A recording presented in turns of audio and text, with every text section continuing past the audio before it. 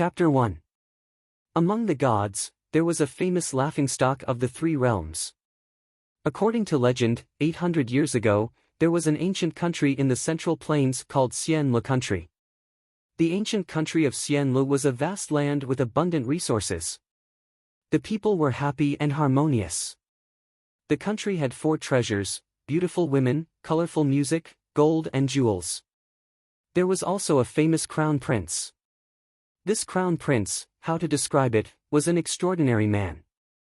The king and empress treated him like a pearl in their palms and doted on him.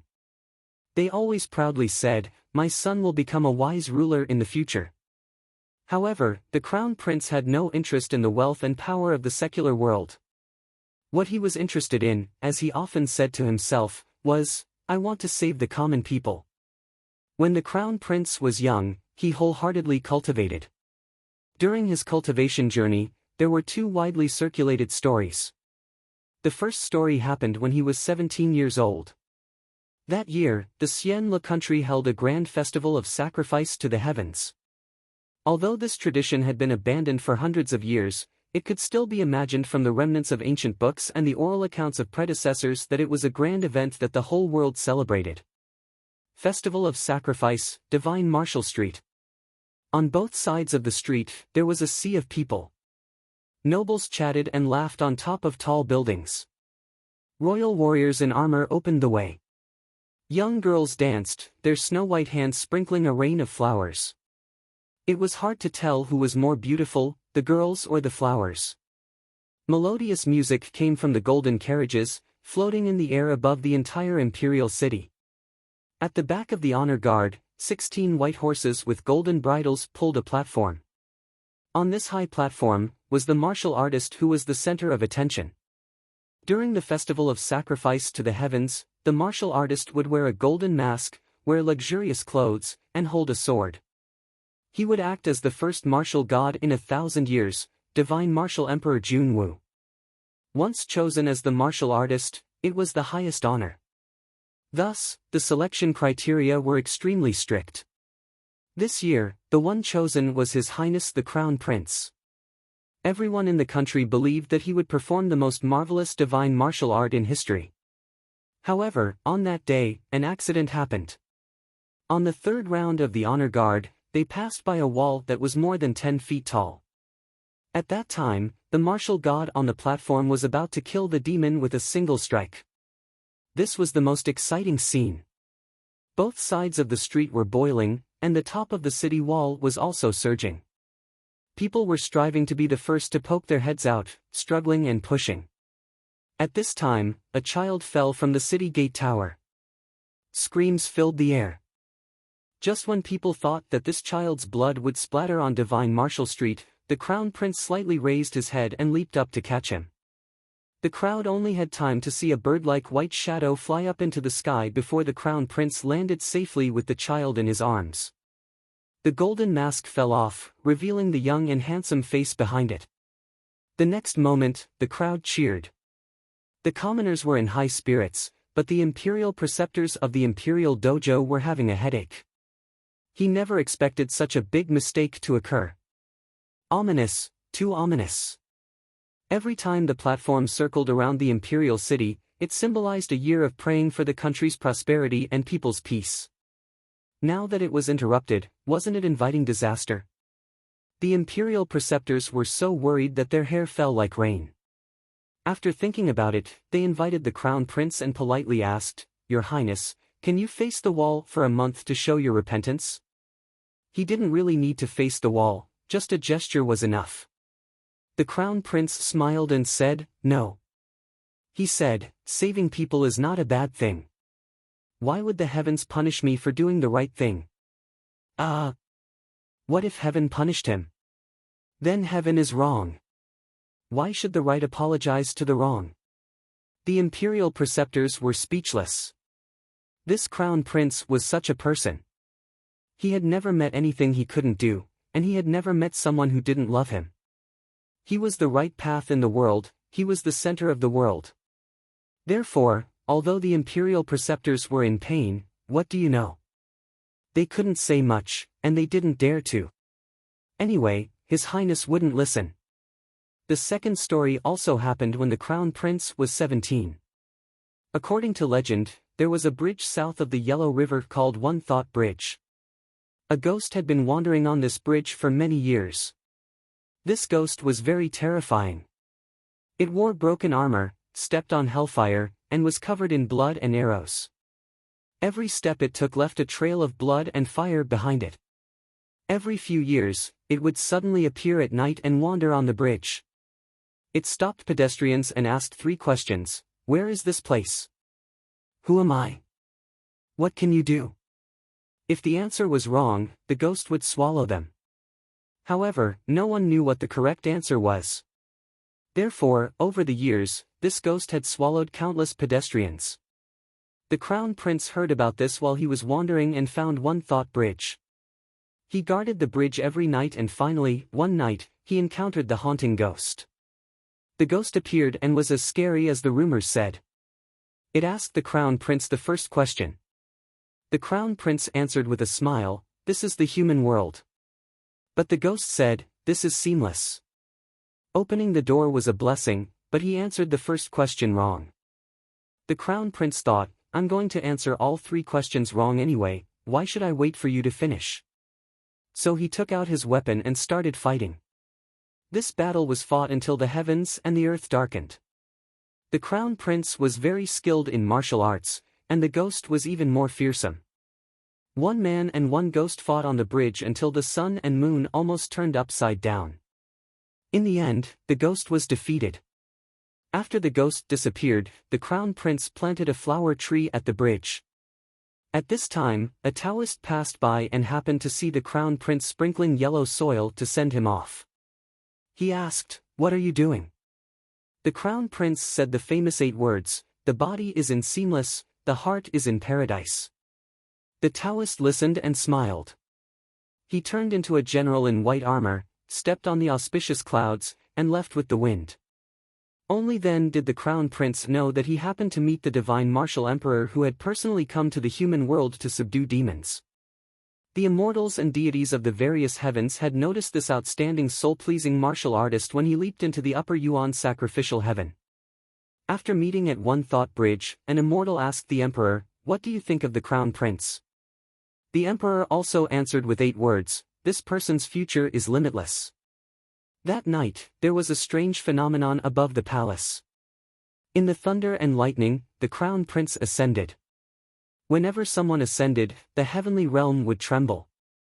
The moment the Crown Prince ascended, the entire heavenly realm trembled. It was too difficult to cultivate to the end. It required talent, cultivation, and opportunity. The birth of a god was often a long road of 100 years. It wasn't that there weren't any prodigies who ascended to immortality at a young age. There were also people who spent their entire lives cultivating arduously for 100 years without even seeing a single heavenly tribulation.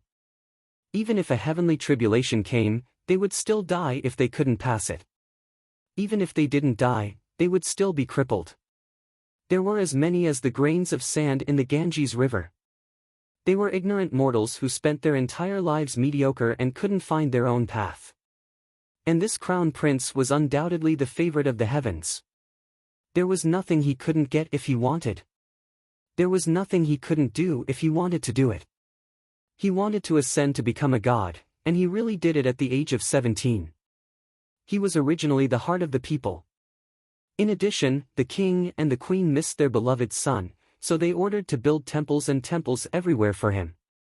They opened caves and erected statues for the people to worship. The more believers there were, the longer the lifespan, and the stronger the magic power. Thus, the Crown Prince of Xian Le Palace enjoyed unparalleled glory in a few short years. He flourished and reached the peak. Until 3 years later, Xian Le was in chaos. The chaos was caused by the king's tyranny and the rebel army's uprising.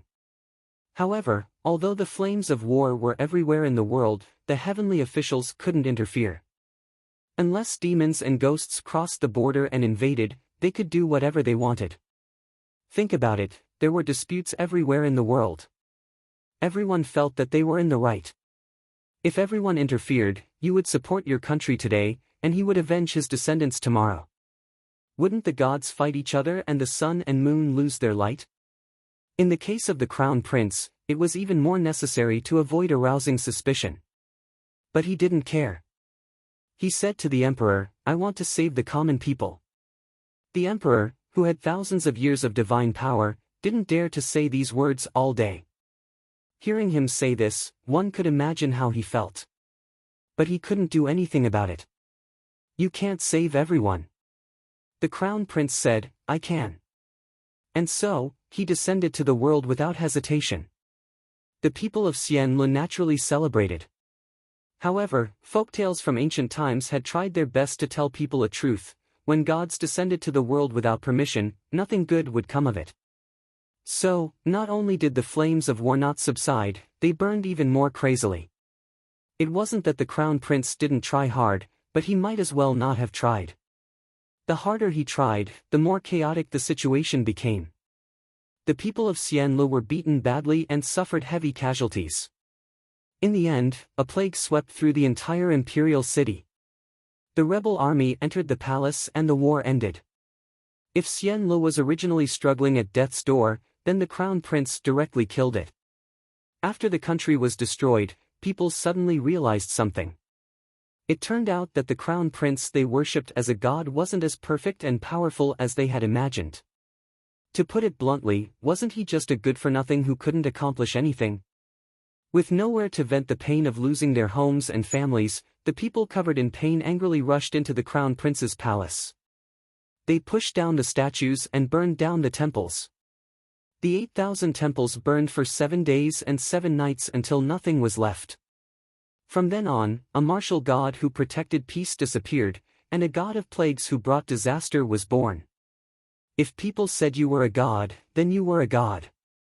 If people said you were shit, then you were shit. Whatever people said you were, you were. That was how it was.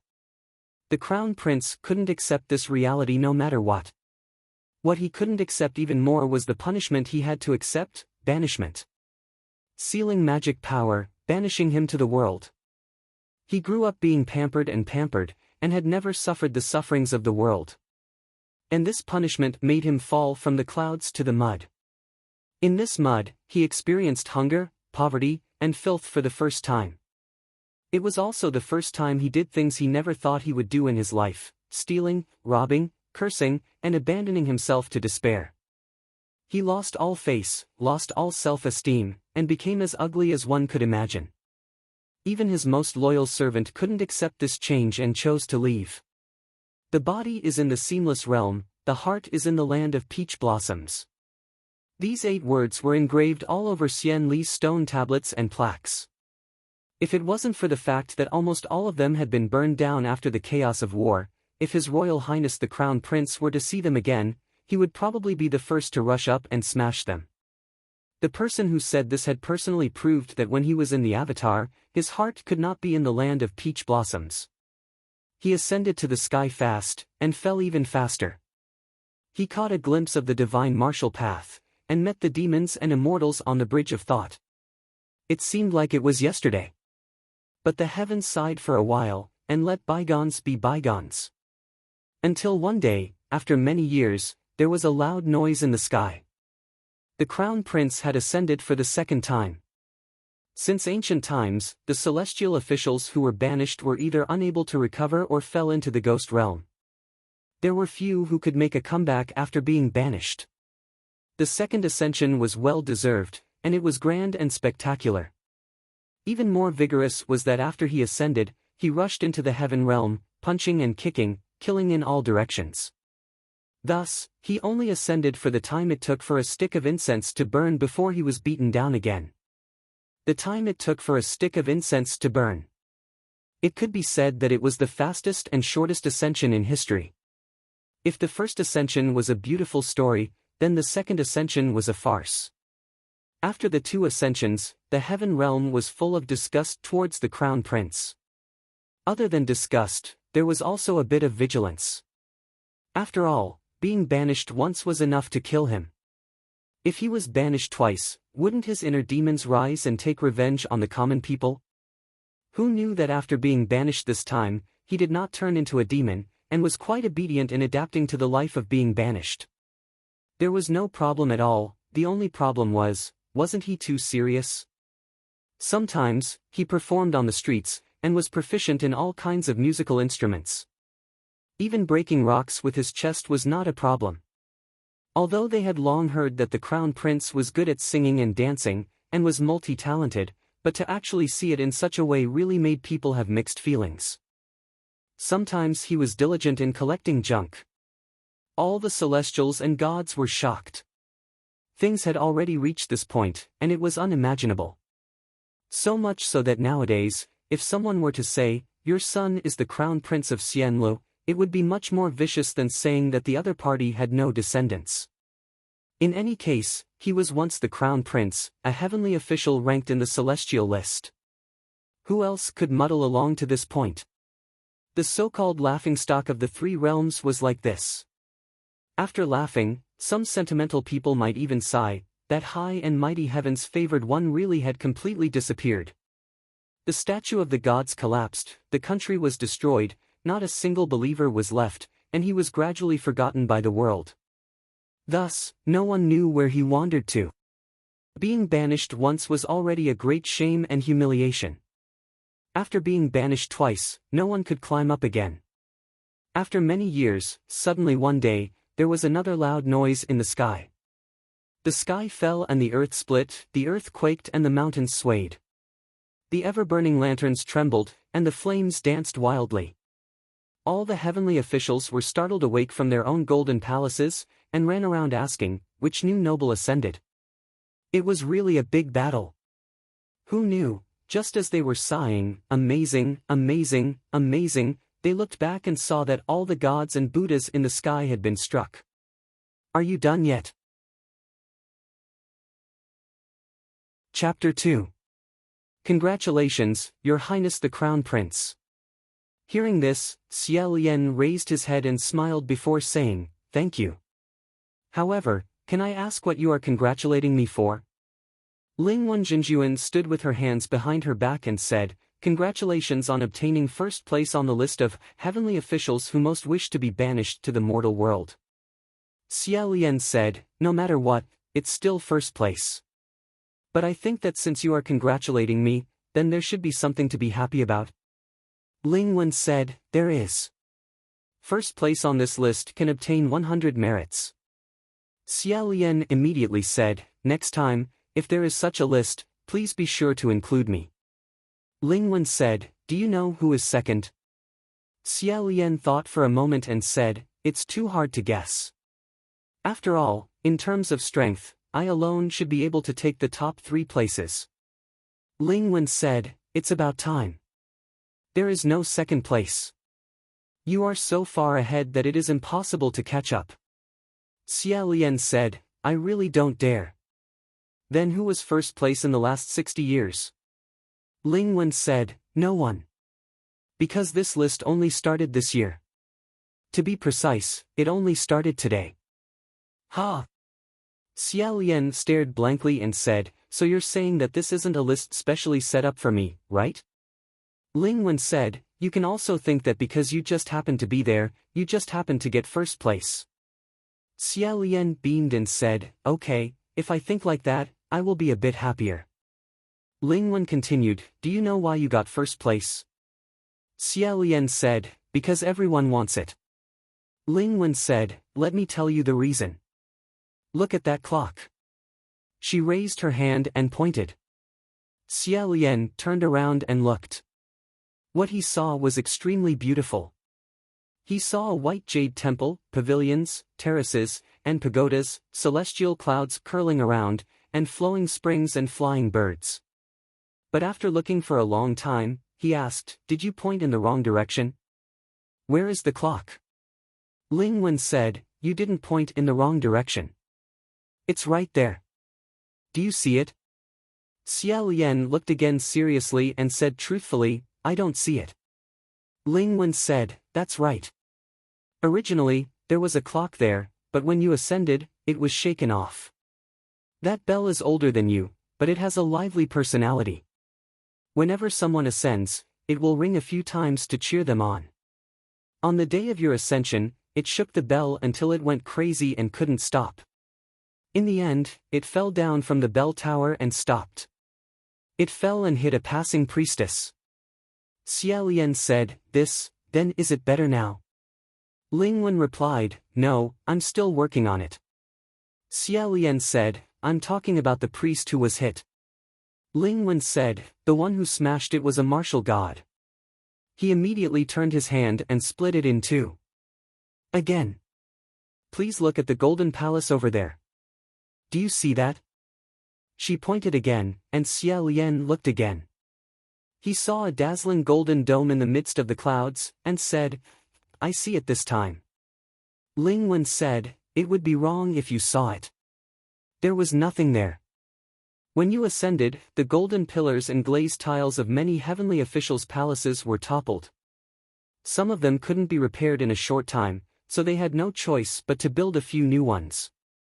The responsibility is on me. The responsibility is on you. Oh. Xia Lian confirmed, did I offend many heavenly officials when I just ascended? Ling Wen said, if you can salvage it, then perhaps not. Then what can I do to salvage it? It's easy to say. 8,880,000 merits. Xia Lian smiled again. Ling Wen said, of course, I know you can't even take out 1/10 of it. Xia Lian frankly said, how do I say this? Although it's very embarrassing, even if you want 1/10,000th of it, I can't take it out. The faith of the mortal world's believers transformed into the heavenly officials' magical power, and their incense and offerings were called merits. After he finished laughing, Xia Lian solemnly asked, are you willing to kick me down from here right now and give me 8,880,000 merits? Ling Wen said, I'm a literary god. If you want someone to kick you, you should find a martial god. The harder you kick, the more you give. After a long sigh, Xia Lian said, let me think about what to do. Ling Wen patted his shoulder and said, don't panic. When the car reaches the mountain, there will be a way. Xia Lian said, I am. When the boat reaches the bridgehead, it will naturally sink. If it was 800 years ago when Xian Le Palace was at its peak, how difficult would it be to get 8,880,000 merits? His Highness the Crown Prince wouldn't even bat an eyelid. But today was different from the past. His temples in the mortal world had long been burned to the point that not a single one remained. There were no believers, no incense, no offerings. There was no need to say anything. In any case, there was nothing at all. Xia Lian squatted alone on the streets of Immortal City and had a headache for a long time.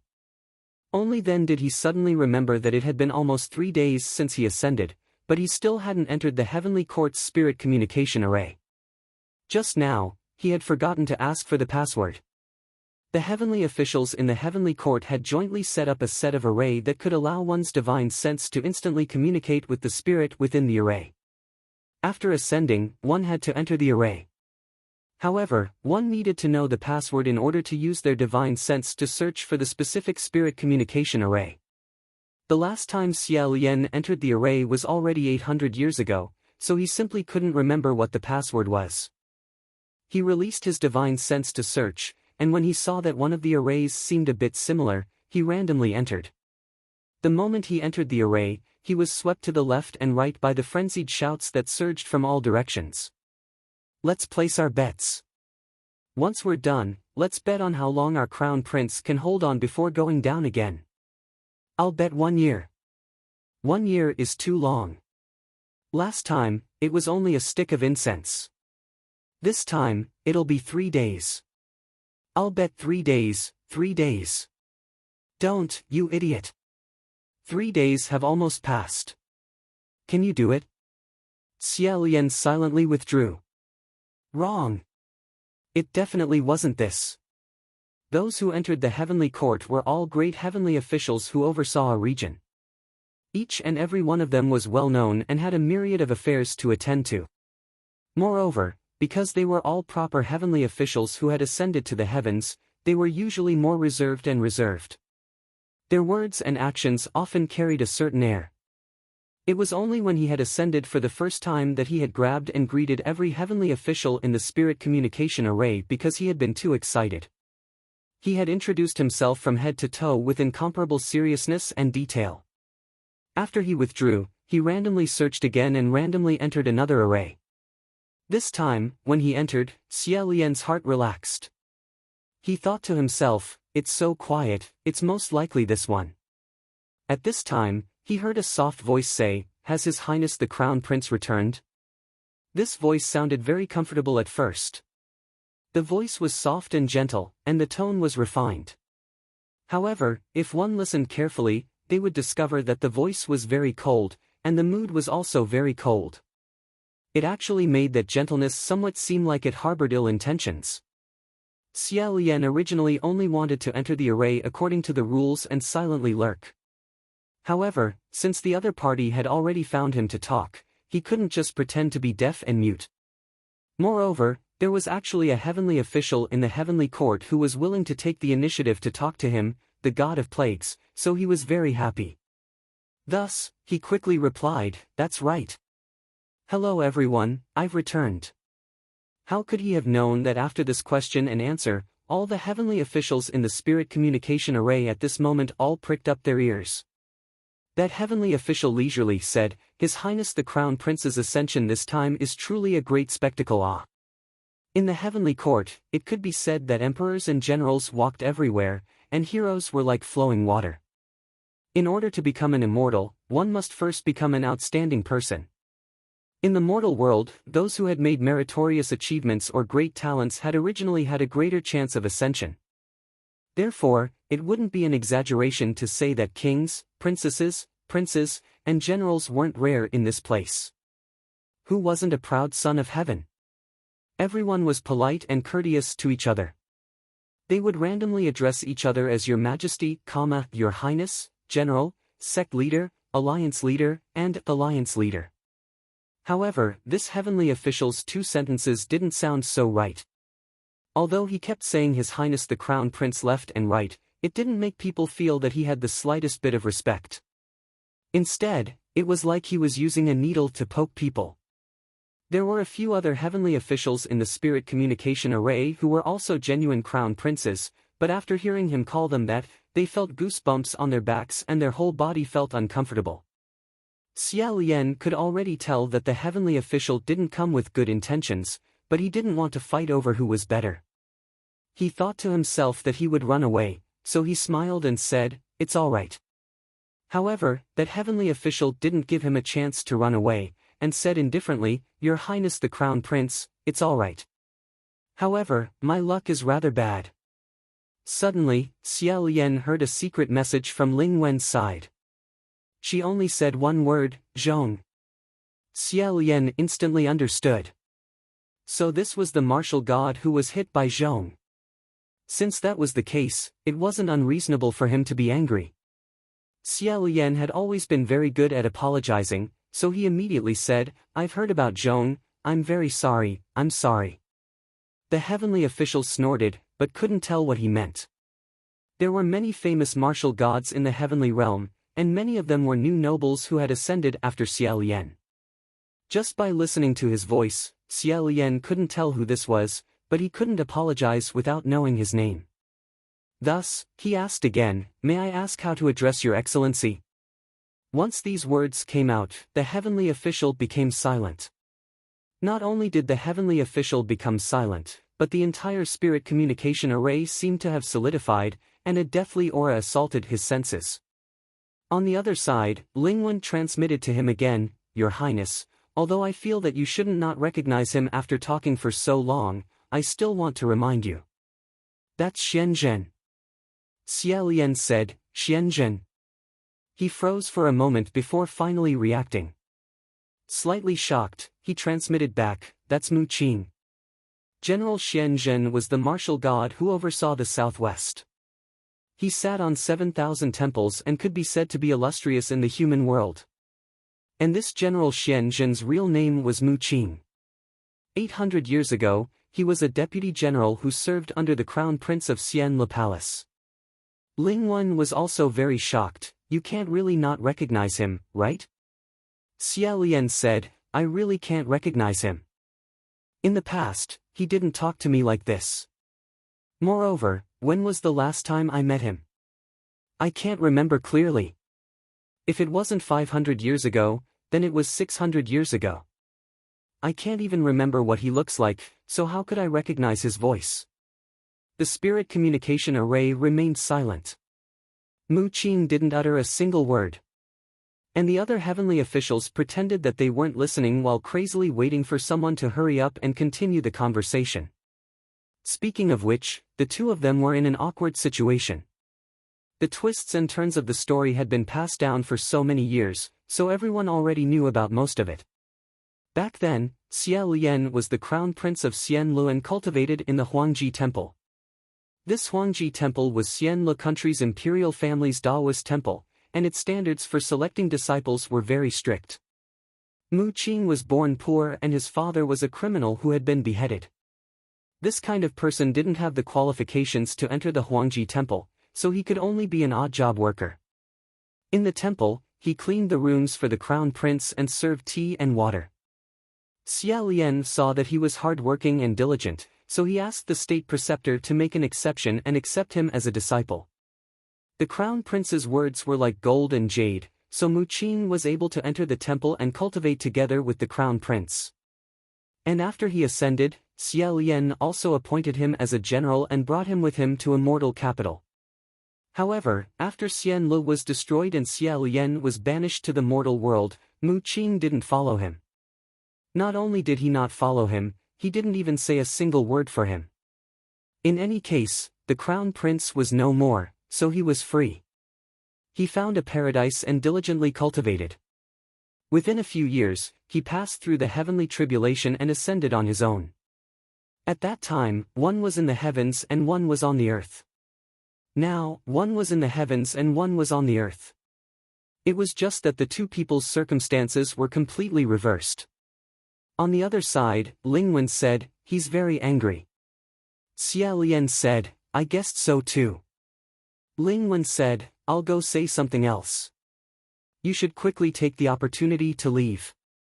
Xia Lian said, no need. Wouldn't it be fine to just pretend that nothing happened? Lingwen said, no need. I feel awkward just looking at you guys. Xia Lian said, it's okay. Xia Lian was a person who could do anything but die. He didn't do anything, but he definitely lost a lot of face. He had done things that were many times more embarrassing than this, so in his heart, he really felt that it was okay. Who knew that all things couldn't be said to be okay first? Just as he said, it's okay, he heard a roar, who the fuck tore down my golden palace? Get the hell out here. This roar made all the immortals in the array feel like their scalps were going to explode. Although their stomachs were already tumbling, they still held their breaths and waited silently to hear how Xia Lian was going to reply to this cursing. Who would have thought that there was no most exciting thing, only more exciting?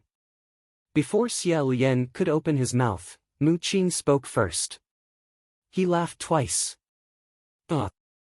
The person who came coldly said, you tore it down. Fine, wait. Mu Qing indifferently said, I didn't say it was me. Don't make false accusations. The other person said, then why are you laughing? Are you crazy? Mu Qing said, nothing else. What you said was funny, that's all. The person who tore down your golden palace is currently in the array. You can ask him yourself. Things had already reached this point.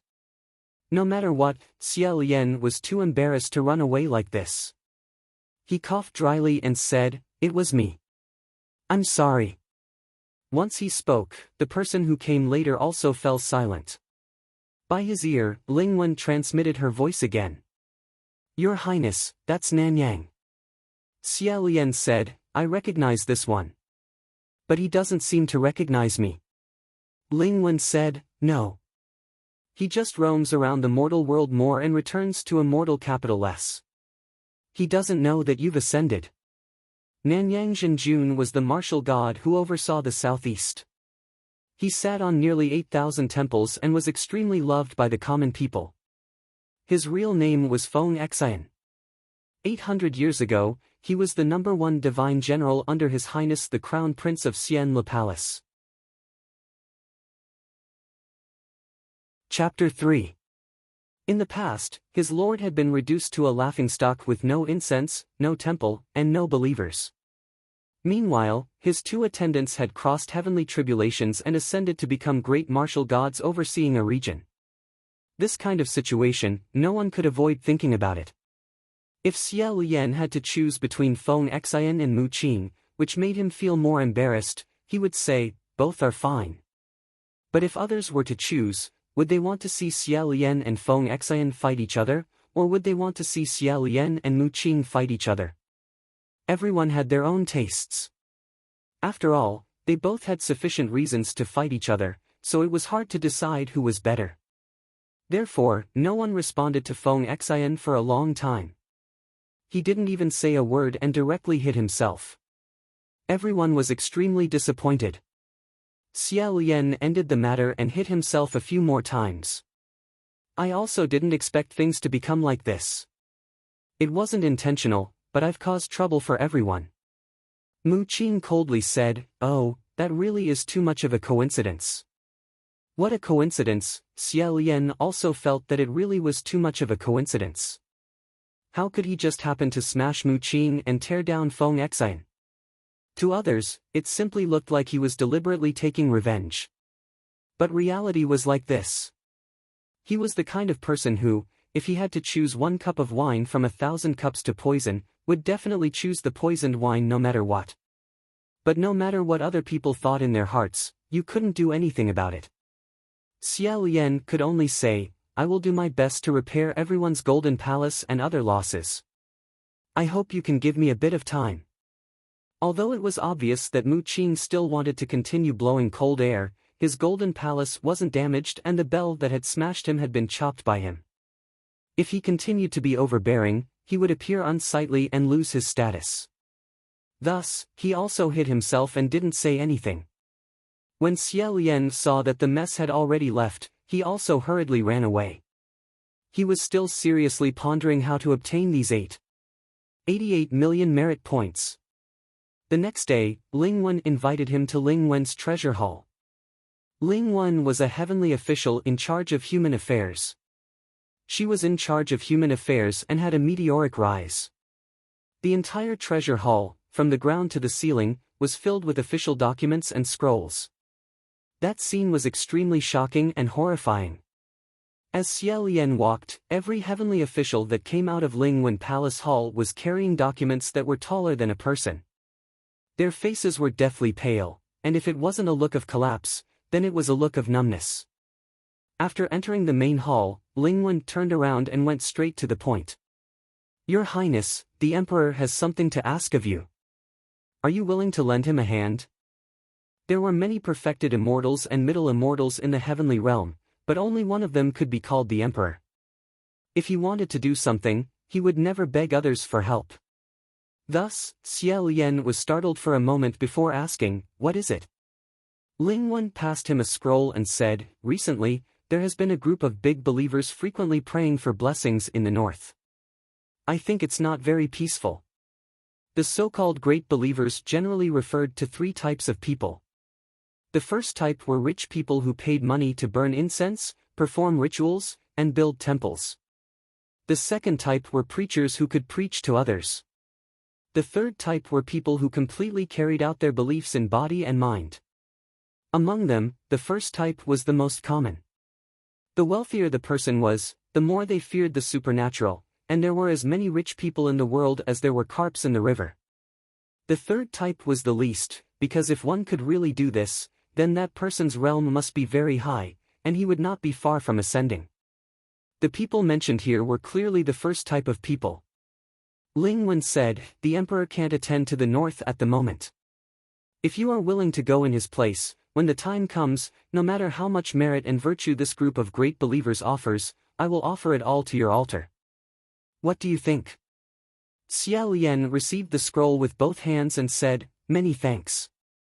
This was clearly Junwu helping him out, yet he was asking him if he was willing to help him out. How could Xie Lian not be able to see that? However, he was also unable to find a better word to express what he was thinking in his heart. Ling Wen said, "I'm only responsible for handling matters. If you want to thank someone, then wait for the emperor to return. You can thank him yourself." "Oh right, do you need me to lend you any talisman?" Xia Lian said, "No need. Even if you give me a talisman, I won't have any strength when I go down, and I won't be able to use it." Xia Lian had been struck down twice, and he had lost all of his spiritual power. It was still alright if he was in the heaven realm. The heaven realm was a place where all the celestial palaces gathered. The spiritual energy there was abundant and endless. He could casually grasp it and use it for himself. However, once he returned to the mortal world, he would be a fool. If he wanted to fight, he could only make do with borrowing some spiritual energy from others. Ling Wen pondered for a moment, then said, "Then it would be best to borrow a few military officials to lend you a helping hand." The current martial gods either didn't recognize him or didn't like him. Xia Lian was still clear on this point. He said, "There's no need. You won't be able to borrow people." Ling Wen, however, had her own considerations. She said, "I'll try." It didn't make a difference whether she tried or not. Xia Lian neither agreed nor objected, so he let her try. Thus, Ling Wen entered the spiritual array. In a clear voice, she said, "Everyone, the emperor has important matters to attend to in the north and is in urgent need of manpower. Which martial god's highness can lend 2 military officials from their palace?" Just as she finished speaking, Mu Qing's voice lightly floated over. "I heard that the emperor isn't in the north right now. I'm afraid he's borrowing them for his highness the crown prince." Xia Lian thought to himself, "Are you guarding the spiritual array all day long?" Ling Wen thought the same thing as him. In her heart, she wanted to slap Mu Qing, who was obstructing her work, out of the array. With a smile, she said, "Xianzhen, how come I keep seeing you in the array these past 2 days? It seems like you've been stealing half a day of leisure recently." "Congratulations, congratulations." Mu Qing indifferently said, "My hand is injured. I'm recuperating." In their hearts, the various heavenly officials said, "In the past, that hand of yours could easily split mountains and seas. What can it do to you if it's just a stupid clock?" Ling Wen wanted to first trick 2 people into coming over to work for her. Not only did Mu Qing guess it, but he also said it out loud. This time, they definitely wouldn't be able to find anyone. Sure enough, after a while, no one disturbed them. Xia Lian also didn't feel anything was wrong. He said to her, "You see, I said I can't borrow people." Ling Wen said, "If Xianzhen didn't say anything, I can borrow people." Xia Lian smiled and said, "Those words of yours are like holding a pipa and covering half of your face. Looking at the flowers in the fog gives 3 points of beauty. People think you're working for the emperor, so of course you can ask them to come. But if they come and find out you're working with me, I'm afraid they'll cause a ruckus. How can we work together? In any case, I'm used to being alone. I don't see any missing arms or legs, so I'll leave it at that. I'll have to trouble you, I'll be leaving now." Ling Wen also couldn't do anything else. Cupping her hands, she said, "All right. I wish your highness a smooth journey. Heavenly official's blessing." Xia Lian replied, "Nothing is taboo." Waving his hand, he confidently left. 3 days later, in the human world, in the north. On the side of the main road, there was a small tea and pastries shop. The shop wasn't big, and the staff was simple. However, the scenery was good. There were mountains, rivers, people, and a city. There was everything, not much. Not much, just right. In this scenery, if they were to meet here, it would definitely become a wonderful memory. The tea sommelier in the shop was extremely idle. When there weren't any customers, he would bring over a stool and sit at the entrance. He would look at the mountains, the rivers, the people, and the city, happily watching. In the distance, he saw a white-clothed Taoist walking over. His entire body was covered in dust, as if he had walked for a long time. As he walked closer, he brushed past the small shop. Suddenly, he stopped and slowly walked back. Holding up his bamboo hat, he raised his head and glanced at the liquor label. With a smile, he said, "Encounter small shop, what an interesting name." Although this person looked a little tired, his expression was all smiles. Seeing him, the two corners of people's mouths couldn't help but curve upwards. He then asked, "Excuse me, may I ask if Mount Eugene is nearby?" The tea sommelier pointed him in the direction and said, "It's in this area." This person let out a breath. In the end, he didn't spit out his soul. In his heart, he said, "I've finally arrived." It was Xie Lian. When he left the immortal capital that day, he had originally decided on the place where he would descend to the mortal world. He was going to land near Mount Eugene. Who knew that when he left the immortal capital and jumped down, his sleeve would get caught by a cloud? Yes, he got caught by a cloud. He didn't know how he got caught. In any case, he rolled in the sky and didn't know where he was after rolling down. After walking for 3 days, he finally arrived at the place where he had originally planned to land. For a moment, he was filled with emotions. After entering the shop, Xie Lian picked a table by the window and asked for tea and snacks. When he finally sat down with great difficulty, he suddenly heard the sound of crying and gongs and drums being beaten. He looked towards the main street and saw a group of men, women, old, and young escorting a large red bridal sedan, walking on the main road. This procession gave off a very strange atmosphere. At first glance, it looked like a wedding procession. However, upon closer inspection, the expressions on these people's faces were solemn, sorrowful, angry, and fearful. The only thing missing was joy. No matter what, it didn't look like they were celebrating a happy occasion. Yet, they were all dressed in red and flowers, blowing and playing drums. This situation was extremely strange. The tea sommelier held a copper teapot high in the air and nodded. He also saw this scene, but he only shook his head and went down. Xie Lian watched as the strange procession went far away. After pondering for a moment, he was about to take out the scroll that Lingwen had given him and read it again when he suddenly felt a dazzling object flash past.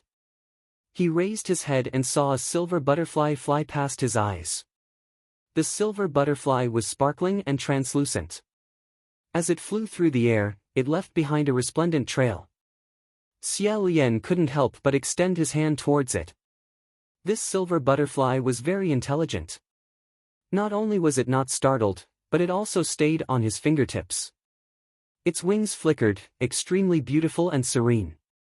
Under the sunlight, it seemed like an illusion that would shatter at the touch of his hand. Not long after, it flew away. Xie Lian waved his hand at it as a farewell. When he turned his head, he saw that there were 2 more people sitting at his table. There were 4 sides to the table. These 2 people sat on the left and right of the table, each occupying a side. On both sides were teenagers around 18 or 19 years old. The one on the left was taller. His brows were deep and bright, and his gaze carried a hint of arrogance and unruliness. The one on the right was extremely white. He was delicate and pretty, but his expression was a bit too cold and indifferent. It was as if he wasn't very happy in his heart. In reality, both of their expressions weren't very good. Xie Lian blinked his eyes and asked, "You two are?" The one on the left replied, "Nan Feng." The one on the right replied, "Fu Yao." Xie Lian thought to himself, "I'm not asking for your names." At this moment, Lingwen suddenly transmitted her voiceover. She said, "Your Highness, there are 2 little military officials from the Central Heaven Court who are willing to come forward and assist. They have already gone down to look for you.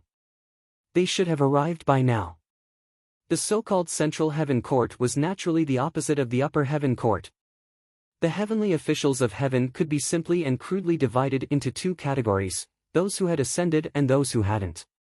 Those who had ascended to the heaven court were all heavenly officials who relied on their own abilities to ascend. In the entire heaven realm, there were no more than 100 of them, and they were all extremely precious. As for those in the Central Heaven Court, they were appointed. Strictly speaking, their full name should be Tong Heavenly Official. However, when people called them that, they would often omit the word tong. In that case, there were Upper Heaven Court and Central Heaven Court, but were there Lower Heaven Court? There weren't. In fact, when Xie Lian first ascended, there really were. At that time, they were still divided into Upper Heaven Court and Lower Heaven Court. However, later on, everyone discovered a problem. When they introduced themselves, saying I'm so-and-so from the Lower Heaven Court was really unpleasant to hear.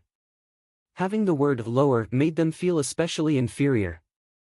It must be known that among them, there was no lack of outstanding people with outstanding talents and powerful spiritual power.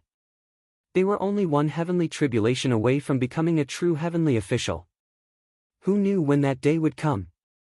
Thus, someone suggested changing the word to I'm so-and-so from the Central Heaven Court. This sounded much better. Although in reality, they all had the same meaning. In short, after changing it, Xie Lian couldn't get used to it for a while. Xie Lian looked at these two little military officials. Their expressions were one uglier than the other, and they didn't look like they were willing to come and help at all. Xie Lian couldn't help but ask, Ling Wen, I don't think they're here to help me. It's more like they're here to take my dog head. Don't drag them over. Unfortunately, his words didn't seem to reach them. He also couldn't hear Ling Wen's voice in his ears. Presumably, they had left the immortal capital for too long, and their spiritual power had been exhausted. Xie Lian had no choice but to first smile at the two little military officials and say, Nan Feng and Fu Yao, right? Since you're willing to come and help, I thank you in advance. The two of them only nodded their heads. They had quite an imposing manner, and it seemed like they were definitely under the command of the illustrious martial god. Xie Lian had the tea sommelier add 2 more cups. Picking up the teacup, he scraped the tea leaves and casually asked, Which royal highness are you under? Nan Feng replied, Nanyang Palace Hall. Fu Yao replied, Xianzhen Palace Hall. This was truly frightening. Xie Lian swallowed a mouthful of tea and said, Did your family's general ask you to come over? The two of them replied, Our family's general doesn't know that I've come. Xie Lian thought for a moment, then said, Then, do you know who I am? If these two little military officials were carelessly tricked by Ling Wen and helped him, then when they returned, they would be scolded by their own general. That wouldn't be worth it. Nan Feng replied, You're His Highness the Crown Prince. Fu Yao replied, You're the righteous path of the human world. You're the center of the world.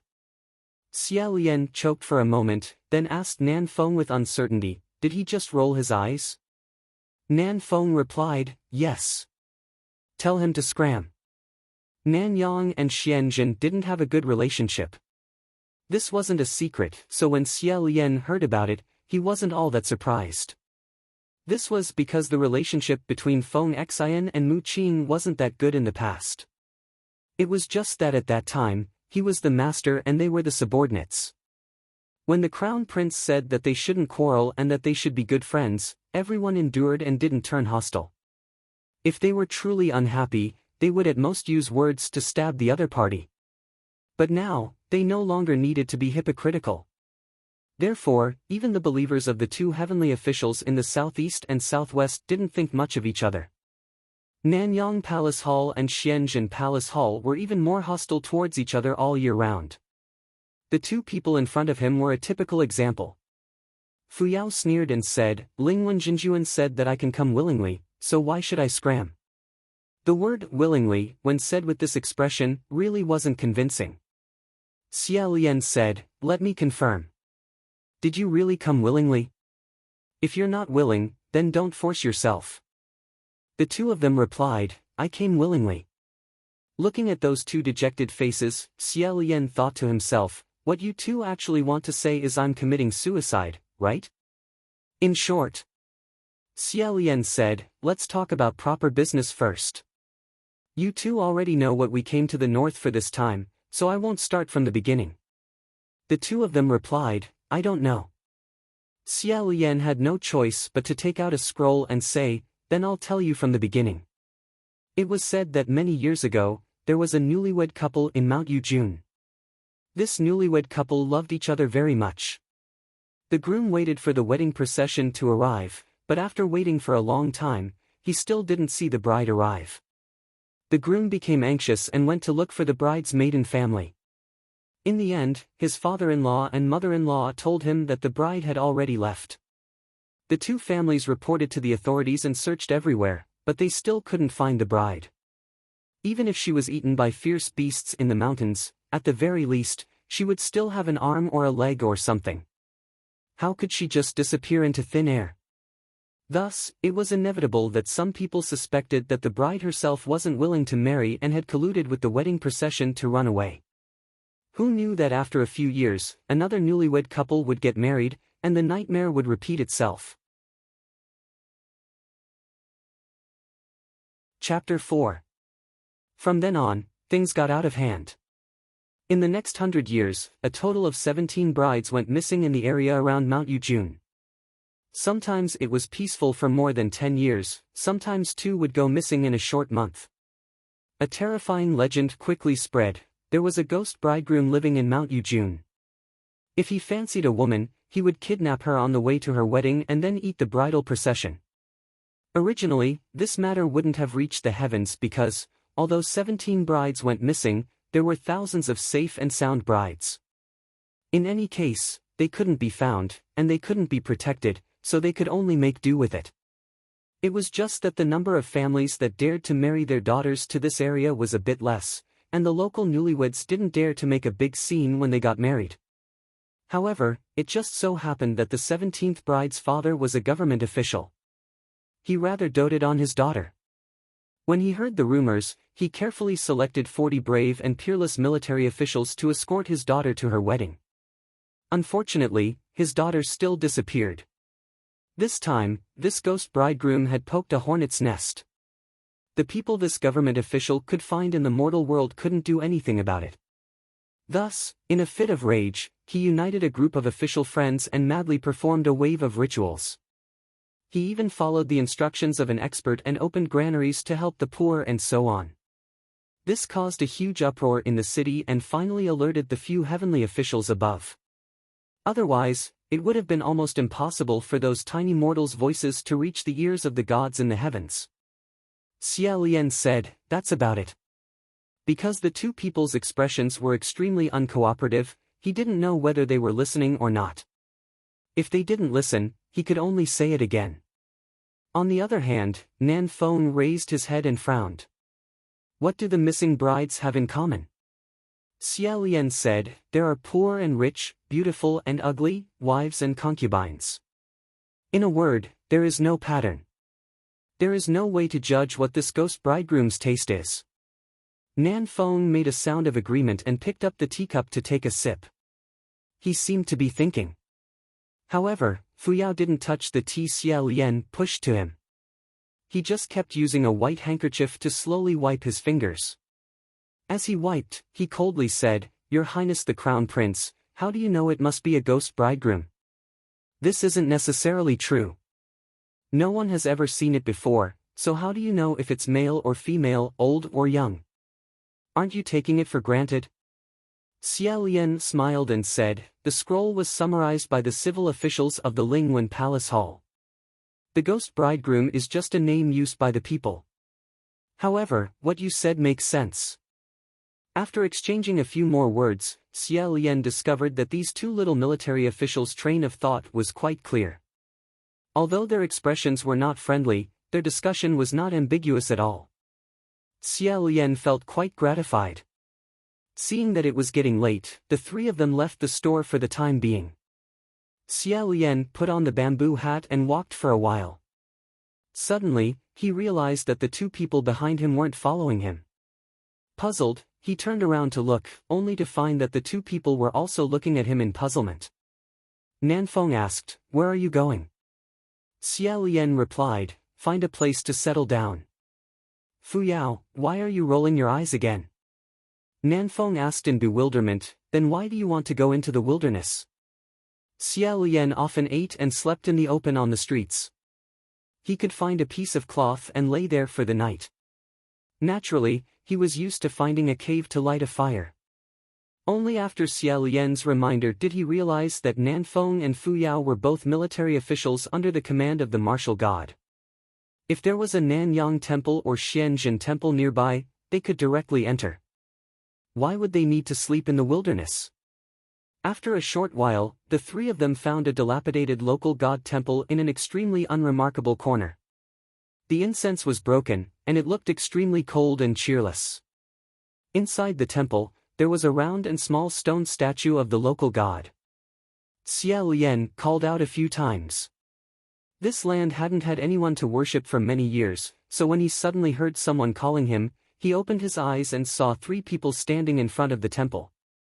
The two people on the left and right were shrouded in a layer of spiritual light, making it impossible to see their faces clearly. Xia Lian jumped up in fright and trembled as he asked, "Three immortal officials, do you have any orders for this humble one?"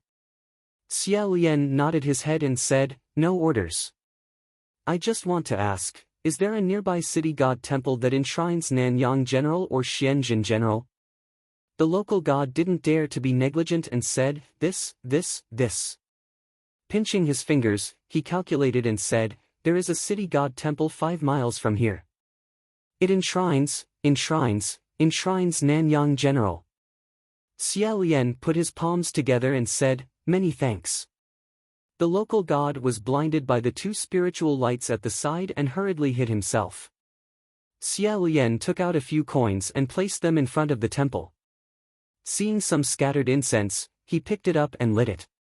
During this time, Fu Yao rolled his eyes so much that Xia Lian wanted to ask him if his eyes were tired.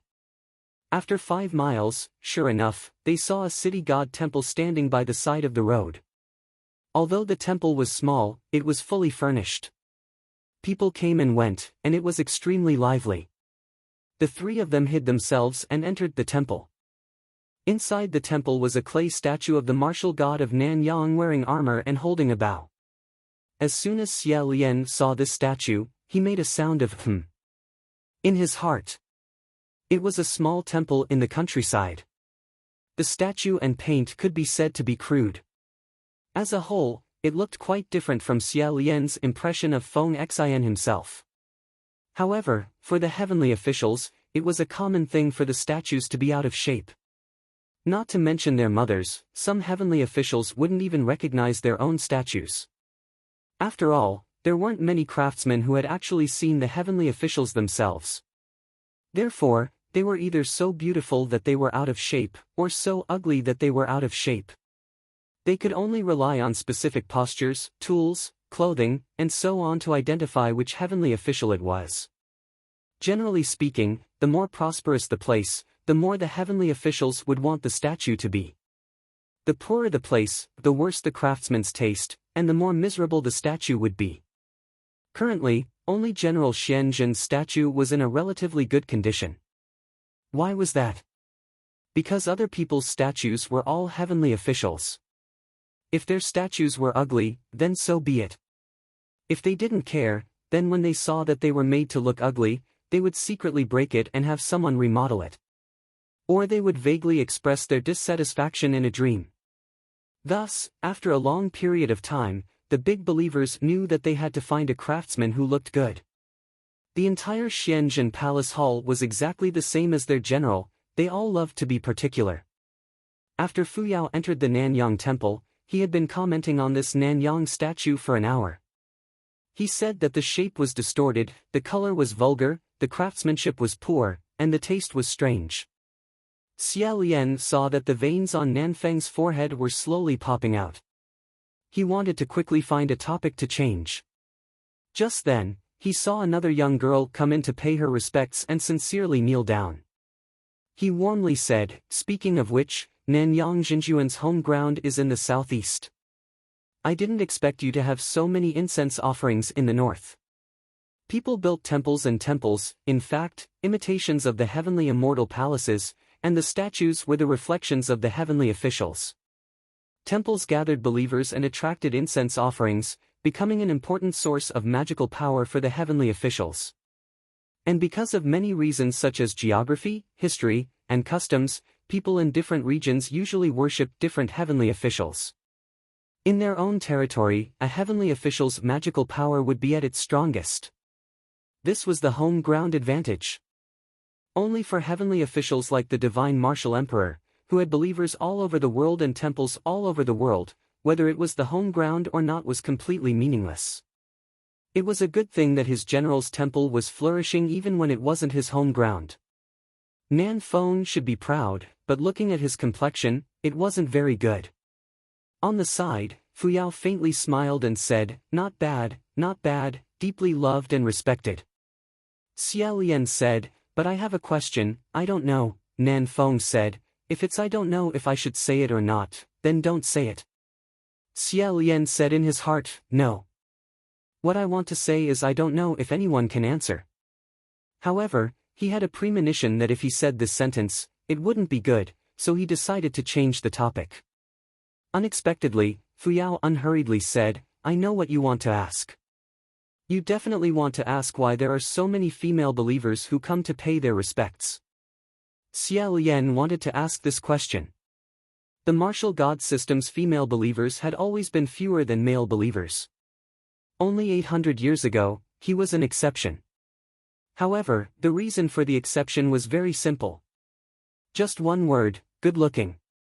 He was very clear that it wasn't because he was virtuous and respected or had extraordinary divine power or anything like that. It was simply because his divine statue was good-looking, and his temples were also good-looking. Almost all of his temples were built by the imperial family, and his divine statue was sculpted according to his face by the most skilled craftsmen from all over the country. Moreover, because of the phrase, the body is in the void, the heart is in the land of peach blossoms, the craftsmen often liked to add some flowers to his divine statue. They also liked to plant his temples into a sea of flowers and trees. Therefore, at that time, he also had another nickname, Corolla Martial God. The female believers liked that his divine statue was good-looking, and they also liked that his temples were full of flowers. Just because of this, they were also willing to come and pay their respects to him. However, because the murderous aura of ordinary martial gods was too heavy, their faces were often sculpted into a serious, malevolent, and callous appearance. When the female believers saw them, they would rather go and pay their respects to Guanyin or something. Although this Nanyang statue had nothing to do with murderous aura, it was far from being good-looking. However, the number of female believers who came to pay their respects was practically more than the number of male believers. Furthermore, Nan Feng also clearly didn't want to answer this question. Therefore, Xia Lian found it rather strange. Just at this moment, that young girl finished paying her respects. She got up to take some incense and then turned around. With this turn, Xia Lian pushed the other two people. Those two people were originally extremely impatient, but when they were pushed by Xia Lian, their expressions immediately changed when they looked over. Fu Yao said, too ugly. Xia Lian choked for a moment before saying, Fu Yao, you can't say that about girls. In all fairness, what Fu Yao said was the truth. That young girl's face was incomparably flat, as if she had been slapped flat by someone. Even saying that her facial features were ordinary would make one feel wronged. If one had to describe her, then perhaps only crooked nose and slanted eyes could be used. However, in Xia Lian's eyes, he simply couldn't distinguish whether she was beautiful or ugly. The main reason was that when she turned around, there was a huge hole hanging from the back of her skirt. It was really impossible to pretend that you didn't see it. Fu Yao was startled at first, but he quickly calmed down. The blue veins on Nanfeng's forehead instantly disappeared without a trace. Seeing his expression change greatly, Xia Lian hurriedly said, "Don't be nervous. Don't be nervous." That young girl took the incense and knelt down again. As she prayed, she said, "Nanyang General bless me. Believer Littling, I pray that you can catch that ghost bridegroom as soon as possible. Don't let innocent people be harmed by him again." She prayed devoutly and was completely unaware of the abnormality behind her. She was also completely unaware that 3 people were currently crouching at the feet of the god statue she was praying to. Xia Lian felt a headache coming on. What should we do? We can't just let her walk out like this, right? She'll be watched all the way back. Moreover, looking at the hole at the back of her skirt, it was clear that someone had deliberately cut it with a sharp weapon. He was afraid that not only would she be watched, but she would also be wantonly ridiculed. That would truly be a humiliation. Fu Yao indifferently said, "Don't ask me. The person she's praying to isn't our General Xianzhen. Don't look at indecency. I didn't see anything." Nan Feng's handsome face was green and white. He only knew how to wave his hands and didn't know how to speak. A good and unruly young man had been forced into a mute. There was no hope. Xia Lian could only do it himself. He took off his outer garment and threw it down. With a whoosh, that outer garment floated over the young girl's body, covering the extremely indecent hole at the back of her skirt. The three of them simultaneously let out a sigh of relief. However, this gust of wind was truly too strange, causing the young girl to jump in fright. She looked around and took off her outer garment.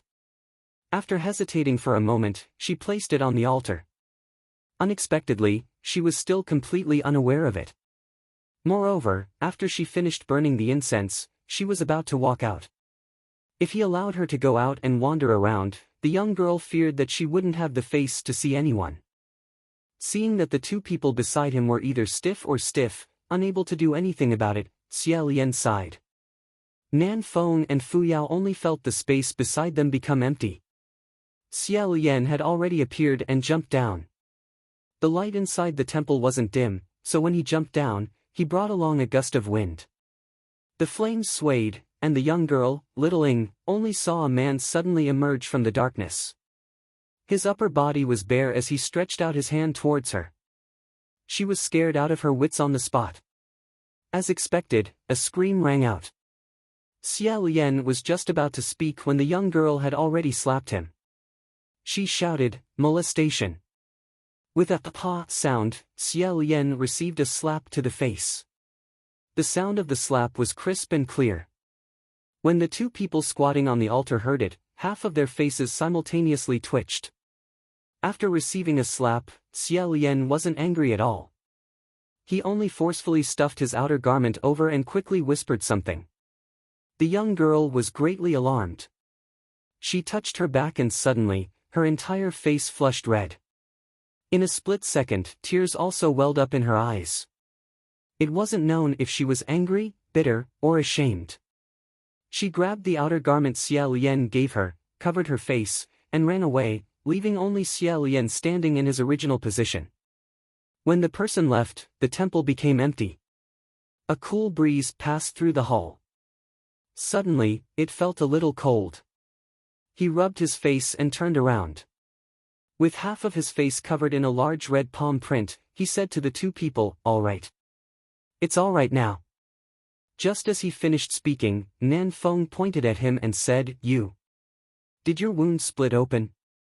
Xia Lian lowered his head and let out an "oh" sound. Xia Lian took off his clothes, revealing a body of mutton-fat jade-like skin. However, his chest was tightly wrapped in layers and layers of white cloth. Even his neck and wrists were wrapped in bandages. Countless small wounds crawled out from the edges of the bandages. It was truly a ghastly sight. Thinking that his sprained neck should be almost healed, Xia Lian began to remove the bandages one round at a time. Fu Yao glanced at him and asked, "Who?" Xia Lian asked, "What?" Fu Yao asked, "Who was your opponent?" Xia Lian replied, "Opponent? I didn't." Nan Feng asked, "Then your injuries are?" Xia Lian blankly said, "I fell myself."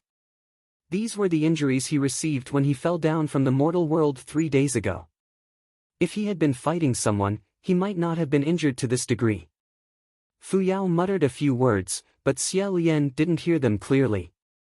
In any case, he definitely wasn't praising him for being strong.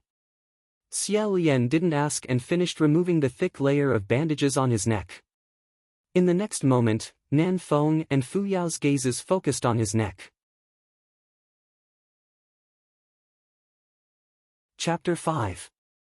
Sensing their gazes, Xia Lian smiled and turned around. "Is this the first time you've seen a real curse?" Curse, as the name suggested, was a shackle formed by a curse. A heavenly official who had been demoted to the heavenly realm would have the wrath of the heavens turned into a sin imprint. It would bind and seal their divine power so that they would never be able to escape. It was like tattooing on the face or chaining their hands and feet. It was a form of punishment and also a warning, frightening and humiliating. As the laughingstock of the three realms who had been beaten down twice, Xia Lian naturally had such a curse on his body. It was impossible for these two minor military officials not to have heard of it, but there was still a big gap between hearing about it and seeing it with their own eyes. Therefore, Xia Lian could understand why they had such expressions on their faces. He guessed that this thing might have made the two minor military officials afraid and uncomfortable. After all, it wasn't a good thing. He wanted to find some clothes to wear outside, but Fu Yao rolled his eyes at him and said, "If you go out on the streets looking like this, you'll look extremely vulgar."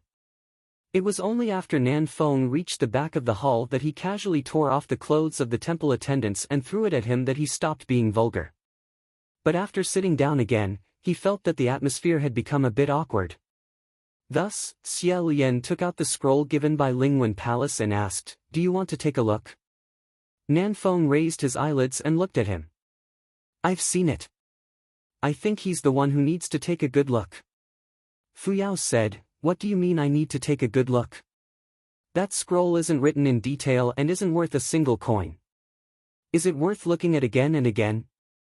Hearing him say that the scroll wasn't worth a single coin, Xia Lian couldn't help but feel sorry for those minor officials who had written so much that their faces turned ashen.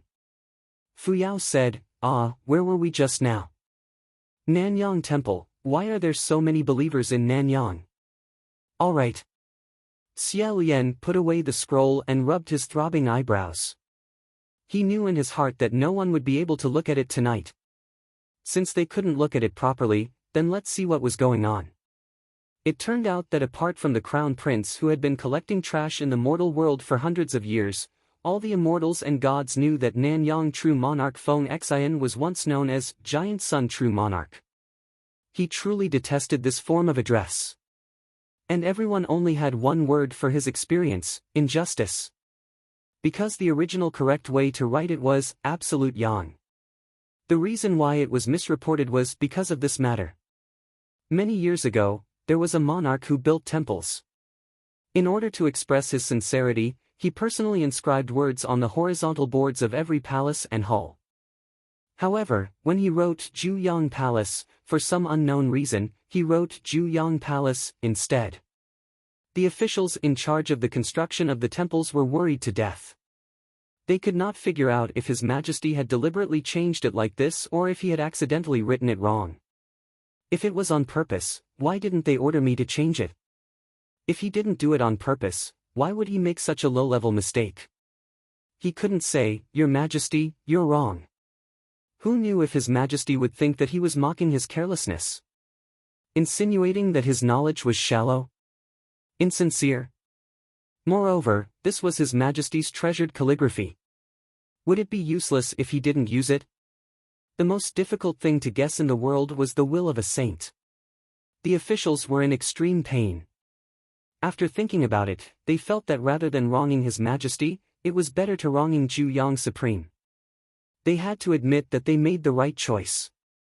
After His Majesty found out that Juyang had become Juyang, he didn't say anything else. He only invited a group of scholars to vigorously flip through ancient books and find countless minor reasons.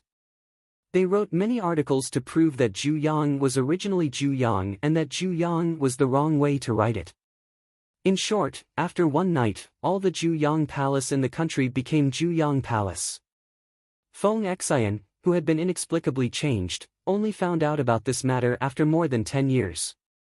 He basically never carefully looked at the signboard of his own palace. But one day, he suddenly felt very depressed. Why did it seem like there were so many women coming to his temple to worship? Moreover, all of them were bashful and their faces were completely red. What were they praying for when they offered incense?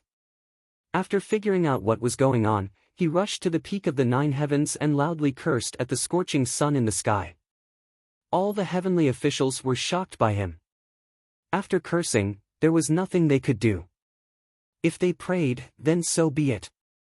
He couldn't say that he couldn't get along with these pious women, so he braced himself and listened to them for many years.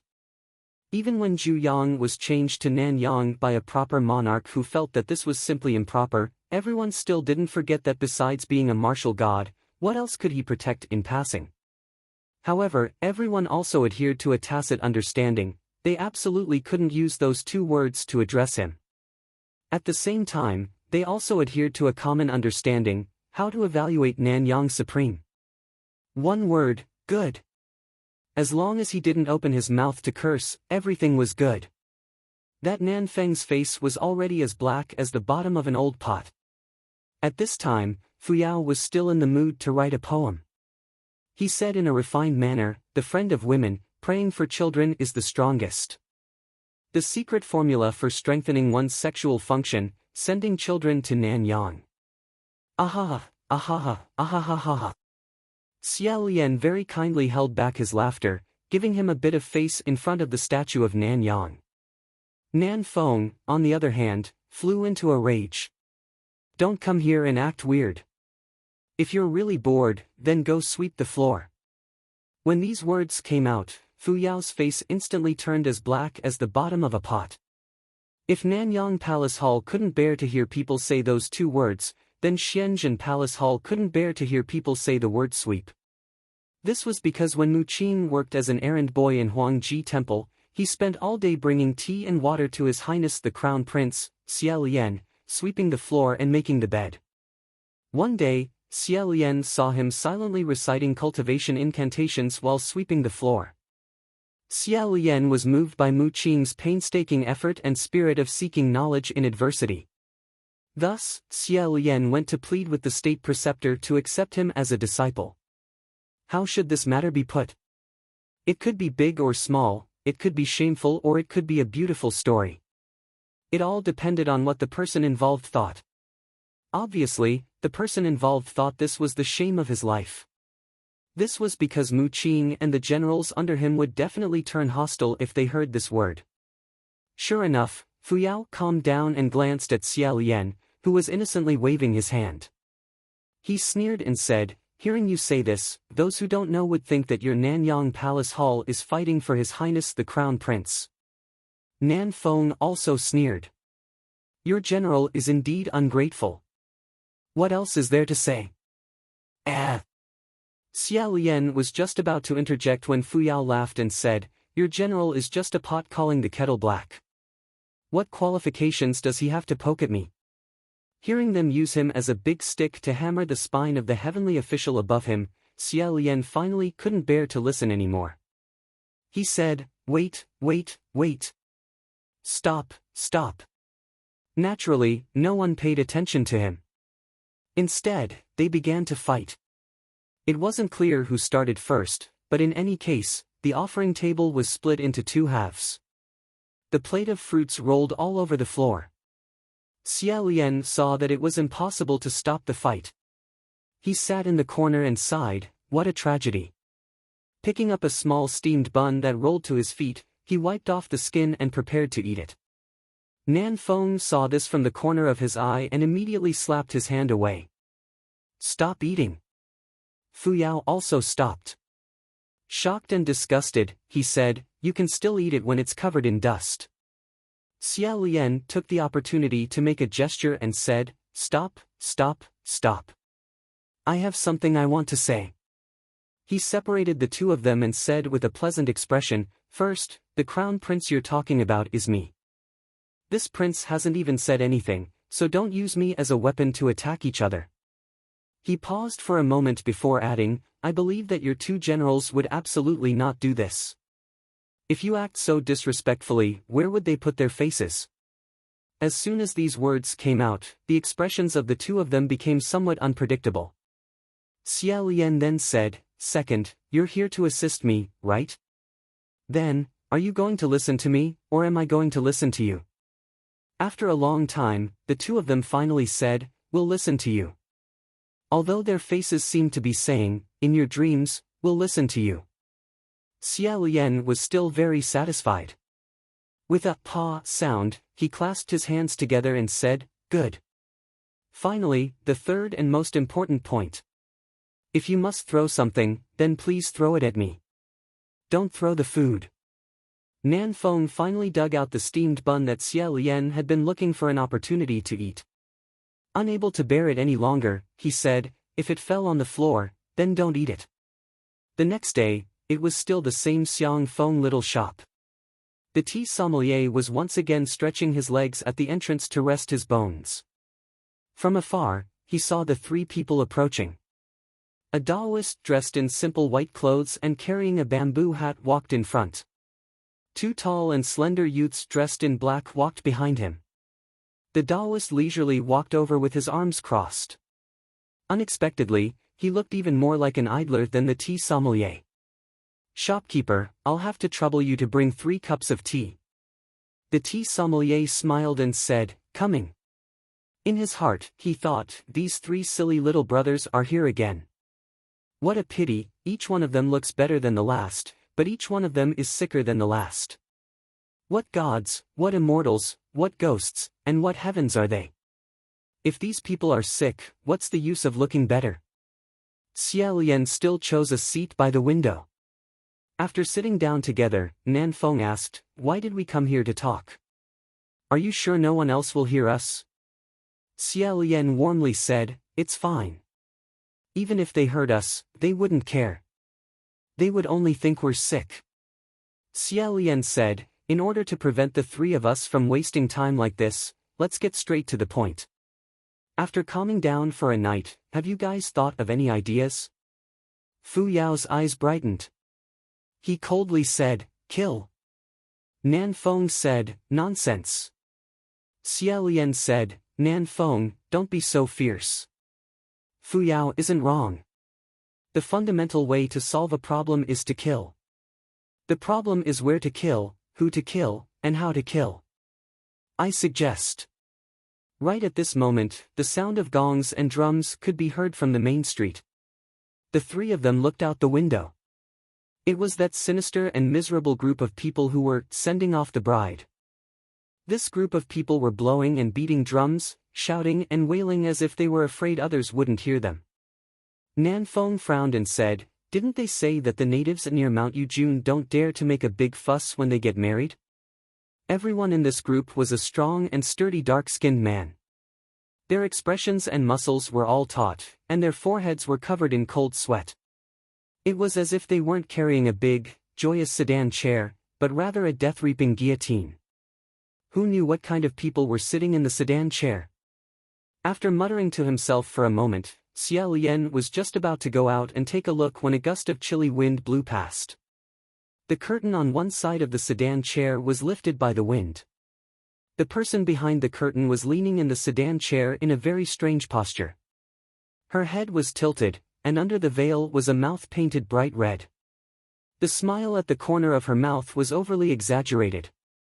The sedan chair jolted, and the veil slid down, revealing a pair of round eyes that stared in their direction. From the looks of it, it was clearly a woman with a broken neck who was currently laughing silently at them. It was unknown whether it was because the sedan chair bearer's hands were shaking too violently, but the sedan chair wasn't very stable. The woman's head was also swaying.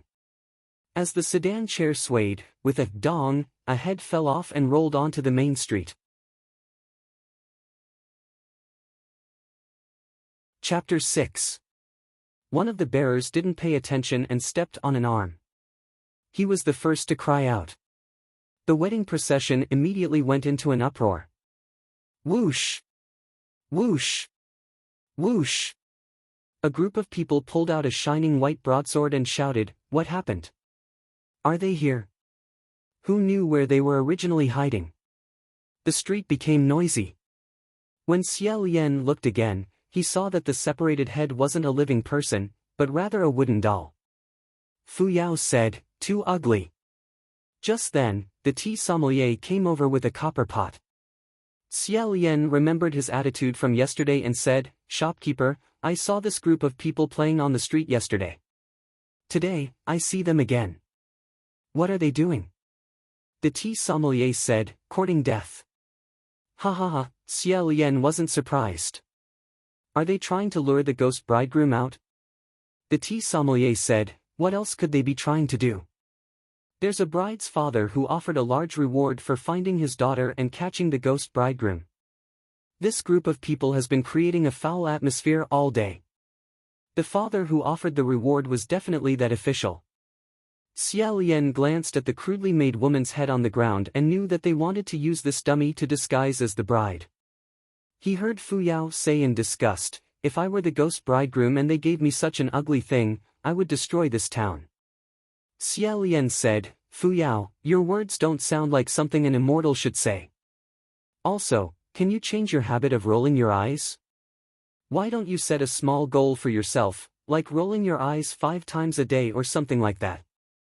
Nan Feng said, even if you set a goal for him to roll his eyes 50 times a day, it still wouldn't be enough. At this moment, a young man suddenly squeezed out of the procession.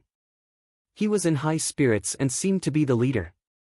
He raised his arms and shouted, listen to me, listen to me. It's useless to continue like this. How many trips have we made these past few days? Has the ghost bridegroom been lured out? The group of burly men echoed his complaints. That young man said, in my opinion, we might as well go all the way and directly charge into Mount Yujun. Everyone search the mountain, catch that ugly person and kill him. I'll take the lead. Good men, follow me. Kill that ugly person, and everyone will split the reward. At first, the group of men said a few words in unison. Gradually, their voices became louder and louder. In the end, everyone responded. It sounded very loud. Xia Lian asked, ugly? Shopkeeper, what's up with this ugly monster they're talking about? The tea sommelier said, it's said that the ghost bridegroom is an ugly freak who lives on Mount Yujun. It's precisely because he's too ugly that no woman likes him. That's why he harbors resentment in his heart and specifically steals other people's brides, not letting them have a good time. This wasn't recorded on the scroll of Lingwen Palace Hall. Xia Lian asked, is there such a saying? Could it be a guess? The tea sommelier said, who knows? It's said that quite a few people have seen it. It's said that its entire face is wrapped in bandages, its eyes are fierce, and it can't speak. It only knows how to growl like a wolf dog. It's been spread like a rumor. Fu Yao said, having a face wrapped in bandages doesn't necessarily mean that she's ugly. It could also be because she's too beautiful and doesn't want others to see her. The tea sommelier was speechless for a moment, then said, who knows? Anyway, I've never seen it. At this moment, a young girl's voice came from the street. She said, you guys. Don't listen to him. Don't go, Mount Yujun is very dangerous. The one who was hiding in the corner of the street and speaking was precisely the girl who had come to Nanyang Temple last night to pray for blessings, Little Ing. The moment Xia Lian saw her, he felt a slight pain on his face and unconsciously raised his hand to rub it. When that young man saw her, his expression didn't look good. He pushed her and said, big men are talking. Why is a little girl like you interrupting? Being pushed by him, Little Ing slightly cowered. She summoned her courage and said in a low voice, you guys don't listen to him. Whether it's a fake bridegroom or a search of the mountain, it's all so dangerous. Isn't this the same as throwing away your life? The young man said, you make it sound nice. We're all risking our lives to get rid of evil for the common people, but what about you? You're selfish. You're not willing to pretend to be a bride and get on the sedan chair. For the sake of us common people, you don't even have this bit of courage.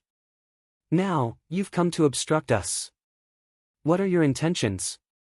Every time he said a sentence, he would push that young girl, causing everyone in the tea shop to frown. Xia Lian lowered his head to remove the bandage on his wrist. At the same time, he heard the tea sommelier say, this youngster. Previously, he wanted to coax this girl into pretending to be a bride. It was as if his mouth was smeared with honey, but the girl refused. Now, he's using this kind of face again. On the street, a group of burly men also said, don't stand here and block the road. Move to the side, move to the side. When Little Ing saw this, her flat face flushed red. Tears swirled in her eyes as she said, "You. Why do you have to speak like this?" That young man then said, "Am I right or not? If I asked you to pretend to be a bride, would you rather die than to do it?" Littling said, "I wouldn't dare, but you also didn't need to cut my skirt." The moment she mentioned this matter, that young man instantly jumped up as if he had been poked in the foot. Pointing at her nose, he said, "You ugly freak, stop slandering people. I cut your skirt? Do you think I'm blind? Who knows if you didn't want to expose yourself to others and cut yourself? Who knew that no one would look at your ugly face even if your skirt was torn? Don't think you can blame it on me." Nan Fong couldn't bear to listen any longer.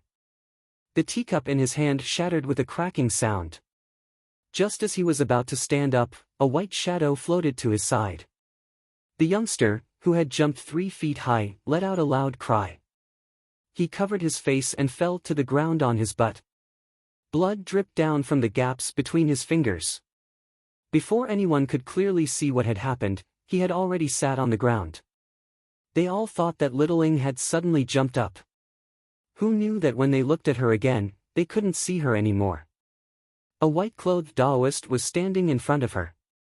Xie Lian folded his hands in his sleeves. Without even turning his head, he looked at Littling with a beaming smile. He slightly bent his waist so that his eyes were level with hers. He asked, "Miss, I wonder if I can invite you in to have a cup of tea?" On the other side, the youngster on the ground was in severe pain from his mouth and nose. His face was in so much pain that it seemed as if he had been violently beaten by a steel whip. However, this Taoist clearly didn't have a weapon on him. Moreover, he didn't see how he had attacked or what he had used to attack. The youngster staggered as he crawled up. Raising his knife, he shouted, "This person is using witchcraft." When the group of burly men behind him heard the words witchcraft, they all raised their knives in response. Who would have thought that behind them, Nan Fong would suddenly strike out with his palm? Kacha! One of the pillars snapped in half. Seeing this godly strength, the group of burly men's expressions all changed. The youngster's heart was filled with fear, but he still stubbornly refused to admit his mistake. As he ran, he shouted at them, "Today, I've lost. Which path are you heroes from? Leave your names and we'll meet again in the future." Nan Fong simply disdained to reply. However, Fu Yao, who was standing to the side, said, "No problem, no problem. This is Ju." Nan Fong flipped his hand and struck out with another palm. Just like that, the two of them began to fight without batting an eyelid. Xie Lian originally wanted to invite the little girl in to sit and order her a fruit tea or something to eat. However, she wiped her tears and left by herself. Xie Lian could only sigh as he watched her back and enter.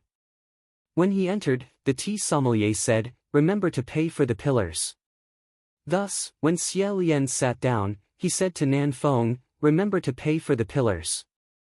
Nan Fong, Xie Lian said, "Before that, let's first take care of proper business. Who can lend me some of your FA? I need to enter the spiritual communication array to verify some information." Nan Fong raised his hand and the two of them clapped their hands to make an oath. This could be considered to have established an extremely simple contract. With this, Xie Lian could finally enter the spiritual communication array again. The moment he entered, he heard Ling Wen say, "Your Highness, you've finally managed to borrow some FA. Did your progress in the north go smoothly? How are the help of those 2 little military officers who volunteered to help?" Xie Lian raised his head and glanced at the pillar that had been broken by Nan Feng's palm. Then, he looked at Fu Yao, who had his eyes closed and was resting with a cold expression on his face. Xie Lian said, "Those 2 little military officers each have their own merits. They're both moldable talents." Ling Wen smiled and said, "Then I really have to congratulate General Nan Yang and General Xian Zhen. According to what your Highness has said, these 2 little military officers will certainly have boundless prospects. Ascension is just around the corner." Not long after, Mu Qing's cold voice floated out and said, "He didn't inform me of his trip this time. Let him go. In any case, I don't know anything." Xia Lian thought to himself, you really are guarding the spiritual communication array all day long. Ling Wen said, Your Highness, where have you landed now? The north is where General Pei is overseeing things. The incense there is very strong. If your highness needs it, you can temporarily stay at his Mingguang Palace Hall. Xia Lian said, no need to trouble yourself. We couldn't find Mingguang Palace Hall nearby, so we settled down at Nanyang Palace Hall. May I ask, Ling Wen, do you have any more information about this ghost bridegroom? Ling Wen replied, yes. Just now, our palace hall's evaluation came out. It's fierce. Fierce. Regarding demons and ghosts that brought disaster to the human world, Lingwen Palace Hall divided them into evil, fierce, and absolute according to their abilities. Evil could kill a person, fierce could exterminate a clan, and fierce could massacre a city. As for the most frightening absolute, once they appeared, they would bring disaster to the country and bring disaster to the people, throwing the world into chaos. This ghost bridegroom hiding in Mount Yujun was actually fierce, second only to absolute. Then, it was likely that those who saw him wouldn't be able to escape unscathed. Thus, after exiting the spirit communication array and informing the other two of this matter, Nan Feng said, those so-called ugly bandaged men are most likely just rumors. Otherwise, they just saw something else.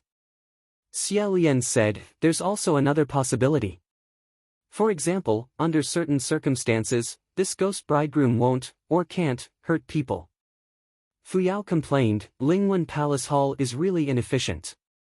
It took them so long to come up with an evaluation. What's the use of it? Xia Lian said, in any case, we have some understanding of the enemy's strength.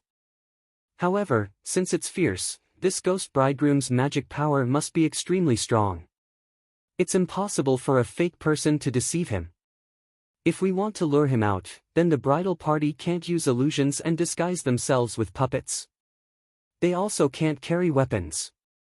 Most importantly, the bride must also be a living person. Fu Yao said, just find a woman on the streets and let her be the bait. However, Nan Feng vetoed the idea. That won't do. Fu Yao asked, why? Not willing. Just give me some money and I'll be willing. Xia Lian said, Fu Yao, even if there's a woman willing, it's best not to use this method. This ghost bridegroom is fierce. If we fail, we won't be able to do anything. However, if the bride is kidnapped, a weak woman can't escape or resist. I'm afraid only death awaits her. Fu Yao said, then if we can't find a woman, we can only find a man. Nan Feng said, where can we find a man who's willing to disguise as? Before he could finish speaking, the two people's gazes shifted over. Xia Lian was still smiling. Night, Nanyang Temple. Xia Lian came out from the back of the temple with disheveled hair. When the two people guarding the temple door saw him, Nan Feng cursed on the spot, fuck, and rushed out. Xia Lian was speechless for a moment before saying, is it worth it? Anyone would be able to tell at a glance that this was a handsome man with gentle features. However, it was precisely because of this that a handsome man wearing a woman's wedding dress was a scene that many people couldn't look straight at. For example, Nan Feng probably couldn't accept it, which was why he reacted so fiercely. Xia Lian looked at Fu Yao, who was standing in place, and swept his gaze over him with a complicated gaze. Do you have anything to say? Fu Yao nodded and said, if I were the ghost bridegroom, who would give me this kind of woman? Xia Lian said, you'll just destroy this town. Fu Yao coldly said, no, I'll just kill this woman.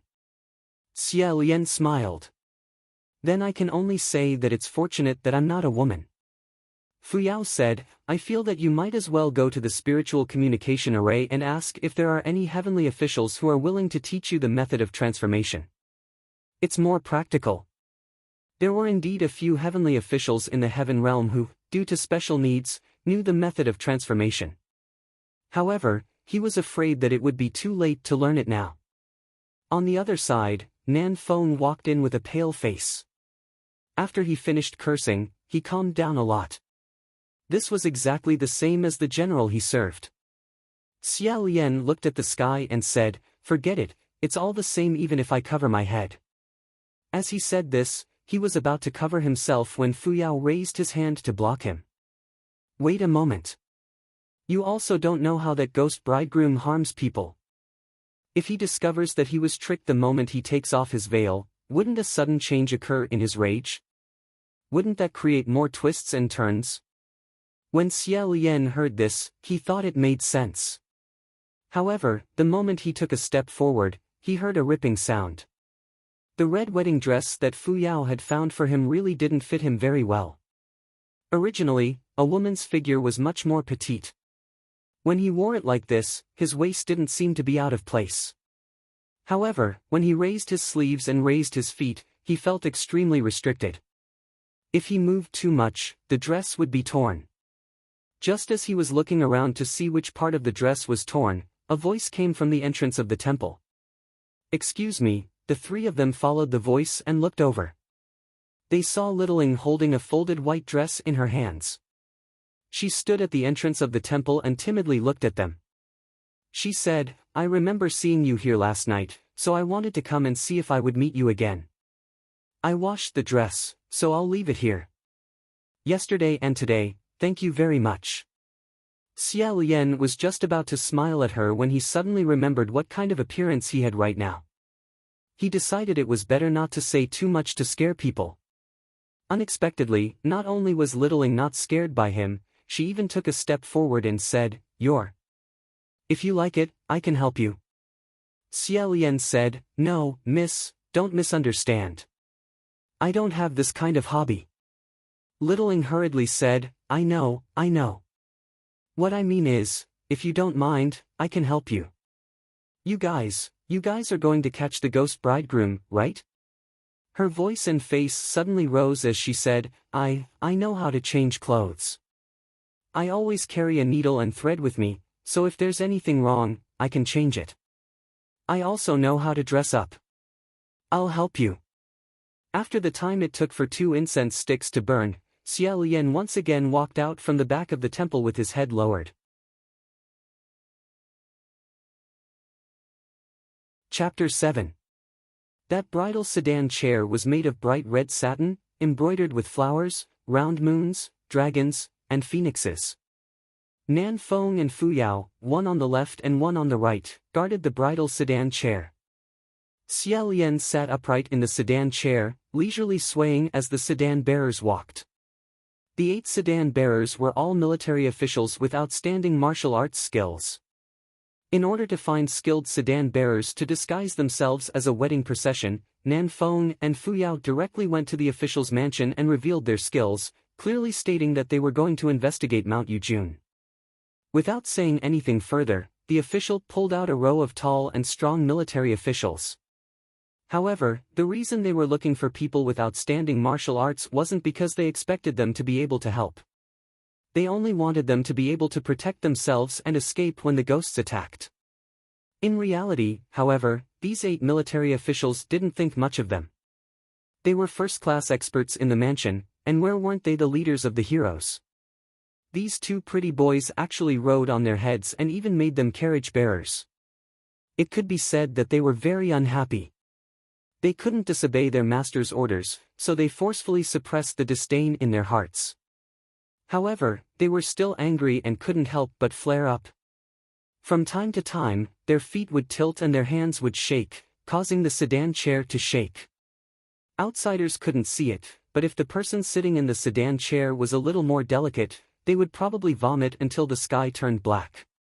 As the sedan chair shook, sure enough, they heard Xia Lian quietly sigh from inside.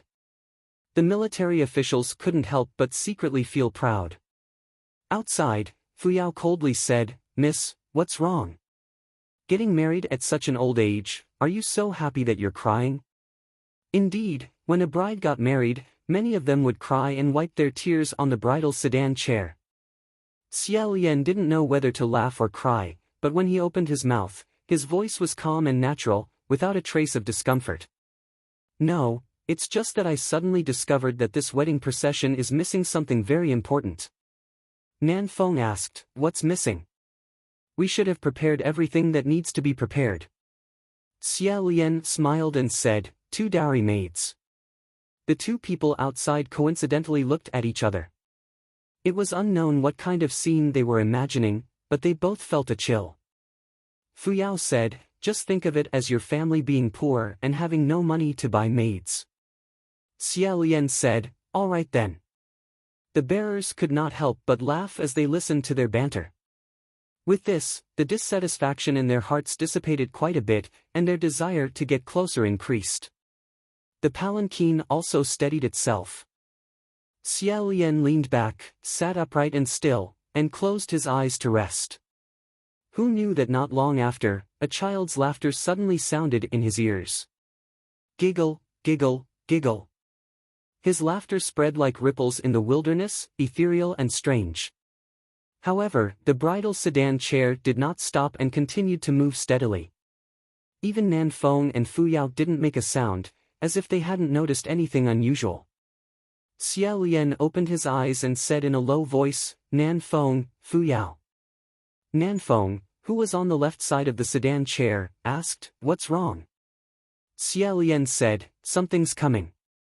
At this time, the bridal procession had already entered the depths of Mount Yujun. The surroundings grew quieter and quieter. Even the creaking of the wooden sedan chairs, the crushing of broken branches and withered leaves, and the breathing of the sedan chair bearers seemed a little noisy in the midst of this silence. However, that child's laughter still hadn't disappeared. Sometimes it was far away, as if it was in the depths of the forest. Sometimes it was near, as if it was lying next to the sedan chair. Nan Feng solemnly said, I didn't hear anything. Fu Yao also coldly said, I didn't hear anything either. As for the other sedan chair bearers, it was even more impossible.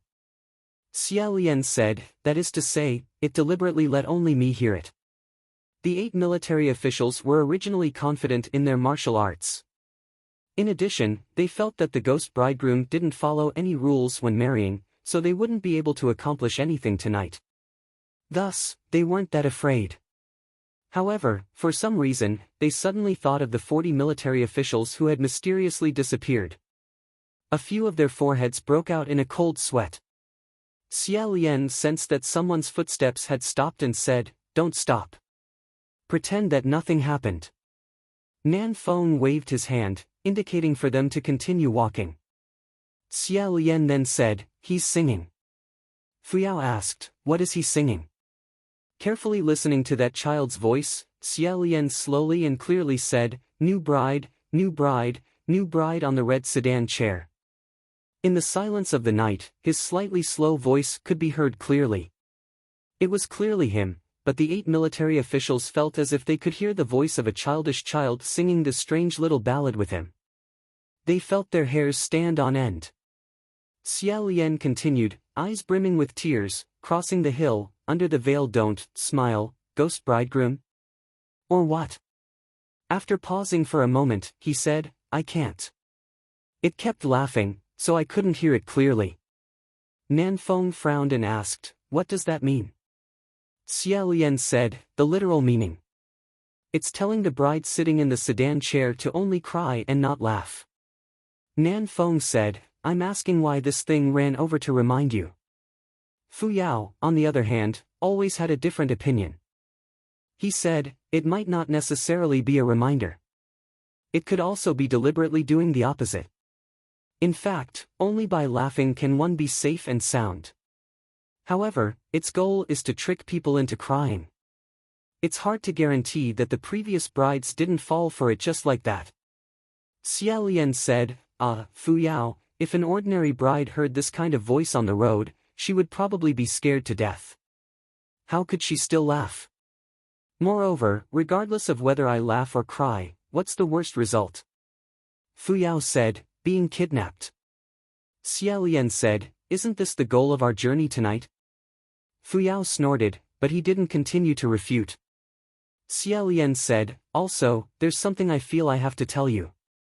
Nan Feng asked, what is it? Xia Lian said, from the moment I got on the sedan chair, I started laughing. Just as he finished speaking, the sedan chair suddenly sank. The 8 military officials outside suddenly became restless, causing the sedan chair to completely stop. Nan Feng shouted, "Don't panic." Xia Lian slightly raised his head and asked, "What's wrong?" Fu Yao indifferently said, "Nothing. I just ran into a group of beasts." Just as he finished answering, Xia Lian heard a mournful wolf howl cut through the night sky. A pack of wolves was blocking the way. No matter how Xia Lian thought about it, he still felt that this wasn't normal. He asked, "May I ask, do wolf packs often appear on Mount Yujun?" One of the military officials outside answered, "I've never heard of it. How could this be Mount Yujun?" Xia Lian raised his eyebrows and said, Then we've come to the right place." It was just a pack of barren mountain wolves, so they couldn't do anything to Nan Feng and Fu Yao. They also couldn't do anything to that group of military officials who climbed on the edge of a knife all year round.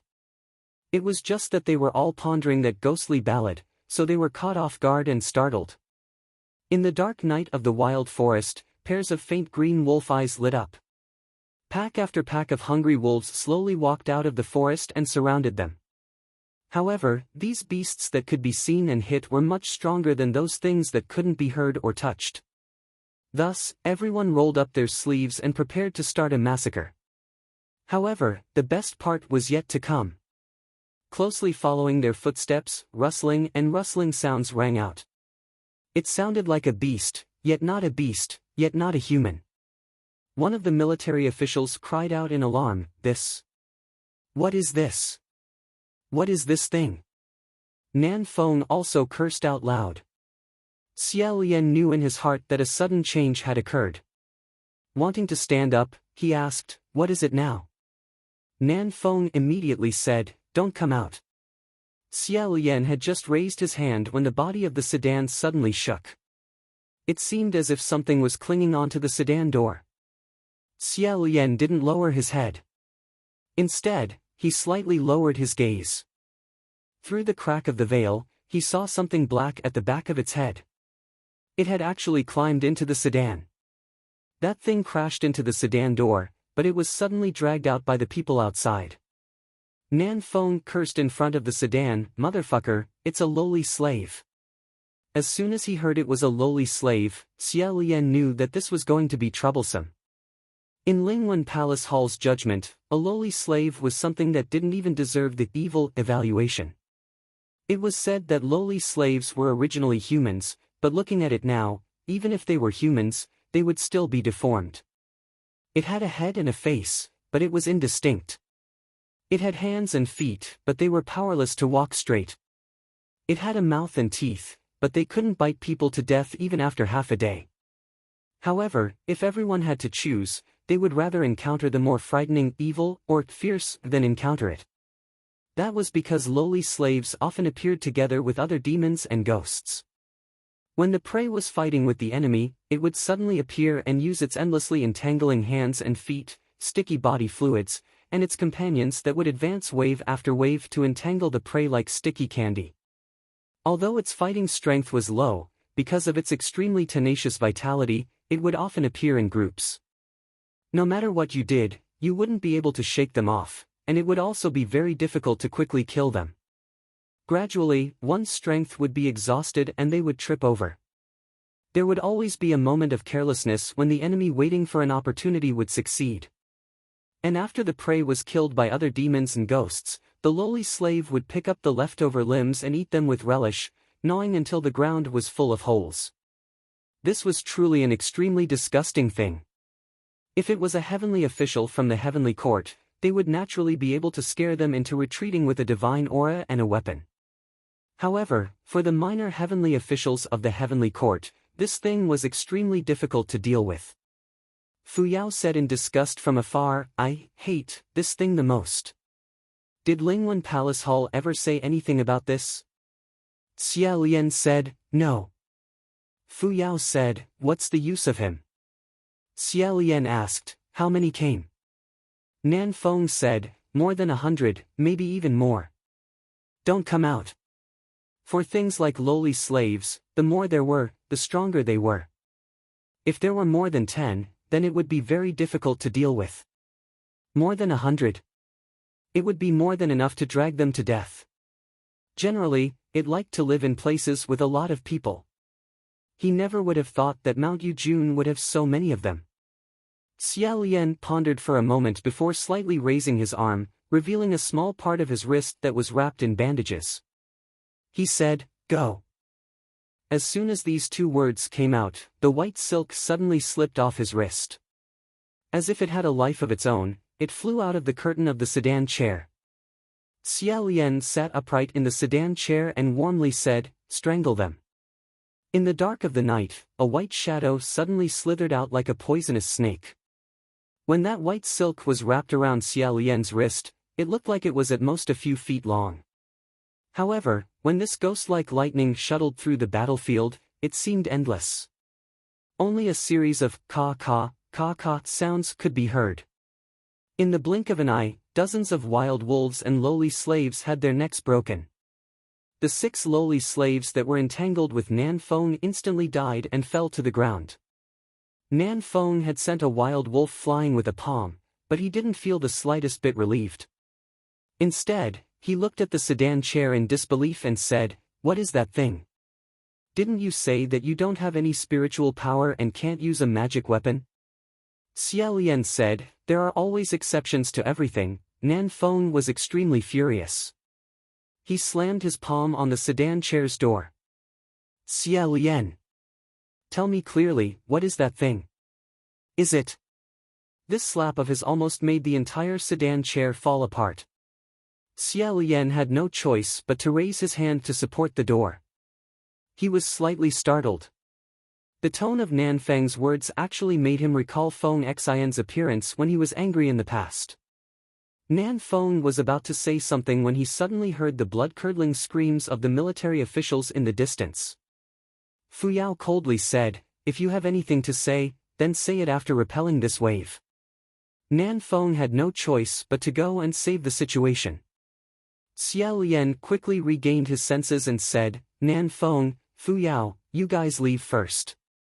Nan Feng turned his head. "What?" Xia Lian said, "If you guys surround the sedan chair, there will always be more things coming. If you can't fight them all, then take the people and leave first. I'll stay behind to meet that groom."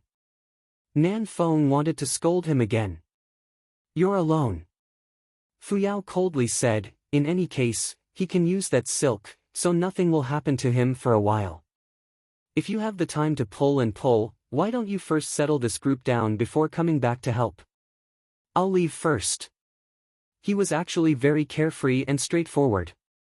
When he said he would leave, he didn't delay for even a moment. Nan Feng clenched his teeth. In his heart, he knew that Xia Lian's words weren't false. He also said to the remaining military officials, "Follow me first." Sure enough, after leaving the sedan chair, although the wolf pack and the lowly slaves were still entangled, there was no new wave joining the siege. The two of them protected 4 military officials each. As they walked, Fu Yao bitterly said, "Outrageous, if it weren't for me." After saying this, the two of them looked at each other with strange gazes.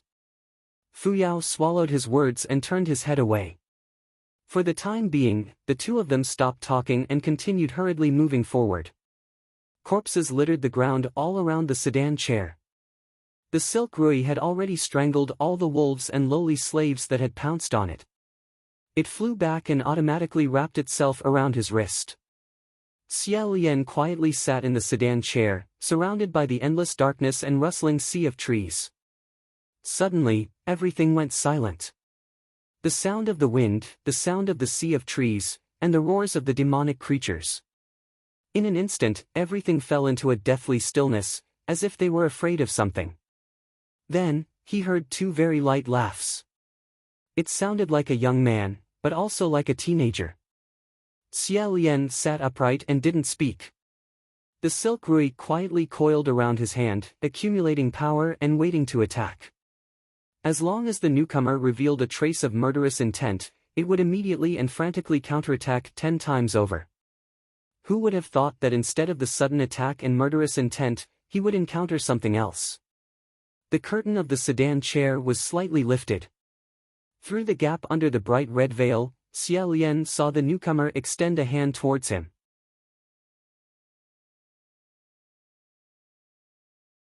Chapter 8. To give, or not to give. Xia Lian maintained his composure. He had yet to decide whether he should continue to sit like this, unmoving and unmoving, or whether he should pretend to be a panic-stricken bride and timidly hide backwards. The owner of that hand was actually quite patient and graceful. He didn't move, and he didn't move either. It was as if he was waiting for Xia Lian's reply. After a long while, Xia Lian stretched out his hand for some reason. He stood up and was about to lift the curtain to get off the sedan chair. However, the other party was already one step ahead and lifted the red curtain for him. The newcomer grasped his hand, but he didn't grasp it too tightly. It was as if he was afraid of hurting Xia Lian. It actually gave off the illusion that he was being cautious. Xia Lian lowered his head and let the newcomer lead him out of the sedan chair.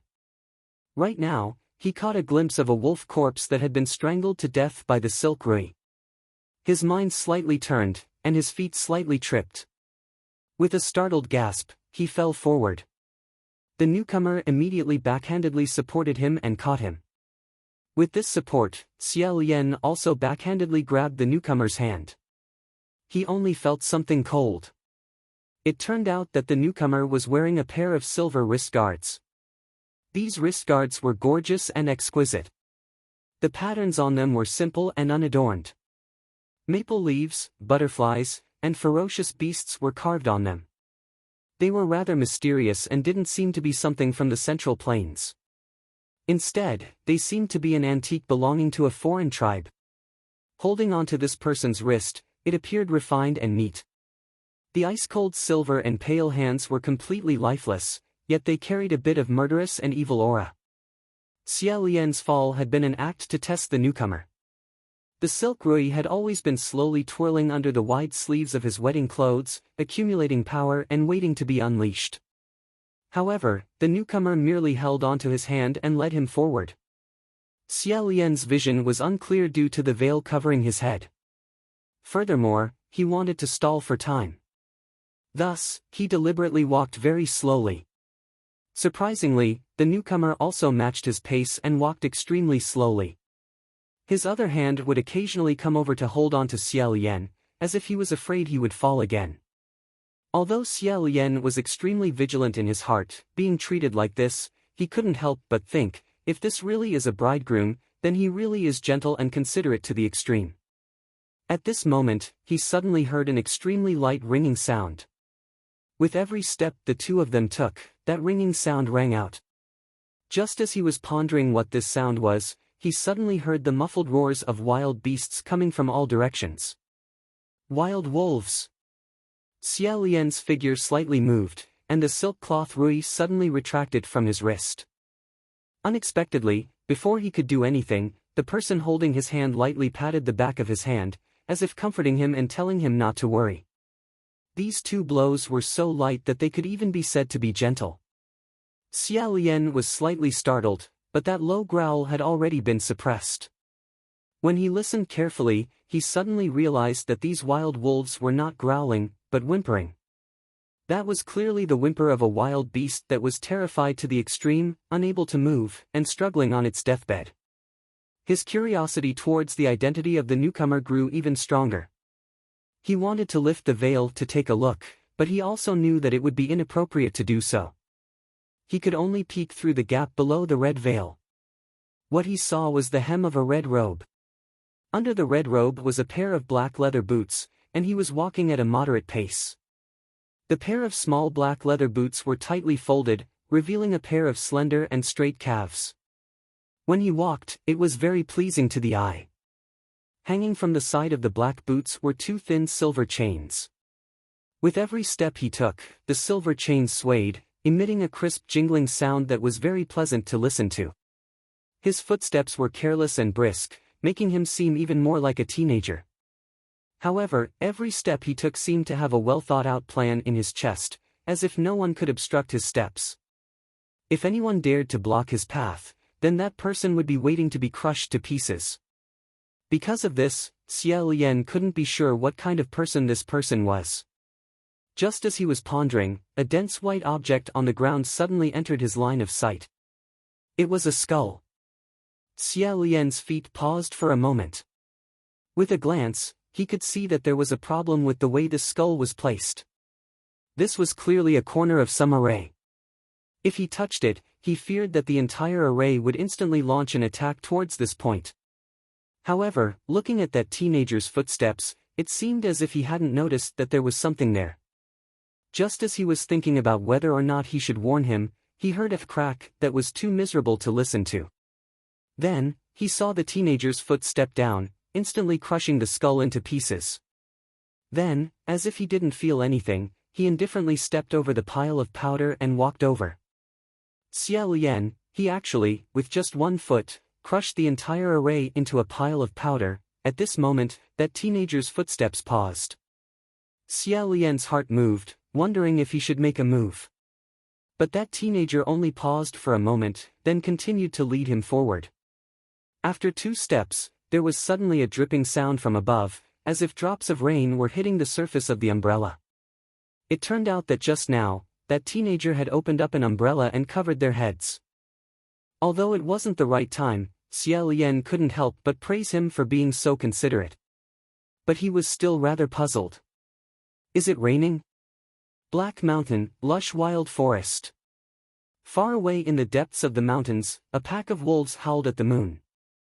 Not sure if it was because of the battle that had just happened in the mountains, the cold air was still filled with a faint smell of blood. The scene was extremely strange and enchanting. But that teenager was holding him with one hand and holding the umbrella with the other. Slowly walking forward, it was an inexplicably bewitching scene of boundless romance, leisurely and affectionate.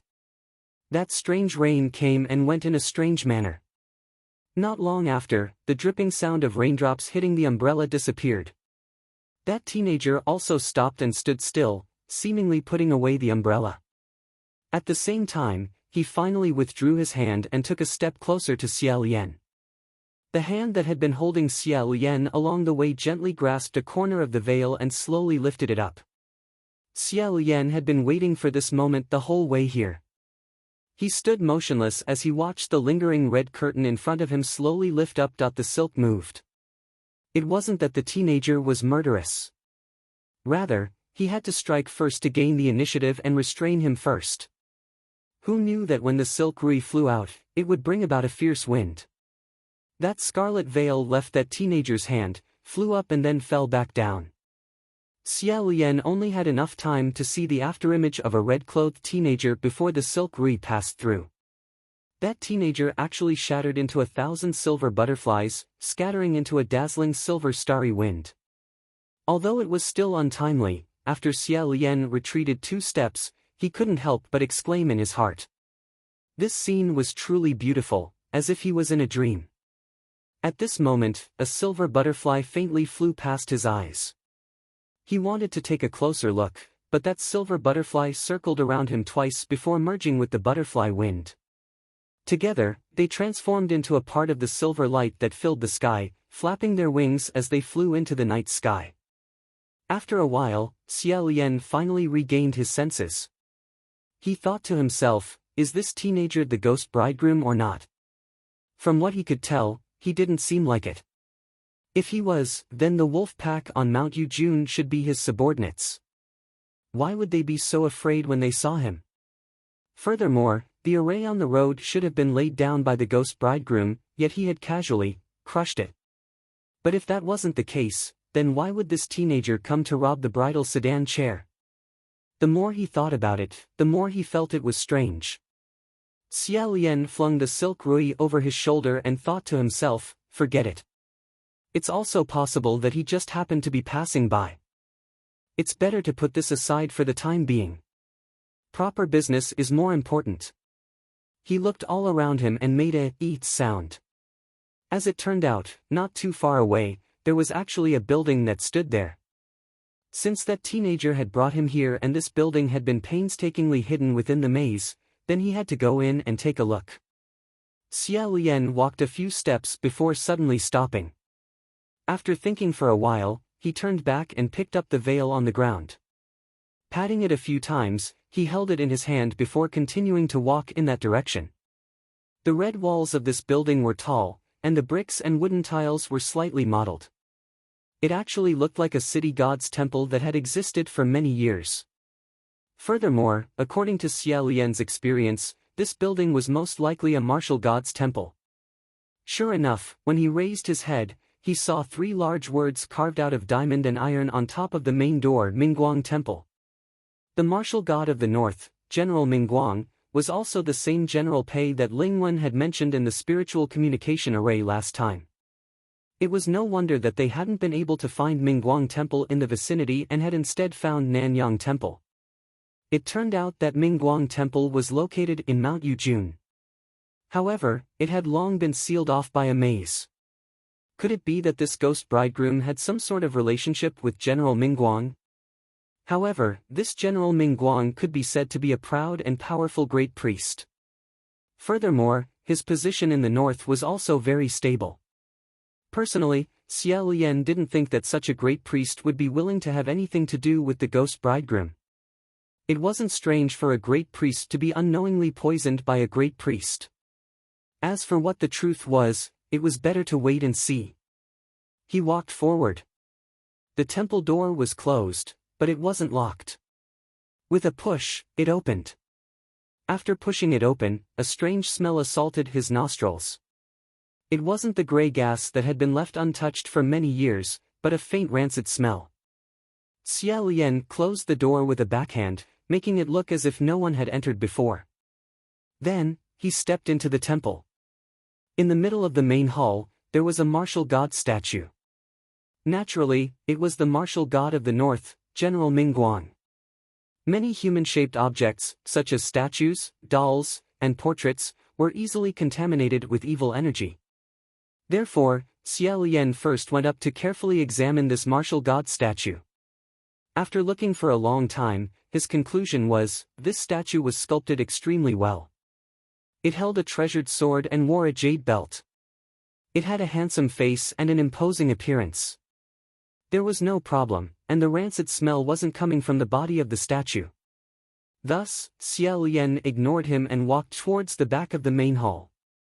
When he turned around, Xia Lian's entire body froze. His pupils instantly contracted. A group of women wearing bright red wedding dresses and veils stood straight in front of him. The faint rotting smell came from the bodies of these bridal gowns. Xia Lian quickly calmed his mind and counted one by one. 1, 2, 3, 4, all the way until he counted 17. They were precisely the 17 brides who had gone missing in the area around Mount Yujun. Some of the brides' wedding dresses had already faded red and were extremely old and tattered. They should have been brides who had gone missing earlier. Some of the brides' wedding dresses were brand new, and the style was also new. The smell of rotting corpses on their bodies was also extremely faint. They should have been brides who had gone missing recently. Xia Lian pondered for a moment before lifting the veil of one of the brides. Under the bright red veil was a deathly pale face. It was so pale that it had a slight greenish tint to it. Under the dim moonlight, it looked extremely frightening. But the most frightening thing was that this woman's face had already been twisted. However, on this twisted face, there was still a stiff smile. Xia Lian took off another woman's veil, and the corner of his mouth also rose. This room was filled with corpses, yet all of them were wearing wedding clothes and had smiles on their faces. Xia Lian's ears seemed to ring with the strange ballads sung by that child, new bride, new bride, new bride on the red sedan chair, eyes brimming with tears, crossing the hill, don't smile under the veil. Suddenly, he heard a strange sound coming from outside the temple. It was truly an extremely strange sound. It was so strange that it was hard to describe. It sounded like 2 sticks wrapped in thick cloth that were fiercely beating on the ground. It also seemed like there was a heavy object hanging on them that was being dragged on the ground with difficulty. This sound came from far away and approached extremely quickly. In a flash, it had arrived at the entrance of Mingguang Temple. With a long creaking sound, the entrance of Mingguang Temple was pushed open. Regardless of whether it was a person or something, it was most likely that ghost bridegroom. And now, it had already returned. There was nowhere to escape and nowhere to hide. Xia Lian only thought for a moment. Seeing the row of brides, he immediately covered his head with the veil again and stood inside, motionless. If there were only 3, 4, 5, or 6 corpses standing here, he would naturally be able to tell that the number was wrong. But now, there were 17 corpses here. Unless he counted them one by one like he did just now, it would be very difficult to immediately notice that someone had mixed in. Just as he stood inside, he heard the strange thump-thump, thump-thump walk in. While standing still, Xia Lian pondered, what exactly is this sound? Listening to the length of the pause, it's a bit like footsteps. But what kind of things footsteps are like this? This definitely isn't the youth that brought me here. He was very calm and at ease, even walking with a jingling sound. Suddenly, he thought of something and his heart tightened. Not good, the height is wrong. These corpses were all women, but he was a genuine man. He was naturally taller than women. Although he couldn't tell at a glance that there was an extra person, he could tell at a glance that there was a particularly tall person among the group of corpses. However, when he thought about it again, Xia Lian quickly calmed down. He was indeed tall, but that girl, Little Ing, had only simply tied his hair and didn't do much. These brides, on the other hand, were all dressed splendidly, their hair buns reaching the sky. Some of them were even wearing phoenix crowns, with a large crown on their head. Some of them added together might not be shorter than him. Even if he was taller, it shouldn't be very eye-catching. Just as he was thinking about this, he heard another swish sound. It was 2 feet away from him. After a moment, another swish sound was heard, and this time, it was a little closer to him. Xia Lian finally realized what the ghost bridegroom was doing. It was lifting the bride's veils one by one and checking the faces of the corpses one by one. Bang! If he didn't attack now, when would he? The silk rui suddenly flew out and hit the ghost bridegroom. A loud sound was heard, and the black fog hit his face. Xia Lian didn't know whether or not the demonic fog was poisonous. He didn't have any spiritual aura protecting his body, so he immediately held his breath and covered his nose and mouth. At the same time, he urged the silk rui to dance and create a stream of wind to disperse the black fog. He only heard thump-thump, thump-thump. Xia Lian narrowed his eyes and saw a short and small shadow flash past the entrance of the temple. The temple door opened wide, and a mass of black fog surged towards the forest. Xia Lian made a prompt decision and immediately chased after it.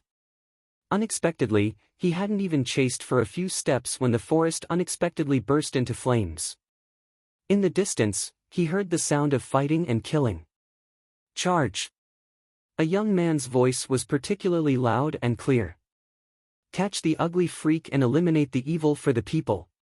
Catch the ugly freak and eliminate the evil for the people.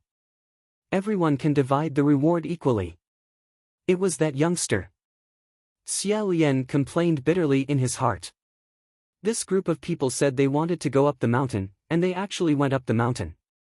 Originally, it would have been fine if they hadn't been able to find the place with the protection of the formation. However, just now, that formation had been smashed to pieces by that youngster's foot. They were like a blind cat running into a dead mouse, and they actually managed to find the place. When he looked again, the direction they came from just happened to be the direction that the ghost bridegroom had fled in. Xia Lian lifted the rui silk cloth and rushed over. He shouted, "Stop and don't move." Everyone was stunned. He was about to speak again when he heard the youngster eagerly ask, "Miss, you were kidnapped by that ghost bridegroom and brought into the mountain, right? What's your name? We're here to save you, so you can rest assured." Xia Lian was startled. In his heart, he found it funny. Only now did he remember that he was still wearing women's clothing. There were no mirrors in Nanyang Temple, so he didn't know what he looked like right now. However, looking at their reactions, Miss Little Ying's hands should be very skillful. This group of people were so startled that they actually treated him as the real bride. This youngster was probably still hoping that he would be the 17th bride so that he could receive the reward. No matter what, he couldn't let this group of villagers run around in this situation. However, he couldn't guarantee that the ghost bridegroom wouldn't continue to run forward. Just at this moment, two black-clothed youngsters rushed over. Xiao Lian immediately called out, "Nan Feng Fuyao, quickly come and help me." Who knew that when these two people followed the sound and looked over, they would both be startled and simultaneously take 2 steps back. Xiao Lian had to ask them several questions before they finally reacted. Xiao Lian asked, "You guys came from that direction? Did you encounter anything on the way?" Nan Feng replied, "We didn't." Xiao Lian said, "Good." Fuyao immediately followed this road and searched the surroundings. Make sure that the ghost bridegroom hasn't escaped. When Fuyao heard this, he turned around and left. Xiao Lian then said, "Nan Feng, you guard this place. Make sure that not a single person can leave. If Fuyao didn't find the ghost bridegroom in the mountains, then he's definitely in this group of people right now." Hearing this, the group of burly men went into an uproar. The youngster could also see that Xiao Lian wasn't a woman and was the first to jump up. Not a single person can leave? Based on what? Is there still any law? Everyone, let's not listen to them. Before the youngster could even land on the ground, Nan Feng chopped out with his palm and a large tree that was wide enough for a person to wrap their arms around broke and fell to the ground. Everyone immediately remembered that this youngster would chop things without saying a single word. If they were chopped by him like a pillar, then even if they paid him money, it would be useless. Thus, they all stopped talking. The youngster then said, "If you say the ghost bridegroom is in our group, then he's in our group. Everyone here has a name. If you don't believe me, you can use a torch to shine on everyone's faces and see." Xiao Lian said, "Nan Feng." Nan Feng took the torch from the youngster's hand and held it up, shining it on everyone. Every single face was covered in sweat. Some were nervous, some were at a loss, and some were excited. Every single one of them was extremely vivid. Xiao Lian couldn't see what was going on, so he walked in front of everyone and said, "Everyone, I have offended you just now. However, I injured that ghost bridegroom and he escaped. He definitely couldn't have gone far. When my 2 little friends came here, they didn't bump into him. I'm afraid that he might have mixed in with you guys. I'll have to trouble you all to carefully look at each other and clearly see everyone's faces. See if there's anyone you don't recognize mixed in with your group." When everyone heard that the ghost bridegroom might have mixed in with their group, they all felt their blood run cold. They didn't dare to be careless and looked at each other in dismay. After looking for a long time, someone suddenly cried out, "Why are you here?" Xiao Lian's eyebrows jumped. He rushed over and asked, "Who?"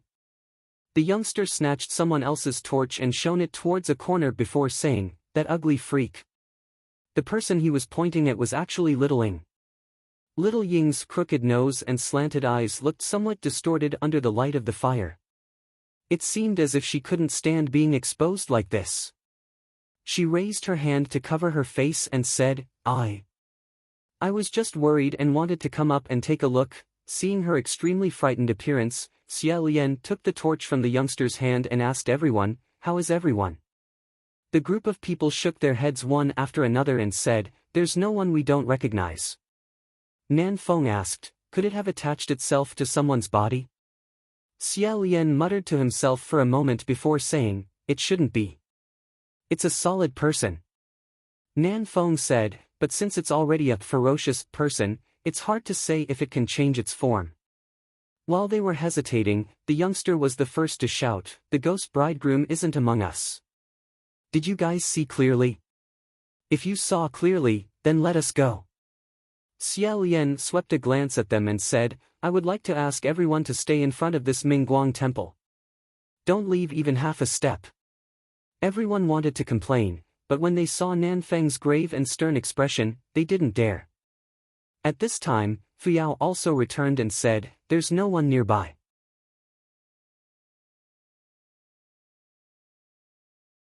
Chapter 9. Fu Yao noticed Littling hiding in the crowd. He frowned and said, "Why is there a woman here?" Although his tone was not fiery, it was not kind either. Littling lowered her head. Xia Lian replied, she was afraid something might happen, so she came up to take a look. Fu Yao asked the people beside him, "Did you come up with her?" Everyone hesitated at first, then said, "I don't remember. It's hard to explain." "No, she wasn't there when we came up. I didn't see her anyway." "I didn't see her either." Littling hastily replied, "That's because I secretly followed you." The youngster immediately asked, "Why did you secretly follow us? Are you feeling guilty?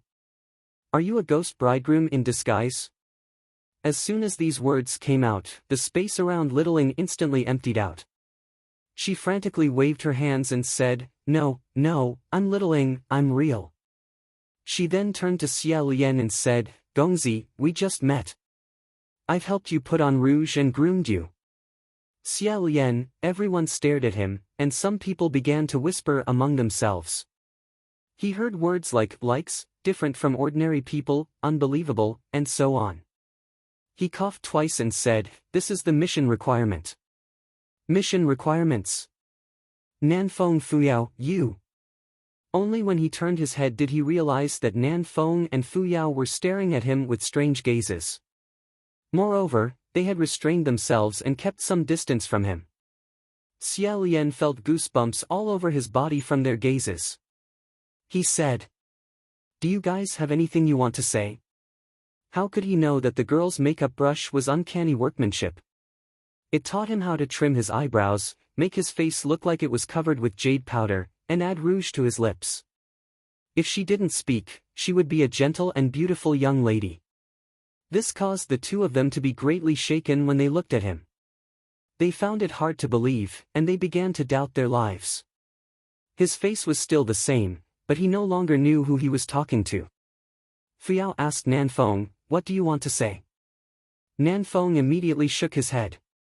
"I have nothing to say." Xia Lian said, "You guys should say something." At this moment, someone in the crowd said, "Eh? This is a Mingguang temple. There's actually a Mingguang temple in this mountain? I've never seen it before." Everyone looked at it curiously. Xia Lian suddenly said, "Right, Mingguang temple."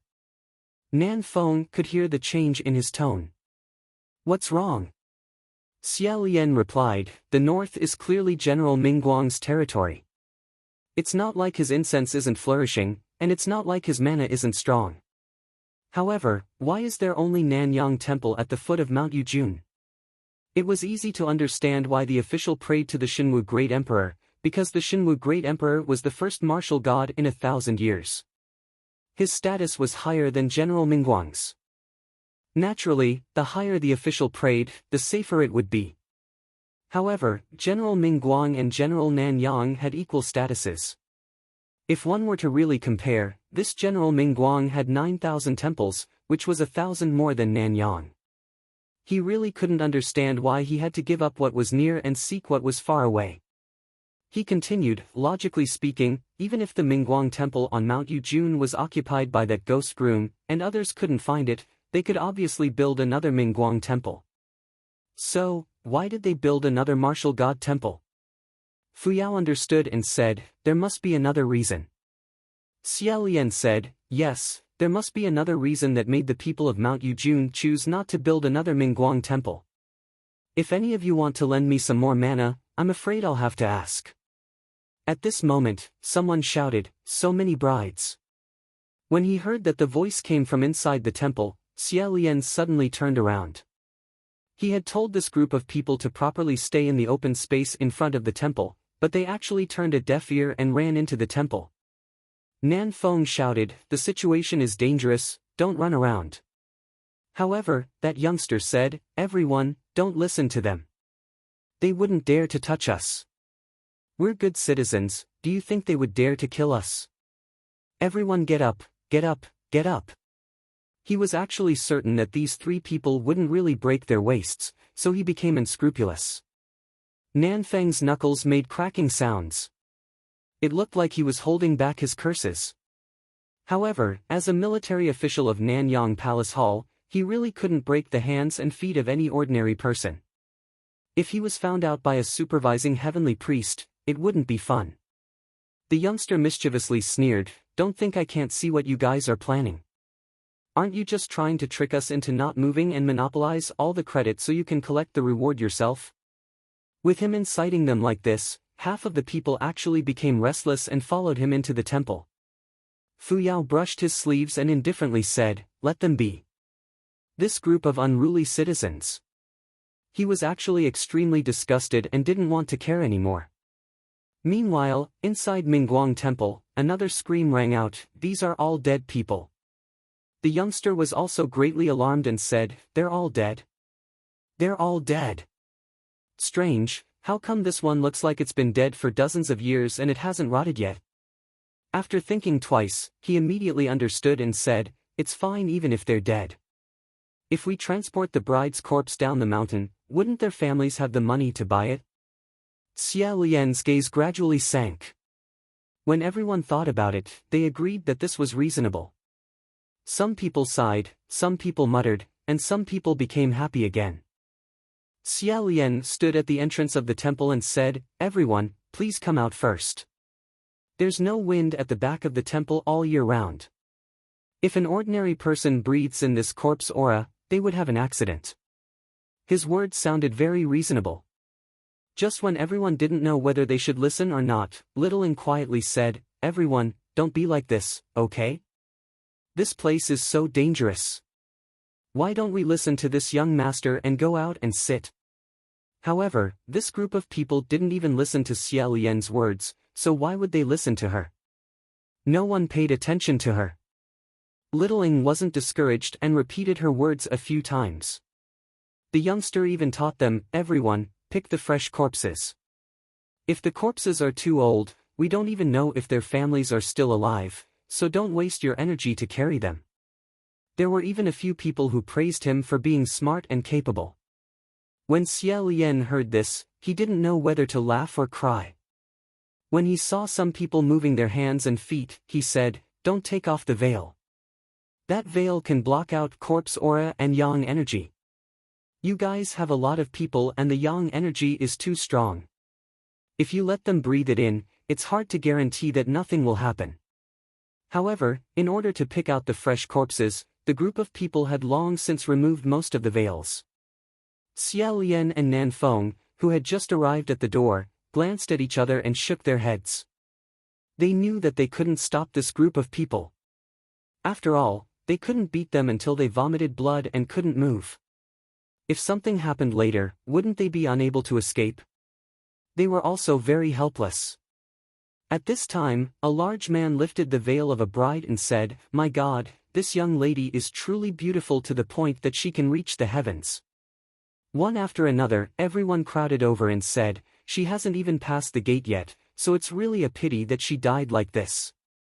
Her clothes are a bit tattered, but this is the most beautiful. This bride had most likely died not too long ago, as the skin on her face was still quite supple." Someone asked, "Do you dare to touch her?"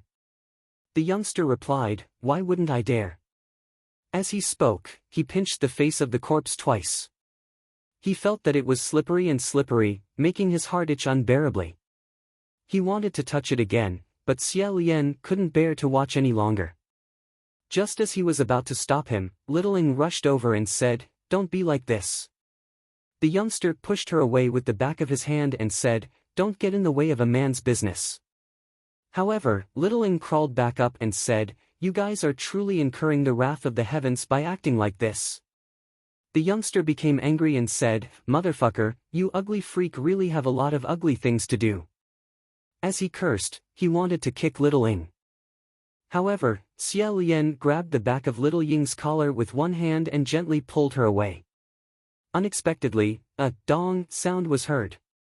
The youngster shouted loudly, "Who hit me?" Xia Lian turned his head around and saw that the youngster's head was actually bleeding. A large hole had been smashed into his head, and a blood-stained stone had fallen onto the ground. Littling stared blankly and hurriedly said, I'm sorry. I was scared and accidentally dropped it. However, even if she rushed to admit it, there wouldn't be anyone who would believe her. That was because the direction of the stone was completely wrong. This stone had been thrown in from a window behind the youngster. Just now, when the youngster had shouted, everyone had looked towards that direction. Coincidentally, they had seen a figure flash past the window. The youngster cried out strangely, "It's him. It's that ugly freak with the bandages on his face."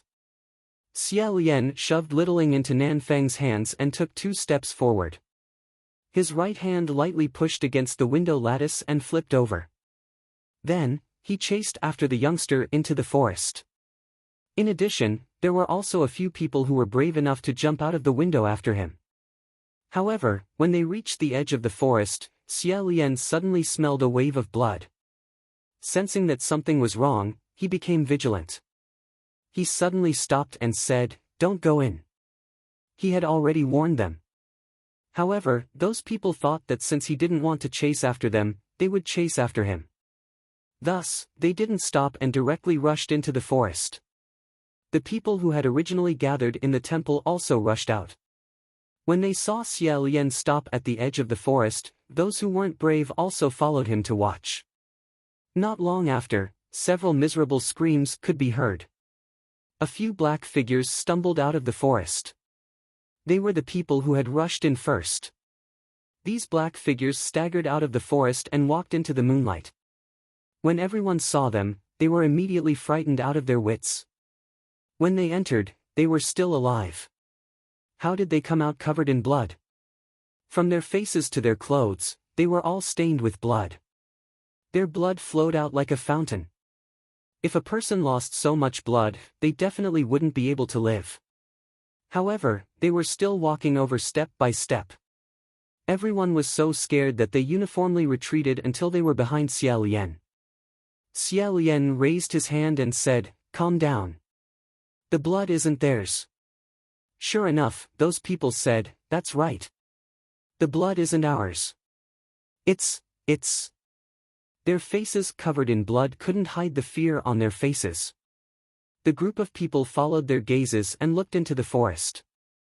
It was pitch black. They couldn't see clearly what was inside the forest. Xia Lian took a torch and walked forward a few steps. He held it up and probed forward. In the darkness, something dripped onto the torch and made a sizzling sound. He glanced at the torch and moved his gaze up. After a moment, he raised his hand and threw the torch. Even though the torch only illuminated the sky for a moment, everyone could still clearly see what was above the forest. Long black hair, deathly pale faces, tattered military official robes, and arms dangling back and forth in the air. More than 40 men's corpses, high and low, swaying as they hung upside down on the trees. It was unknown how long the blood had flowed, but it still hadn't dried up. Drip drip drip drip drip, forming a terrifying scene of a forest of corpses and a rain of blood. Although the group of people outside were all strong men, when had they ever seen such a scene? They were all scared silly and became absolutely silent. When Nan Feng and Fu Yao came over and saw this scene, their expressions both froze. After a moment, Nan Feng said, "Green ghost." Fu Yao said, "Indeed, it's his favorite trick." Nan Feng said to Xia Lian, "Don't go over. If it's him, then it's a bit troublesome." Xia Lian turned around and asked, "Who are you guys talking about?" Nan Feng said, "A near absolute." Xia Lian was puzzled. "What's near absolute?" "Near absolute?" Fu Yao said, "That's right. Near absolute green ghost is a vicious creature that was evaluated in Lingwen Palace as having a realm very close to absolute. He really likes this game of hanging corpses upside down. It can be said that he's famous." Xia Lian thought to himself, "This is really unnecessary. If it's absolute, then it's absolute. If it's not, then it's not. Just like how there's only ascending and not ascending, there's no such thing as close to ascending and about to ascend. Adding the word near instead makes it a bit awkward." He then remembered that when that youth had led him forward, there had been the sound of rain hitting the surface of an umbrella. Could it be that the reason he had opened the umbrella was to help him block this rain of corpses? At that moment, he let out a soft "ah." The two people immediately asked, "What's wrong?" Xiao Lian then briefly explained how he had met a youth on the sedan chair and how that youth had brought him here. In the end, Fu Yao said skeptically, "When I came up, I already sensed this maze in the mountains. It was very dangerous, yet he casually broke it." Xiao Lian thought to himself, it wasn't casually at all. He just casually stepped on it and didn't put it in his eyes. Then, he said, "That's right. This near absolute green ghost you guys were talking about, could it be him?" Nan Feng thought for a moment before saying, "I've never seen green ghost, so I can't say." "Did the youth you saw have any special characteristics?" Xia Lian said, "Silver butterfly." Just now, when Nan Feng and Fu Yao saw the scene in the forest of corpses, their expressions could be said to be completely calm. Xia Lian could clearly see that the expressions on their faces had changed in an instant when he said that. Fu Yao asked in disbelief, "What did you say? Silver butterfly? What kind of silver butterfly?" Xia Lian sensed that he had probably said something extraordinary. He said, "It looked like silver, but also like crystal. It didn't seem to be alive. However, it looked quite beautiful." He saw Nan Feng and Fu Yao look at each other. Their expressions were extremely unsightly, almost to the point of turning green. After a while, Fu Yao said in a low voice, "Let's go." Immediately, Xia Lian said, "The ghost bridegroom hasn't been dealt with yet, how can we leave?" Fu Yao said, "Dealt with?" He turned around and sneered, "It seems that you've really delayed in the human world for too long. This ghost bridegroom is only a xiong. Even though this green ghost in the forest of corpses is a headache, it's only a near absolute." After pausing for a moment, he suddenly turned stern. "But do you know what kind of background the owner of that silver butterfly has?" Xia Lian honestly said, "I don't know." Fu Yao stiffly said, "I don't know, and I don't have the time to talk about it right now. In short, it's not something you can deal with. You should hurry back to the heaven realm and ask for reinforcements." Xia Lian said, "Then you should go back first." "You," Xia Lian said, "the owner of that silver butterfly didn't reveal any malicious intent. But if he did, and if he really was as frightening as you said, I'm afraid it would be difficult to escape his grasp within several kilometers of Mount Yujun. At this time, there needs to be someone guarding this place. So it would be better for you to go back first and see if you can help me ask for reinforcements." He could see that Fu Yao didn't want to stay here to deal with so many troublesome matters. Since it was like this, then he definitely couldn't force him. Fu Yao was a very straightforward person. He brushed his sleeves and left. He actually really left first. Xia Lian turned towards Nan Feng. He wanted to open his mouth and ask about that youngster in detail, but the crowd was once again in an uproar. Someone said, "Caught him! Caught him!" This time, Xia Lian didn't have the time to ask. He asked, "What did you catch?" Two bloody figures walked out from the forest. One of them was a large man. Just now, he had been the first one to rush into the forest. Unexpectedly, he hadn't been scared off by the rain of blood and corpses. He really could be considered bold. The other figure was a youngster that he was dragging in his hands. The youngster's head and face were wrapped in messy bandages. Xia Lian still remembered that in the Xiang Feng little store, the tea sommelier had said, it said that the ghost bridegroom is an ugly freak with bandages wrapped around his face. It's because he's too ugly that no woman likes him. That's why he doesn't want to see other people having a good time. At that time, they had thought that it was most likely just a rumor. Unexpectedly, such a person really did exist. However, whether or not he was the ghost bridegroom was another matter. Xia Lian was just about to take a closer look at the bandaged youngster when Littling rushed over and said, "You guys are mistaken. This isn't the ghost bridegroom, he isn't." The youngster said, "You've already been caught on the spot and you're still saying that he isn't?" Suddenly, he seemed to have suddenly realized something and said, "Oh, I was wondering why you were always so strange." You kept saying no and no. So it turns out that you were colluding with this ghost bridegroom? Littling was startled. She repeatedly waved her hands and said, No, no, I didn't, and he didn't either. He really didn't do anything. He's just an ordinary. The youngster overbearingly said, Ordinary what? An ordinary ugly freak. He randomly pulled at the bandaged youngster and said, Then how about we take a look at what this ordinary ghost bridegroom looks like? Why is he so fond of snatching other people's women? As he pulled at a few bandages, the youngster immediately held his head and screamed miserably. His screams were filled with fear and were extremely mournful. They were also extremely pitiful. Xia Lian grabbed the youngster's arm and said, That's enough.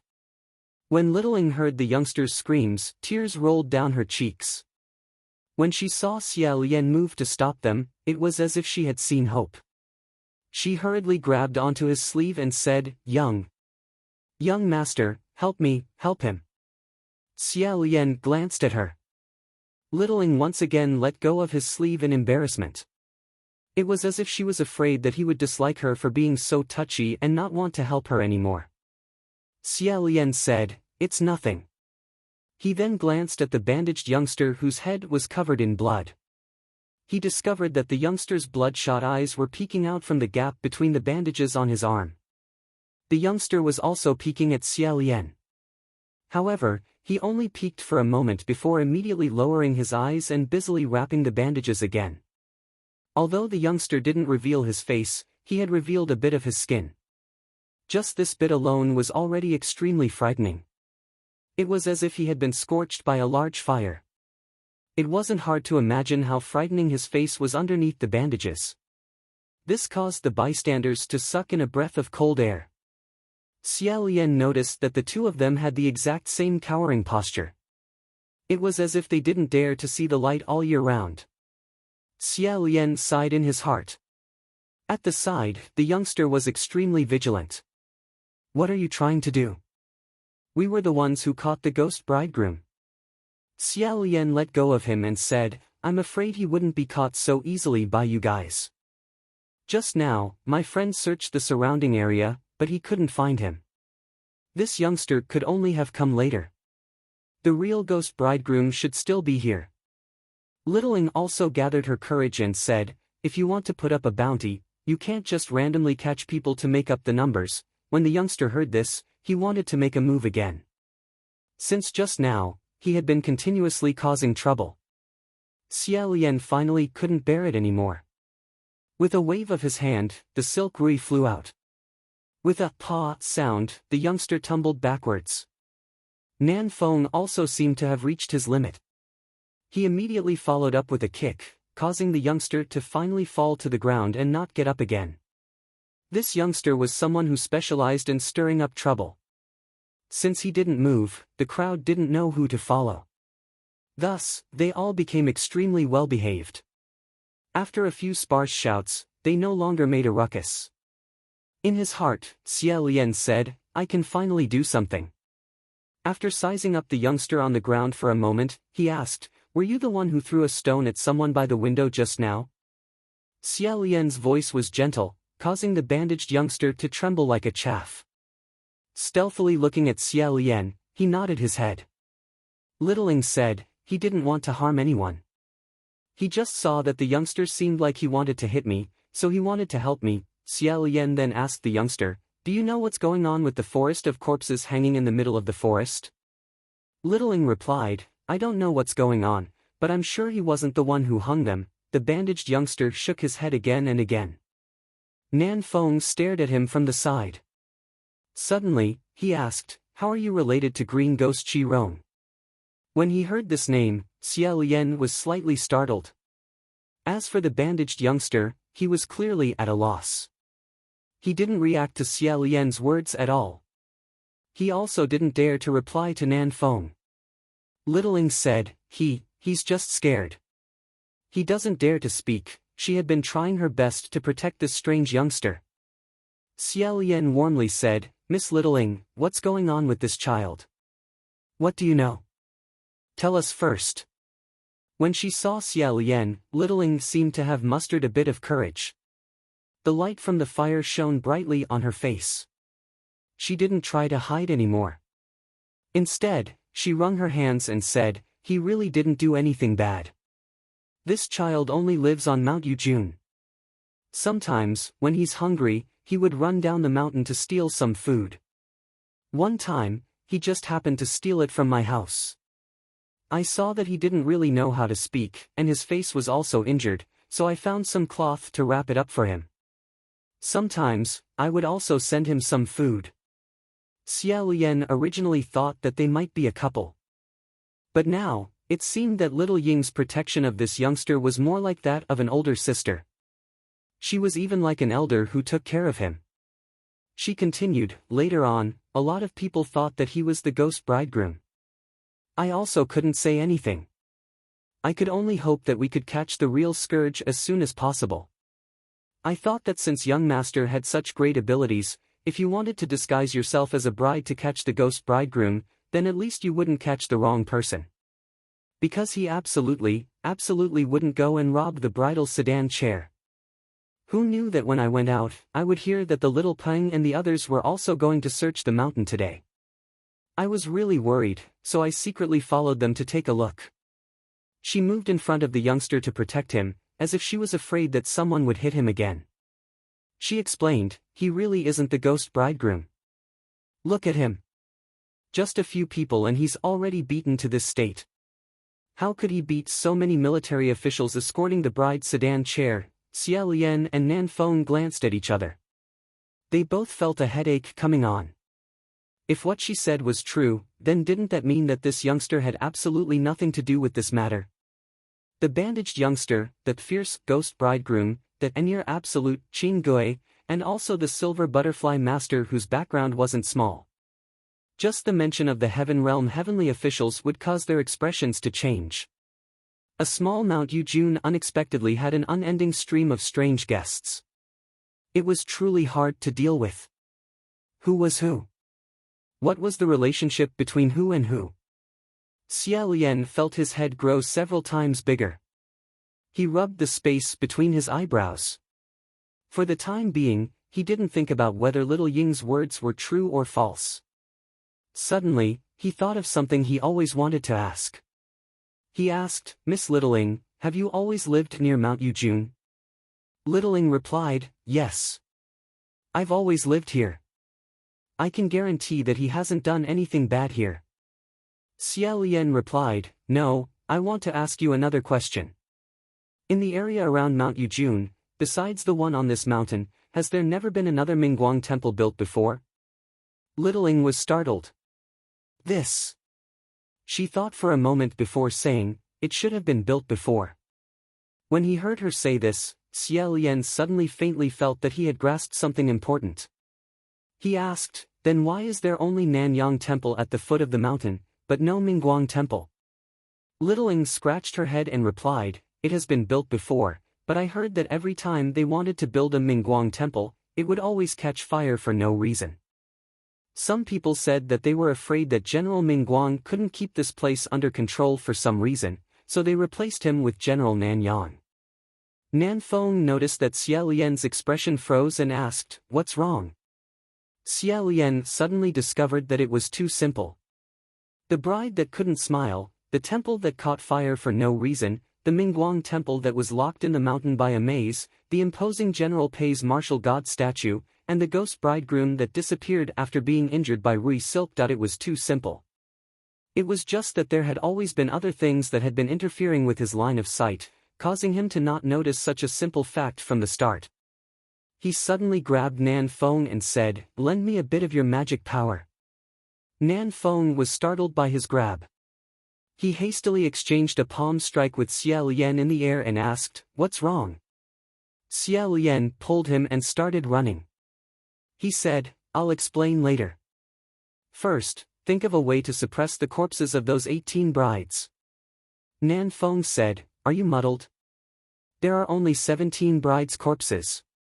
Including you, that's only the 18th.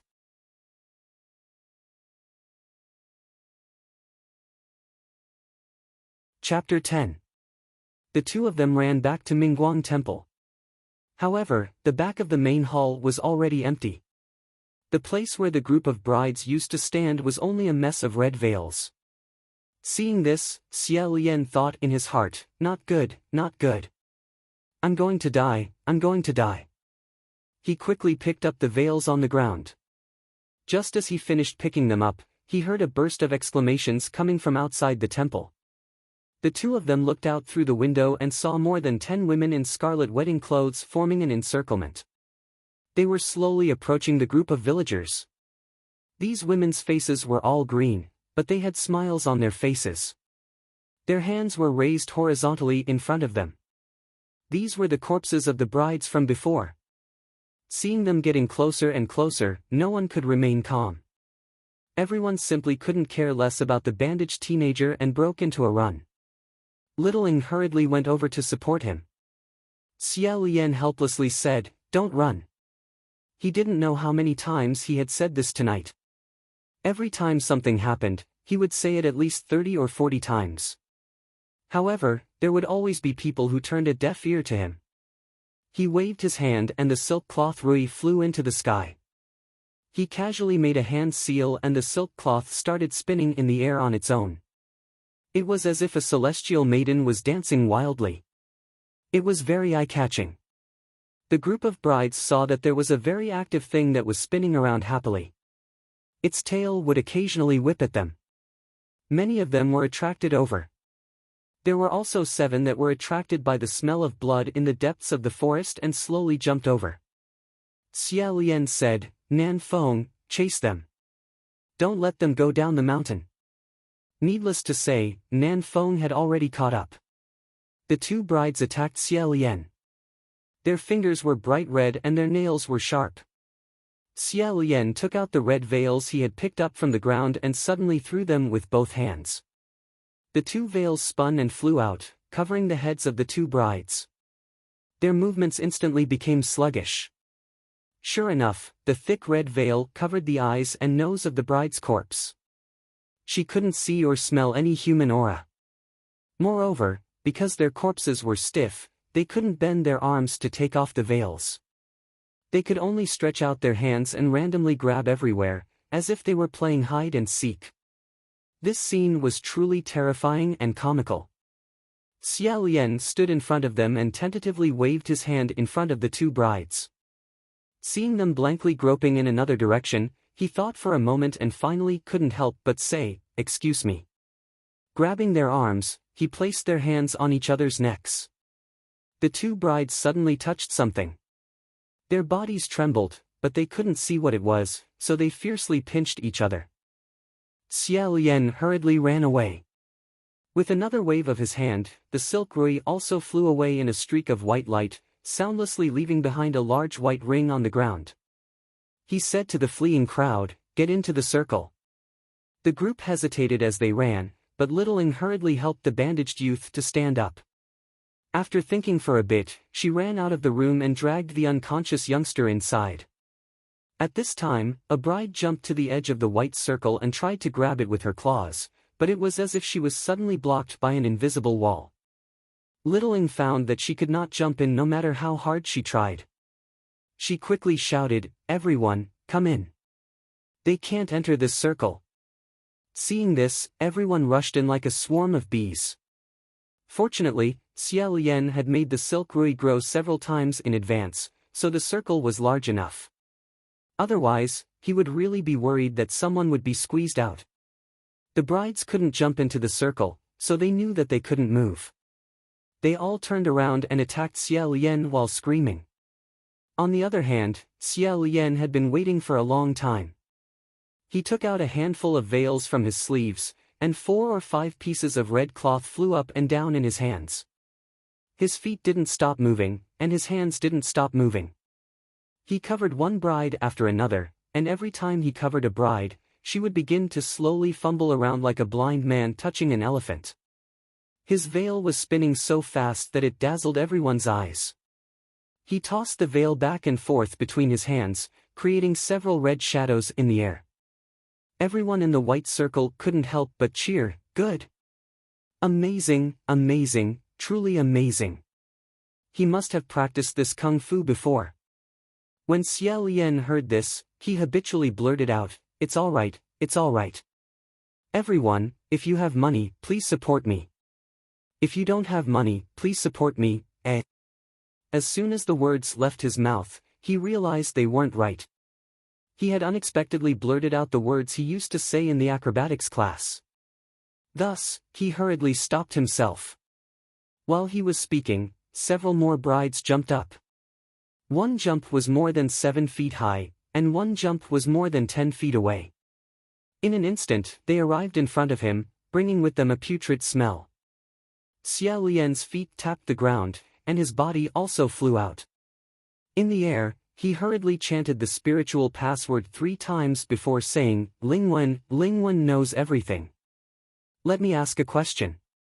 Do you know if the martial god of the north, General Mingguang, has any female confidants? Lingwen's voice rang in his ear. Your Highness, why are you asking this? Xie Lian replied, currently, I have a bit of a situation here, and it's a bit dangerous. To tell you the truth, there are a dozen or so dead people currently chasing after me. Lingwen, ah. So miserable. Xie Lian, it's all right. So, is there? I know this question is relatively private and hard to answer, so I didn't ask it inside the spiritual communication array. The mission requirements must never be leaked. Lingwen replied, Your Highness, you've misunderstood. It's not that this question is hard to answer, it's that old Pei has too many female confidants. Since you suddenly asked this question, I don't know which one you're asking about. Xie Lian's feet almost slanted as he said, all right. Then, among these female confidants of General Pei, is there a possessive, jealous, and disabled woman? Lingwen replied, now that you mention it, I indeed think of one. Another 2 veils flew out of Xie Lian's head, drawing cheers. He turned around, cupped his hands, and said, speak. Lingwen said, before old Pei ascended, he was a general. On the battlefield, he met a female general from the enemy country. She was extremely beautiful, and her temperament was fierce. Her name was Xianji. Xie Lian replied, Amen, Xianji. Lingwen continued, General Pei is a person. When he sees a beautiful woman, even if a knife was held to his neck, he would still go and pester her. This woman led her troops to confront him, and in the end, she was defeated by him. Xianji became a captive and was escorted to the enemy camp. Taking advantage of the unprepared defenders, she attempted to commit suicide on the spot. Unfortunately, she didn't manage to kill herself. Instead, she was saved by a general who cut off a 3-feet-long sword. As for this elegant and graceful General Pei of the enemy country, he was the General Mingguang who ascended later. This General Pei had always been a person who had tender and protective feelings for the fairer sex. Secondly, the overall situation of the war had already been decided. Even if the war continued, there would be no possibility of a comeback. Thus, he released Xianji. It was easy to imagine what would happen if they kept going back and forth. At this moment, a bride grabbed onto Xie Lian's right leg. Her 5 fingers gripped tightly, almost piercing into his flesh. Xie Lian was just about to kick out when he discovered that from this angle, he could only kick his face. In his heart, he thought that he couldn't hit a girl's face. Thus, he changed his position and kicked her shoulder instead. With a backhand, another veil flew out. He said, it sounds like a beautiful story. Lingwen replied, it was originally a beautiful story. However, the bad thing was that Xianji insisted on staying with General Pei for the rest of her life. Xie Lian took 2 steps and leaped up to the roof. Looking down at the 5 or 6 brides that continued to approach him, he wiped away his sweat and said, there's nothing wrong with a woman wanting to stay with a man for the rest of her life. Lingwen replied, that's right. However, when 2 countries are at war, the battlefield is heartless. Originally, the 2 of them had already agreed on a marriage of due. You and I were willing. There would be today, but there wouldn't be tomorrow.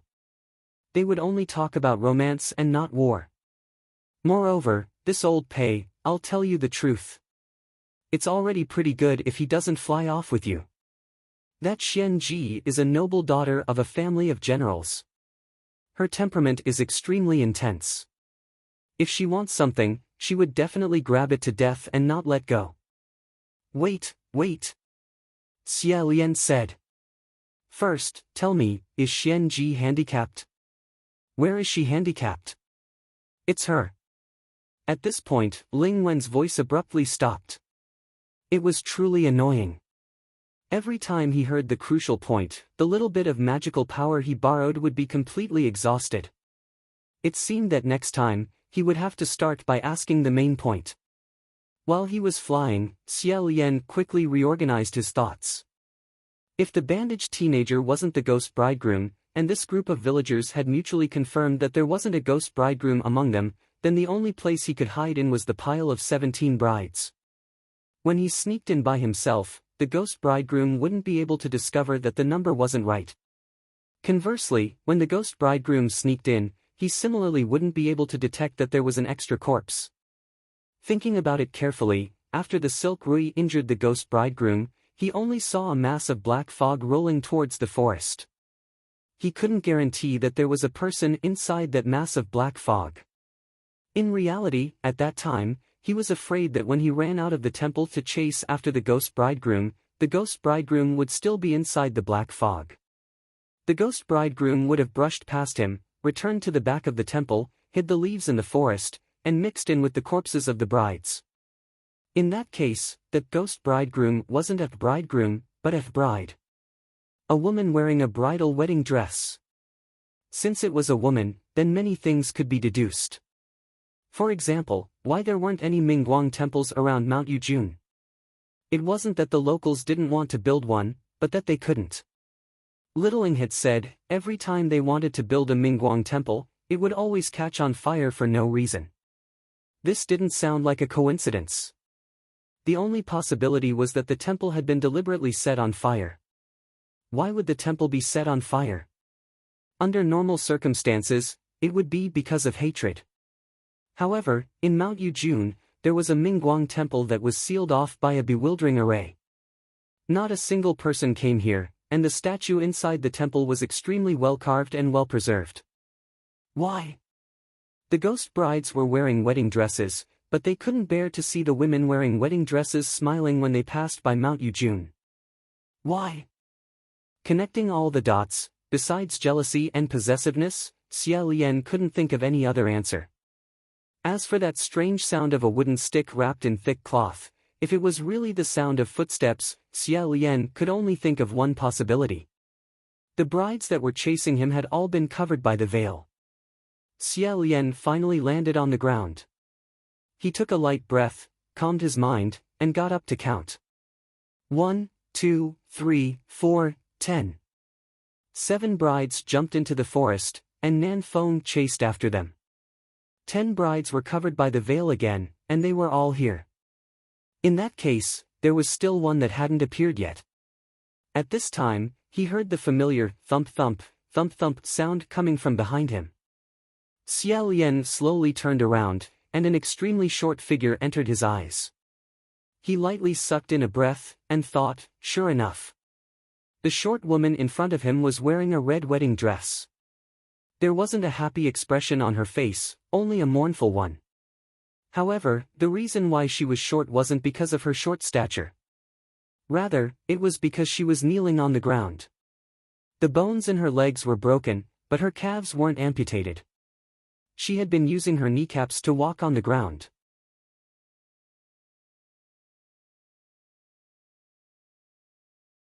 Chapter 11. That female ghost had a long face and raised eyebrows. She was indeed very beautiful. Originally, there was a hint of heroism in her beauty, but now, there was resentment in her beauty. It was as if she had been confined to a narrow place all year round, unable to see the clear sky. Kneeling on the ground, the wedding dress below her knees was in tatters. It was no wonder that someone had said something. Xia Lian stared at her for a while before saying, Xianji. It seemed like it had been many years since someone had called her by this name. After a long time, the resentment on the female ghost's face slowly dissipated, and a light flashed in her eyes. She said, "Did he send you to find me?" This Xia Lian guessed, was naturally referring to that General Pei. Xian Ji continued to ask, "What about himself? Why didn't he come to see me?" The fervent expression on her face as she spoke, the tone of her voice filled with anticipation, made Xia Lian feel that it was best not to say no. Seeing that he did not answer, Xian Ji fell to the ground. She leaned against the tall and handsome statue of the martial god, her red wedding dress forming a huge flower of blood on the ground.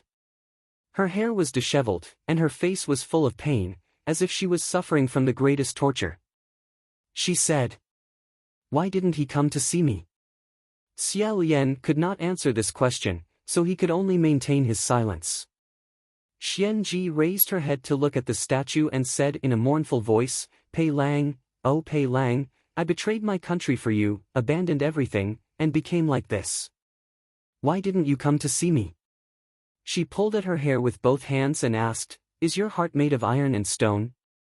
Xia Lian did not bat an eyelid. Hearing these words, he thought to himself, Xian Ji said that General Pei betrayed her country for her. Could it be that she was referring to this General Pei taking advantage of the moment when the two of them were deeply in love to obtain information from her, causing Xian Ji's country to lose on the battlefield? She also said that it was because of General Pei that she became like this. That "like this" was naturally referring to the miserable state of her broken leg. Xian Ji was a female general. On the battlefield, it was impossible for her to be crippled.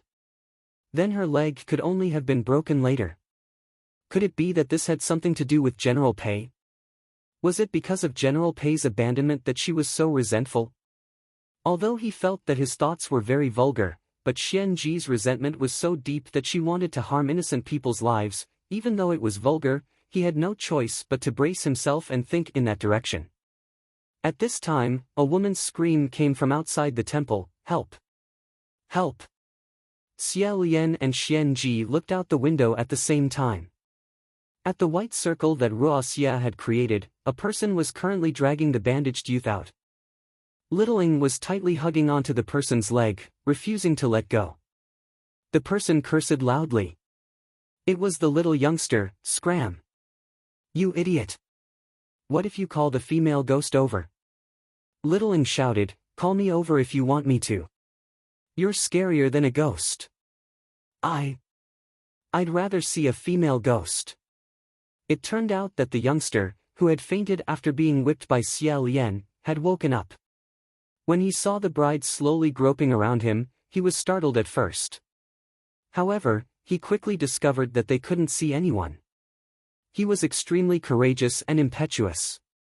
He wanted to take advantage of the fact that no one else dared to move to drag this bandaged youth down the mountain to claim the reward alone. He didn't care whether this youth was the ghost bridegroom or not. In any case, everyone at the foot of the mountain was saying that he was, so he was. Who knew that Littling would pounce over and shout loudly, startling all the brides wandering around and Xian Ji, who was inside the Mingguang temple. When Xia Lian saw it was him again, he thought to himself that he should have whipped him even more ruthlessly just now. He should have whipped him until he couldn't wake up for 3 days and 3 nights. Thus, he shouted, "Go back to the circle." When the youngster saw a black fog coming towards him, he hurriedly retreated.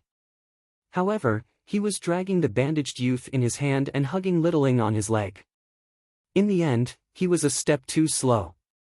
In the blink of an eye, he was caught by the black fog and sucked into Xian Ji's hands. When he turned around to look, he saw that this woman with long hair dancing in the wind and a dense aura was none other than the beautiful female corpse that he had touched among the brides on the ground just now. Now that things had progressed to this point, he finally knew fear and started to scream out in pain. However, Xian Ji bent her 5 fingers and inserted them into the back of his head. In an instant, she had peeled off his entire skull from the thick layer of brain skin. The skull that had been peeled off was still steaming hot as it opened its mouth and loudly shouted, "H." The people inside the white circle, who were scared out of their wits, also opened their mouths and loudly shouted, "H." Little Ing was also scared out of her wits. She continued to yell as she dragged the bandaged youth into the circle. Xian Ji once again extended her 5 fingers towards them. Xia Lian flashed in front of her and said, "General, don't kill again." Xia Lian had called her general with the intention of reminding her that she was also once a heroine who charged and broke through enemy lines on the battlefield and protected her country. However, when Xian Ji crushed the skull of the youth that was screaming miserably, her extremely beautiful face had unexpectedly become 70% deformed at this moment. She sneered and said, "Is it because he doesn't dare to see me?" Xia Lian had no other choice. In his heart, he thought that he should first pretend to be someone sent by General Pei to deal with her. However, Xian Ji didn't need his answer.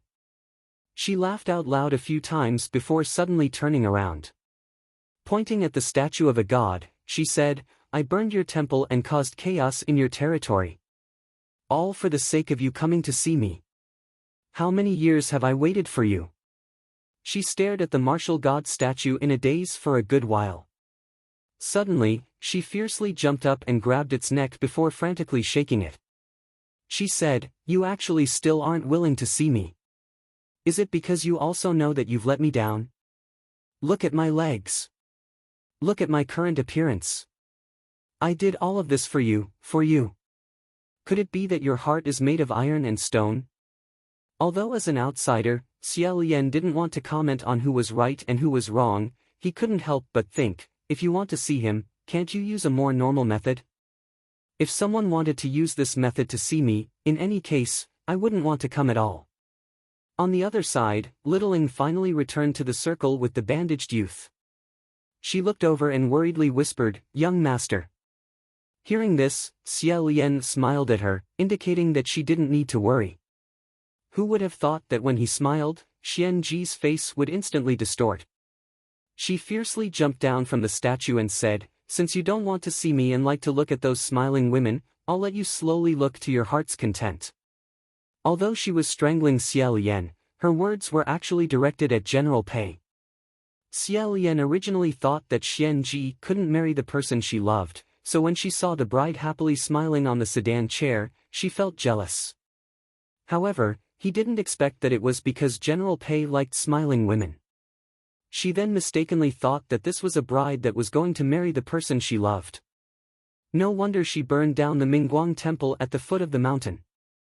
Presumably, she couldn't stand the fact that there were women going in and out of General Pei's temple all day long, sharing the same statue with her. This female ghost was worthy of being called fierce. Even though her legs were broken, her movements were extremely ghostly and swift. Furthermore, even after being struck by Ruoxi, she still possessed such boundless strength. Xia Lian and her were in a deadlock. Just as he was about to summon Ruoxia, he heard a loud shout, "Ah!" Seeing that he and the female ghost were in a deadlock, the young girl, Little Ing, picked up a branch from the ground and rushed over. She shouted as she ran, as if to boost her courage. Xian Ji didn't even need to make a move. She only needed to turn her head and look at her. Before she could get close, she was already sent flying several feet away. She landed heavily on the ground with her head down and body up. That bandaged youth let out a hoarse "ah" as he ran over. Xia Lian was also startled. He sat up, but he suddenly felt a chill on the back of his head. Xian Ji's 5 fingers were already on top of his head, as if she wanted to peel his skull from his scalp just like before. In a moment of desperation, Xia Lian's right hand fiercely grabbed her wrist and shouted, "Bind." He only heard a shwa shwa sound as a white piece of silk answered his summons. It coiled around Xian Ji 9 times and 10 times before tying her up. Both of Xian Ji's legs were broken, so she couldn't dodge in time. With a pang sound, she heavily knelt down and started rolling on the ground. She wanted to struggle free of this white silk, but who would have thought that it would only become tighter and tighter? As soon as he broke free, Xia Lian didn't even have time to catch his breath. He immediately got up and ran towards the place where Little Ing had landed. Ruoxi had already been restrained, so the crowd still didn't dare to move. However, there were also a few bold villagers who were used to those touching brides, so they surrounded her. That bandaged youth knelt beside her body that was lying on the ground. He was at a loss of what to do and was as anxious as a bug on a hot pan. Not a single person dared to move her. They were all afraid that she would break some vital part of her body. If they moved carelessly, she would break even more. Xia Lian quickly examined her. In his heart, he knew that no matter how careful he was, it would be useless. After falling like this, it seemed like she wouldn't be able to survive. Although he hadn't spent much time with this young girl Littling, and they hadn't even talked much, he knew that although her appearance was ugly, her heart was filled with kindness. This kind of ending really made his heart feel heavy.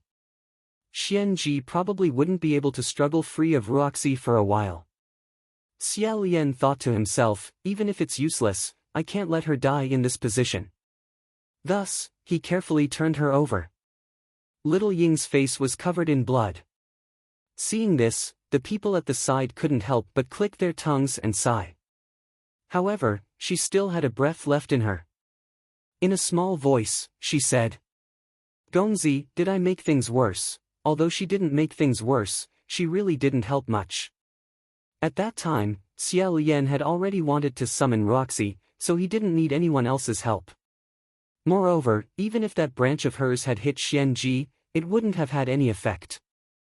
Not to mention, she couldn't even get close to that female ghost's body. If that was the case, it could be said that she was sending herself to death without any value. Xia Lian replied, No. You helped me a lot. You see, when you came over, you drew away that female ghost's attention. Only then could I find the time to subdue her. I really have to thank you. However, next time, you can't do this again. If you want to help, you need to tell me first. Otherwise, it would be terrible if I didn't connect. Littling smiled and said, Hey, Gongzi, you don't need to coax me. I know I didn't help, and there won't be a next time. Her words were unclear, and she spat out a mouthful of blood. Within the blood, there were actually a few broken front teeth. The bandaged youth was so anxious that he started trembling. It was unknown what he wanted to say. Littling said to him, In the future, don't go down the mountain to steal things to eat. If someone finds out, they'll beat you to death. Xia Lian said, If he's hungry, he can ask me for something to eat. Hearing this, Little Ying's eyes brightened. She said, Really? Then I really have to thank you. As she smiled and smiled, 2 streams of tears suddenly flowed down from her pair of small eyes. In a small voice, she said, I feel that as long as I live in this world, I don't have many happy days. Xia Lian didn't know what to say, so he lightly patted her hand. Littling sighed again and said, Forget it. Maybe I'm just born with bad luck. These words really sounded a bit funny. Moreover, because her nose was crooked and her eyes were slanted, she was so ugly that it was comical. For her face to be covered in blood and tears, it actually looked very funny. As tears flowed down her face, she said, But even if it's like this, I still. Speaking up to this point, she breathed her last and died. Seeing that she had died, the bandaged youth hugged her corpse and started sobbing softly.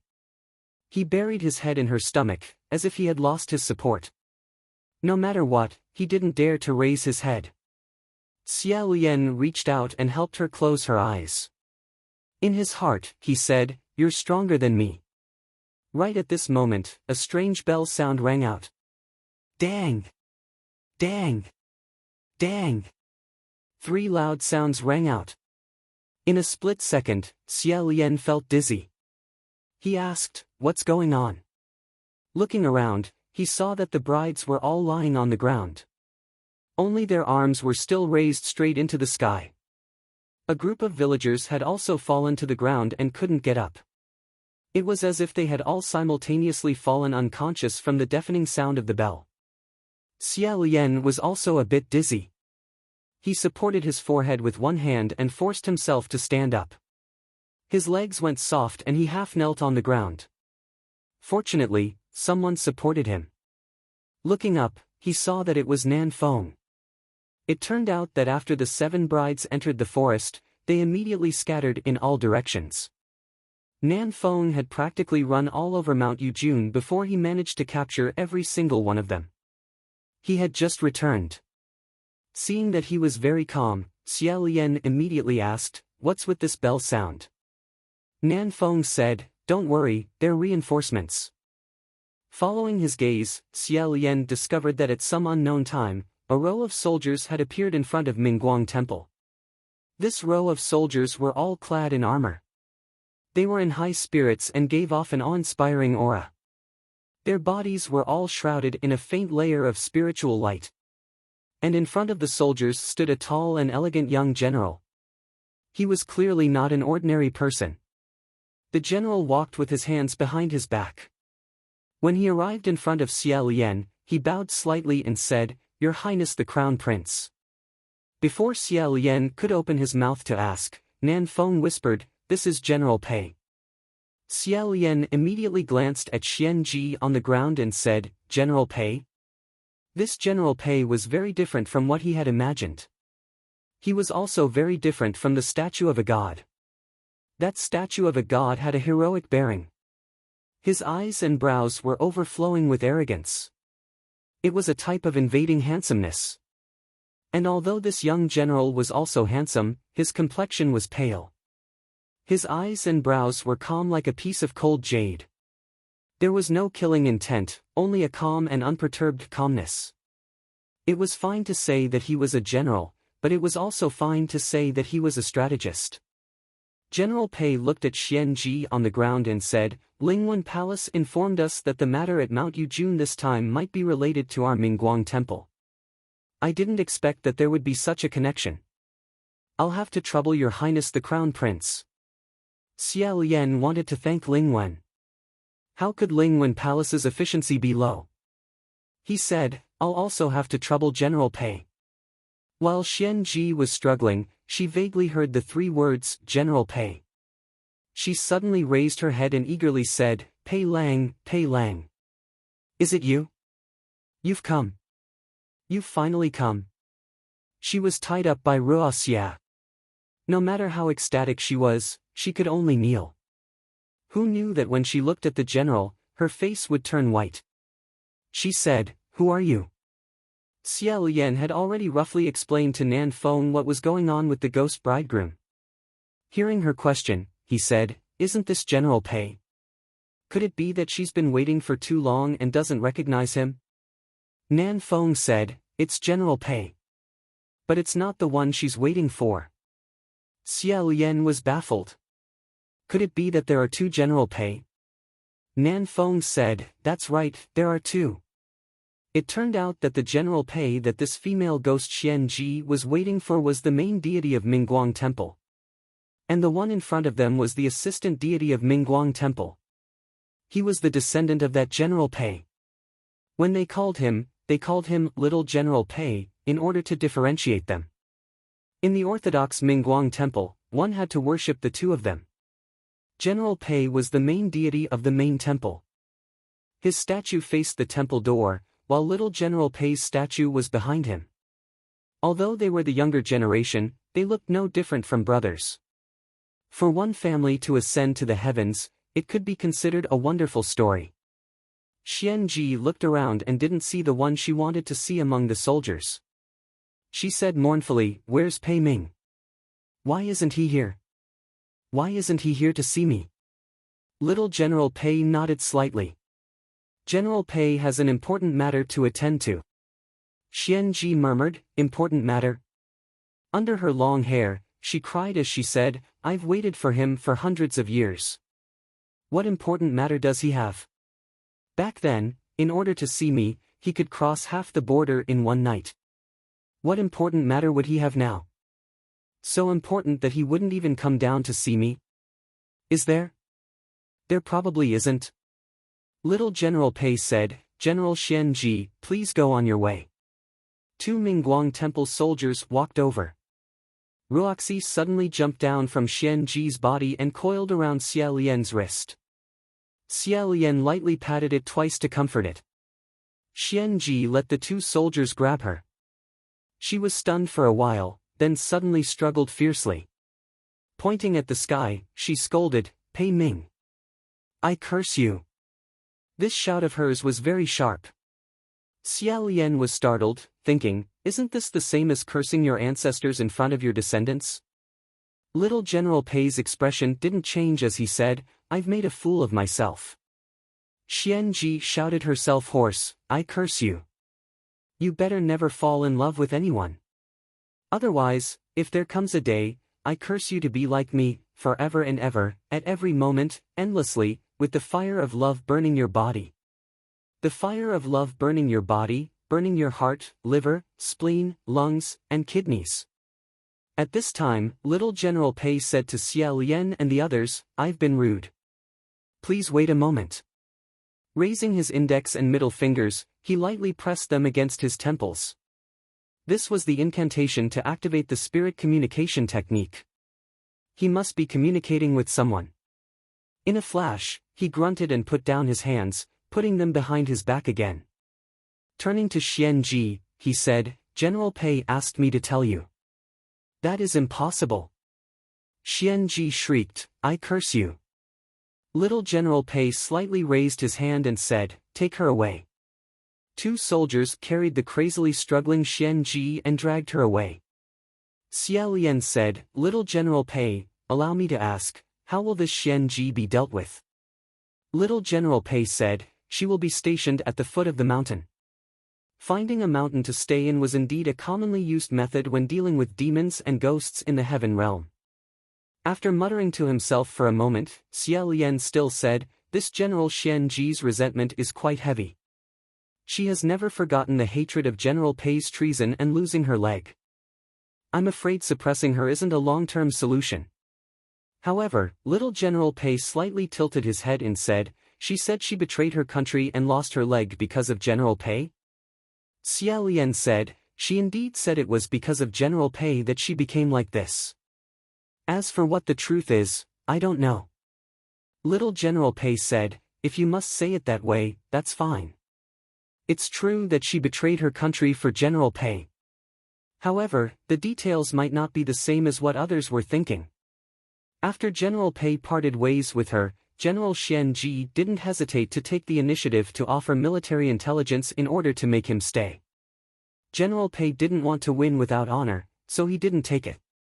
This was truly unexpected. The so-called "I betrayed my country for you" was actually like this.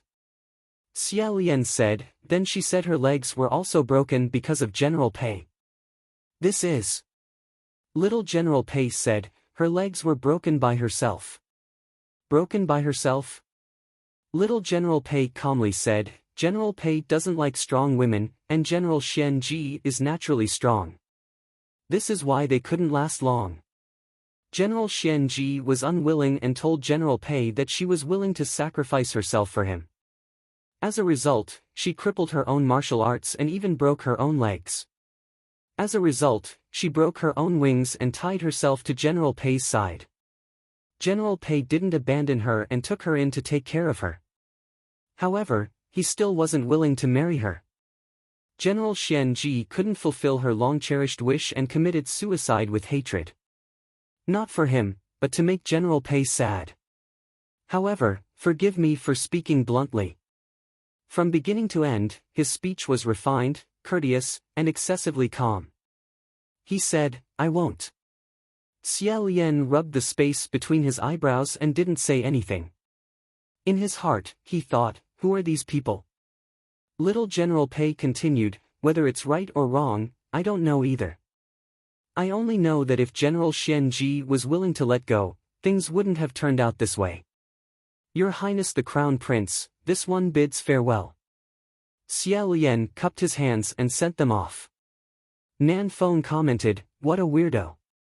Xia Lian thought to himself, "I'm also a laughingstock of the three realms, a famous weirdo, so I shouldn't talk about others."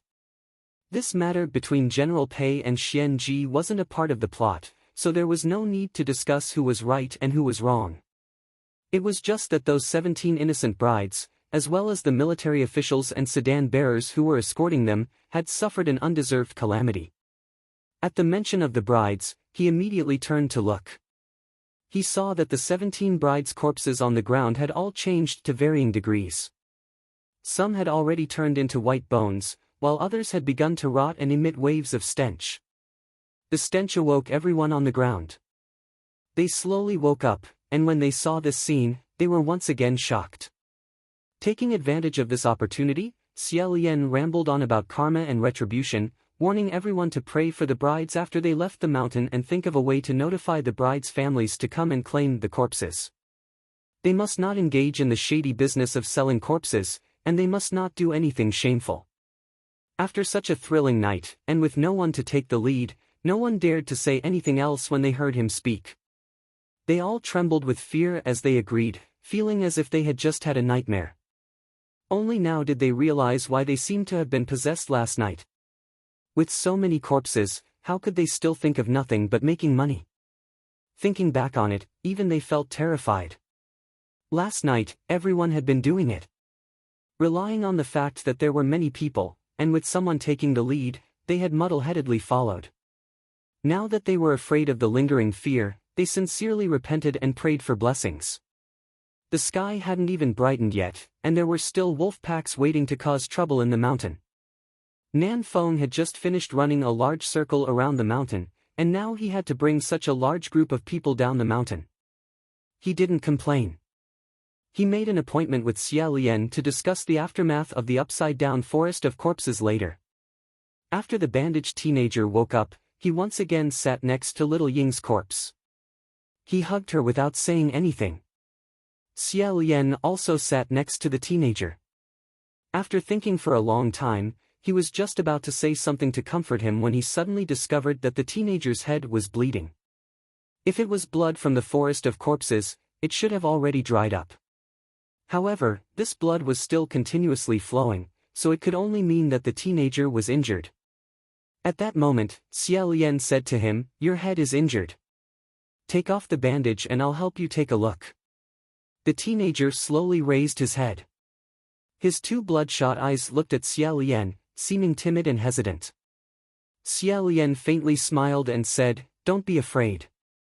If there's an injury, it definitely needs to be bandaged. I promise I won't be scared by you." The teenager hesitated for a moment before turning around. Then, one round at a time, he slowly took off the bandage on his head. His movements were very slow. Xie Lian patiently waited for him. In his heart, he was already pondering the next question. This teenager definitely can't stay on Mount Yujun anymore. Then where can he go? He can't possibly follow me back to heaven. I don't even know where my next meal will be, so I need to think of a safe way to settle him down. There's also Qing Gui, Qi Rong. At this moment, the teenager finished taking off the bandage and turned around.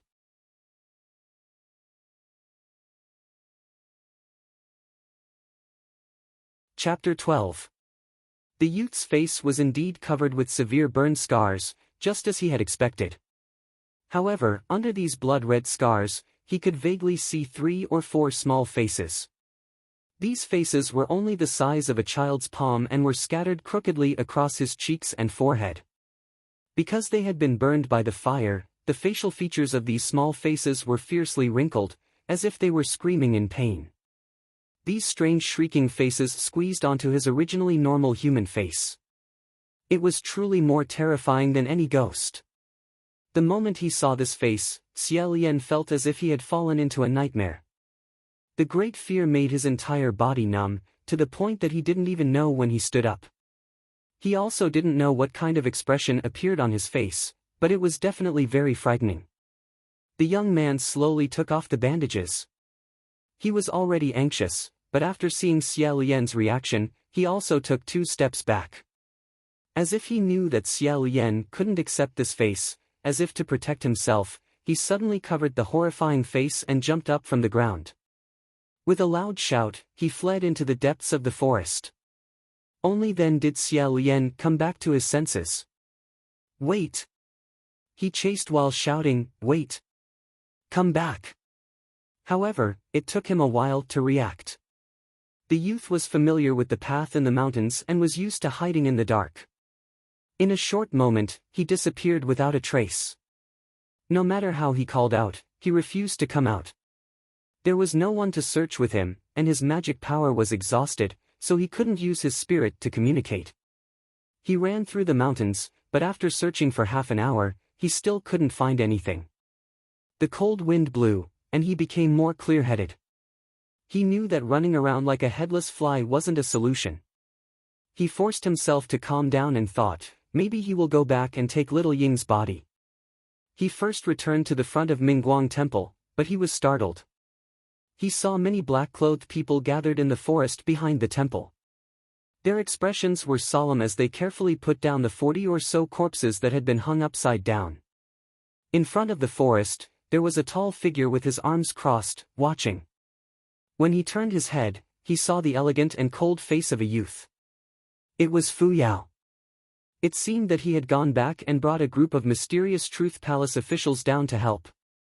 Xia Lian was about to speak when he heard footsteps behind him. Nan Feng had also returned after sending off the villagers. When he saw this, he glanced at Fu Yao and said, "Didn't you run away by yourself?" These words were not pleasant to hear, and Fu Yao raised his eyebrows in displeasure. Xia Lian didn't want them to quarrel again at this critical juncture, so he said, "I was the one who told him to go back and get reinforcements." Nan Feng scoffed, "Where are the reinforcements? I thought that at the very least, your general would have to come down personally." Fu Yao indifferently said, "When I returned, I heard that little General Pei had rushed down, so I did not go to find our general. Moreover, even if I went to look for him, he's so busy that he might not have the time to come down." To be honest, according to Xia Lian's understanding of Mu Qing, even if he had the time, he wouldn't be willing to come down personally. But he didn't have time to think about it. He said tiredly, "Don't quarrel. Help me find that bandaged youth first." Nanfeng frowned and said, "Wasn't he with you guarding that girl's corpse just now?" Xia Lian replied, "I told him to take off the bandage, so I scared him away." The corner of Fu Yao's mouth curled up. "That can't be. You're not that scary even when you're cross-dressing." Xia Lian sighed and said, "It's my fault for being so stunned that I couldn't react." Little Ing Lady's death had already greatly stimulated him. He also thought that I was scared by his face and couldn't take the blow, so he ran away. Fu Yao wrinkled his nose and said, "He's really ugly to that extent?" Xia Lian said, "It's not a question of whether he's ugly or not. He has a human face plague." Hearing those three words, Nanfeng and Fu Yao's movements and expressions instantly froze. They finally knew why Xia Lian had been stunned just now. 800 years ago, the imperial city of Xianlu ancient country was swept through by a plague, ultimately destroying the country. That kind of plague would cause small lumps to appear on the body of those who were infected. The lumps would grow larger and harder, causing them to feel slight pain. Then, they would discover that the lumps would slowly become uneven. There were 3 depressions and 1 bulge, just like an eye, a mouth, and a nose. Then, the facial features would become more and more distinct. Finally, it would grow into a shape similar to a human face. And if left unattended, more and more human faces would grow on the body. It was said that some human faces, when they grew to the end, would even open their mouths to speak and even scream. And the name of this plague was called the human face plague. Fu Yao's expression changed again and again. He put down his crossed arms and said, "How is that possible? This kind of thing was extinguished several hundred years ago. It's absolutely impossible for it to appear again." Xia Lian only said one sentence, "I didn't see wrong." Nanfeng and Fu Yao were both unable to refute this. No one could refute Xia Lian's words. Xia Lian said, "His face still has traces of being burned by fire. It's possible that he wanted to burn off these necrotic faces." For those who were infected with the human face plague, many people's first reaction would be to use a knife to cut off this terrifying thing or use fire to burn it to death. For this reason, they wouldn't hesitate even if they had to cut off their flesh and break their bones. Nanfeng said in a low voice, then I'm afraid he's not an ordinary person. Perhaps he's already lived in this world for several hundred years. Let's not talk about anything else first. Can the plague on his body be contagious? Although his head was splitting, Xie Lian still calmed down and thought about this question. He said with certainty, it can't. The contagious power of the human face plague is extremely strong. If the plague on that youth's body was contagious, then after hiding in Mount Yujun for so long, the entire area should have been infected by him. His plague should have already been cured. It's just that the scars left behind previously can't be removed. The three of them didn't dare to be careless. Fu Yao seemed to have quite a high position in the Xianzhen Palace Hall. He summoned the heavenly officials to search Mount Yujun thoroughly. However, no matter what they did, they couldn't find any traces of that youth. It was likely that he had already escaped from Mount Yujun and disappeared into the vast sea of people. For now, they could only return to the Heaven Realm and ask Lingwen Palace Hall to help them search together. Then, they could calmly wait for news. The plague on that youth's body wasn't contagious. Xie Lian was slightly glad about this point. However, when he thought about how terrifying that youth's appearance was, if he was discovered after descending the mountain, he was afraid that he would be treated as a monster and would be hunted down. It was better to find him as soon as possible. It wasn't good to continue staying on Mount Yujun. Xie Lian picked up little Ying's corpse and walked down the mountain step by step. Because he was a bit absent-minded, that tea sommelier shouted. Only then did he realize that he had almost carried the corpse into Xiang Feng's little store. He repeatedly apologized and went out to entrust someone to bury the corpse before returning. After settling everything and sitting down, Xie Lian sighed soundlessly. One matter had finally come to an end. However, he only felt that these few days after his ascension were more tiring than collecting trash in the human world for a year. Climbing up and down, leaping onto roofs and vaulting over walls, rolling and roaring, disguising and juggling. It was as if all the bones in his body were about to fall apart. There were still many unsolved mysteries and future troubles. He really wanted to hang a sign on his back that said, "Ascension is not as good as collecting trash," and go to the human world to lobby. Fu Yao lifted the hem of his robe and sat down beside him. In the end, he still couldn't help but roll his eyes at him and say, "What are you still wearing these clothes for?" Seeing him roll his eyes, Xie Lian unexpectedly felt an incomparable sense of intimacy. Only then did he take off the wedding dress that he had worn all the way here. As he wiped off the rouge and makeup on his face, he felt slightly gloomy.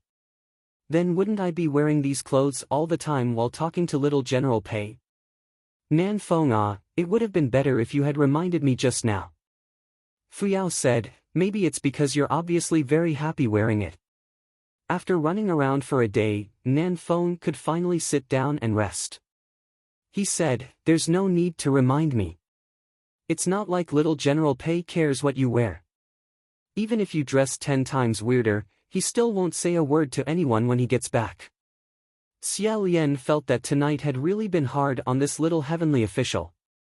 He poured him a cup of tea, then thought of that little General Pei's cold and cheerless demeanor.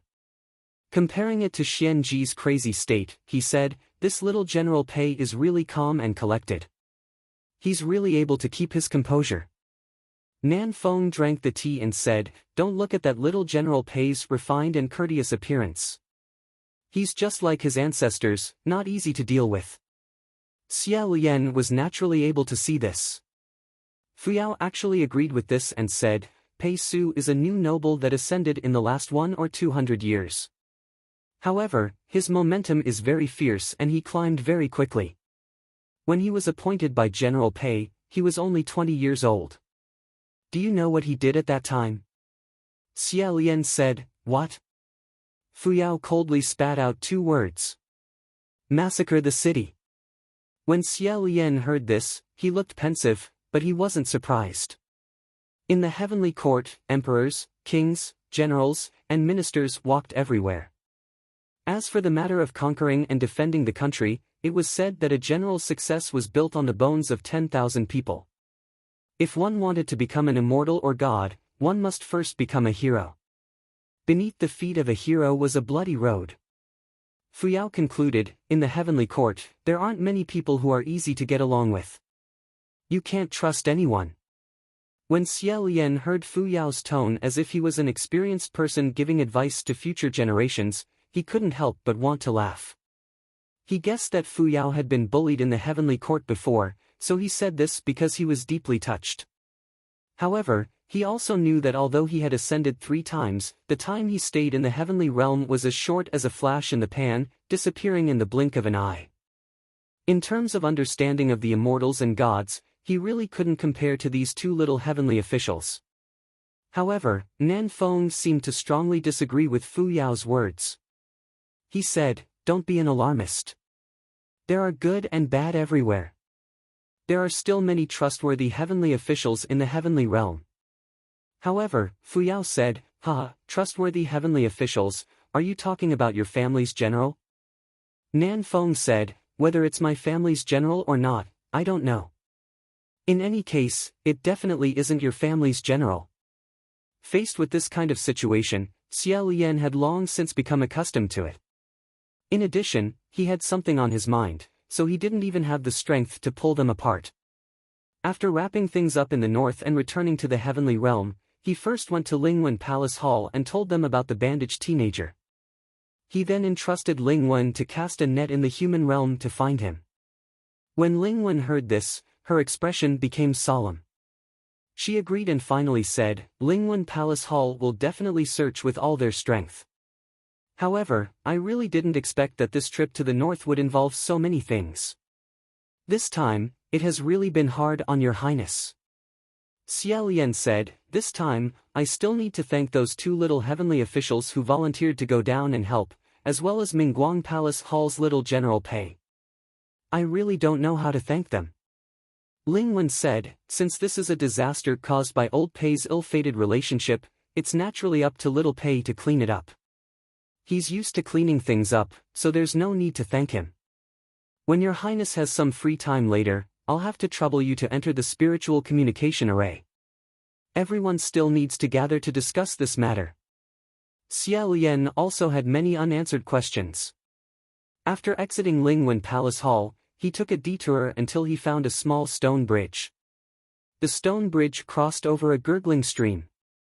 The river water was extremely clear, and one could see clouds and mist flowing under the water. Even through the flowing water and mist, one could see the undulating mountain ranges and large square-shaped cities of the lower realm. In his heart, he thought, this is a good place. Thus, he sat down at the head of the bridge, silently recited the password, and entered the array. As soon as he entered, the inside of the spiritual communication array of the heavenly court was unexpectedly bustling with activity. Numerous voices flew back and forth inside the array, creating a chaotic scene. The first thing he heard was Feng Xian's cursing. Fuck! Have you guys chosen which mountain to guard under yet? That female ghost Xian Ji is a lunatic. No matter what we ask her, she'll keep clamoring to see General Pei. She's basically not willing to tell us where Green Ghost Qi Rong is. Little General Pei then said, General Xian Ji's temperament has always been stubborn and intense. Feng Xian's voice sounded extremely angry. Little General Pei, has your General Pei returned yet? Hurry up and let her see him. Ask her about Green Ghost Qi Rong's whereabouts, then quickly send her away. Feng Xian was the least accustomed to dealing with women. Unexpectedly, he was actually sent to do this interrogation work. Xie Lian couldn't help but feel a bit of sympathy. Little General Pei said, it's useless even if she sees him, she'll go even crazier. A voice said, it's the forest of hanging corpses again. Qi Rong's taste has really always been this low, making people unhappy. Even their ghost realm disdains his low taste. It can be seen that his taste is really very low. The heavenly officials conversed without any gaps. It could be seen that they were all very familiar with each other. As a newcomer who had ascended 800 years ago, Xie Lian was supposed to silently lie on the ground and not speak. However, after listening for a long time, he still couldn't help but interject. Everyone, what's going on with the forest of hanging corpses on Mount Yujun? Is Green Ghost Qi Rong also nearby? Because he didn't often speak inside the spiritual communication array, his voice was unfamiliar. The heavenly officials didn't know whether to answer. The first one to answer him was actually Feng Xian. He said, "Green Ghost Qi Rong isn't on Mount Yujun. However, that forest of hanging corpses is due to the female ghost Xian Ji following his request and giving him an offering." Xia Lian asked, "Xian Ji is Green Ghost's subordinate?" Little General Pei replied, "Precisely. General Xian Ji has already been dead for several hundred years. Although she had resentment before, she had always been powerless to stir up trouble. It wasn't until 100 years ago that Green Ghost Qi Rong took a liking to her. He admired her greatly and took her in as his subordinate. Only then did her magic power greatly increase." In reality, the meaning behind his words was that the female ghost Xian Ji causing trouble couldn't be blamed on General Pei, because she originally didn't have that much ability. If someone was to blame, then blame Green Ghost Qi Rong. It was because he had taken in Xian Ji that she had the ability to come out and harm people. All the heavenly officials originally felt that this matter was actually caused by General Pei himself. It was just that they didn't say it out loud, yet Xia Lian was actually able to sense it. In such a manner that was neither light nor heavy, it was just right to remind them. At that moment, they hid their thoughts even more deeply between their words. Xia Lian then asked, "Then has Mount Yujun been thoroughly investigated? There should still be a child spirit." This time, Mu Qing's voice emerged, neither cold nor warm. "Child spirit? What child spirit?" Xia Lian thought that it was probably because Fu Yao hadn't told him the details. Perhaps even coming out to help had been hidden from him. He didn't mention Fu Yao to avoid giving him trouble. He said, "When I was on the palanquin, I once heard the laughter of a child who used a nursery rhyme to warn me. At that time, there were 2 minor military officials from the Martial God Hall beside me, but none of them sensed it. Presumably, this child's magic power is also quite exceptional." Mu Qing said, "We didn't find any child spirits in Mount Yujun." Xia Lian was baffled. Could it be that the child's spirit had specially come to warn him? Thinking of this, he suddenly remembered something he had been thinking about along the way. He asked, "Speaking of which, this time in Mount Yujun, I encountered a youth who could control silver butterflies. Does everyone know who this youth is?" The spirit communication array was originally noisy and busy, but when he said this, it suddenly became silent. Xia Lian had long since expected this kind of reaction. He waited very patiently. After a while, Ling Wen finally asked, "Your Highness, what did you just say?" Mu Qing coldly said, "He just said that he encountered Hua Cheng." Finally knowing the name of the red-clothed youth, Xia Lian's mood was inexplicably good. He smiled and said, "So he's called Hua Cheng. And then, this name is quite suitable for him." Hearing his tone and words, the heavenly officials in the spirit communication array were somewhat speechless. After a moment, Ling Wen lightly coughed and said, "This. Your Highness, have you heard of the so-called 4 great scourges?" Xia Lian thought, "I'm ashamed, I only know of the 4 great scourges."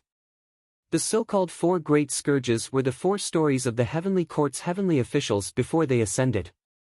The young monarch poured wine, the crown prince pleased the gods. The general broke his sword, the princess cut her own throat. Among these, the crown prince pleased the gods referred to Xian Li's crown prince's shocking martial Dao. To be able to rank among the 4 great scourges wasn't necessarily because the heavenly officials' magic power was the strongest. It was only because their legends were the most widely spread and people took delight in talking about them. Xia Lian had always been slow to react to this kind of news from the outside world. It could be said that he was ignorant and inexperienced. It was only because he was one of the 4 great scourges that he had a slight understanding of. These 4 great scourges were probably a new saying that became popular much later on. Xia Lian had never heard of it. Since the word scourge was used, it definitely wasn't anything good. He said, "I'm ashamed, I've never heard of it. May I ask what the 4 great scourges are?" Mu Qing coolly said, "Your Highness, the Crown Prince, has tempered yourself in the mortal realm for several hundred years, yet you're unexpectedly so ill-informed. It really makes one curious. Just what have you been doing down there? That was naturally eating, sleeping, performing, and collecting junk. Xia Lian smiled and said, as a person, there are a lot of things that need to be busy, and they're also very complicated. It's not as easy as being a heavenly official. Ling Wen said, Your Highness, please remember these 4 great scourges. They are black water sinks the boat, green lantern roams the night. White clothes brings calamity to the world, blood rain explores the flower. They refer to the 4 devil incarnate of the ghost realm that both the upper and middle heavens find extremely troublesome. People, if they walked upwards, they would become gods. If they walked downwards, they would become ghosts. The various immortals and gods established the heaven realm as their residence, separating themselves from the mortal realm. They looked down upon the mortal realm from a high vantage point, placing themselves above all living beings. However, the so-called ghost realm had yet to be separated from the mortal realm. Demons, ghosts, and monsters shared the same piece of land as humans. Some lurked in the darkness, while others disguised themselves as humans. They mixed in with the crowd and wandered the mortal realm. Ling Wen continued, Black water sinks the boat refers to a big water ghost. Although he's already in a hopeless situation, he rarely comes out to cause trouble. He's very low-key, so not many people have seen him. Green lantern roams the night refers to our green ghost Chi Rong, who has low taste and likes to hang upside down in the forest of corpses. However, he's the only one among the 4 great scourges who isn't in a hopeless situation. Why is he here? Maybe it's because he's always causing trouble and is very annoying, or maybe it's just because adding him to the 4 of them is easier to remember, so I won't mention it. White clothes brings calamity to the world. Your Highness, the Crown Prince, should be more familiar with this one. He has a name, Bai Wuxiang. When Xia Lian, who was sitting on the stone bridge, heard this name, he suddenly felt a throbbing pain that spread from his heart to his limbs and bones. The back of his hands faintly trembled, and he unconsciously clenched his fists. He was naturally familiar with this name. It's said that when a Jew appears, it can bring disaster to a country. And when this Bai Wuxiang appeared, the first country he destroyed was the Xianlu country. Xia Lian was silent. Ling Wen continued, however, Bai Wuxiang has already been destroyed. I won't mention it. Even if he's still alive, I'm afraid it's not his turn to take the limelight. Your Royal Highness, the silver butterfly you saw on Mount Yujun is also called the Dead Spirit Butterfly. Its master is the last of these 4, and also the one that the heaven realm doesn't want to provoke the most. Blood rain testing the flower, Hua Cheng. In the heaven realm, the ones who were worthy of being called great names were the divine martial emperor and the Xianlu crown prince. Although the meanings of these 2 were completely opposite, the degree of their thunderous reputation was basically the same. And in the ghost realm, if you want to pick a great name that was on par with them, other than Hua Cheng, there was no second. If you want to understand a heavenly official, go out and walk around on the road, find a temple and enter it.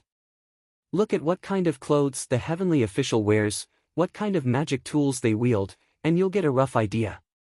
If you want to understand more, listen to the myths and legends that were passed down from mouth to mouth. What kind of identity the heavenly official had, what kind of things they had done, almost all of it has already been dug out clearly.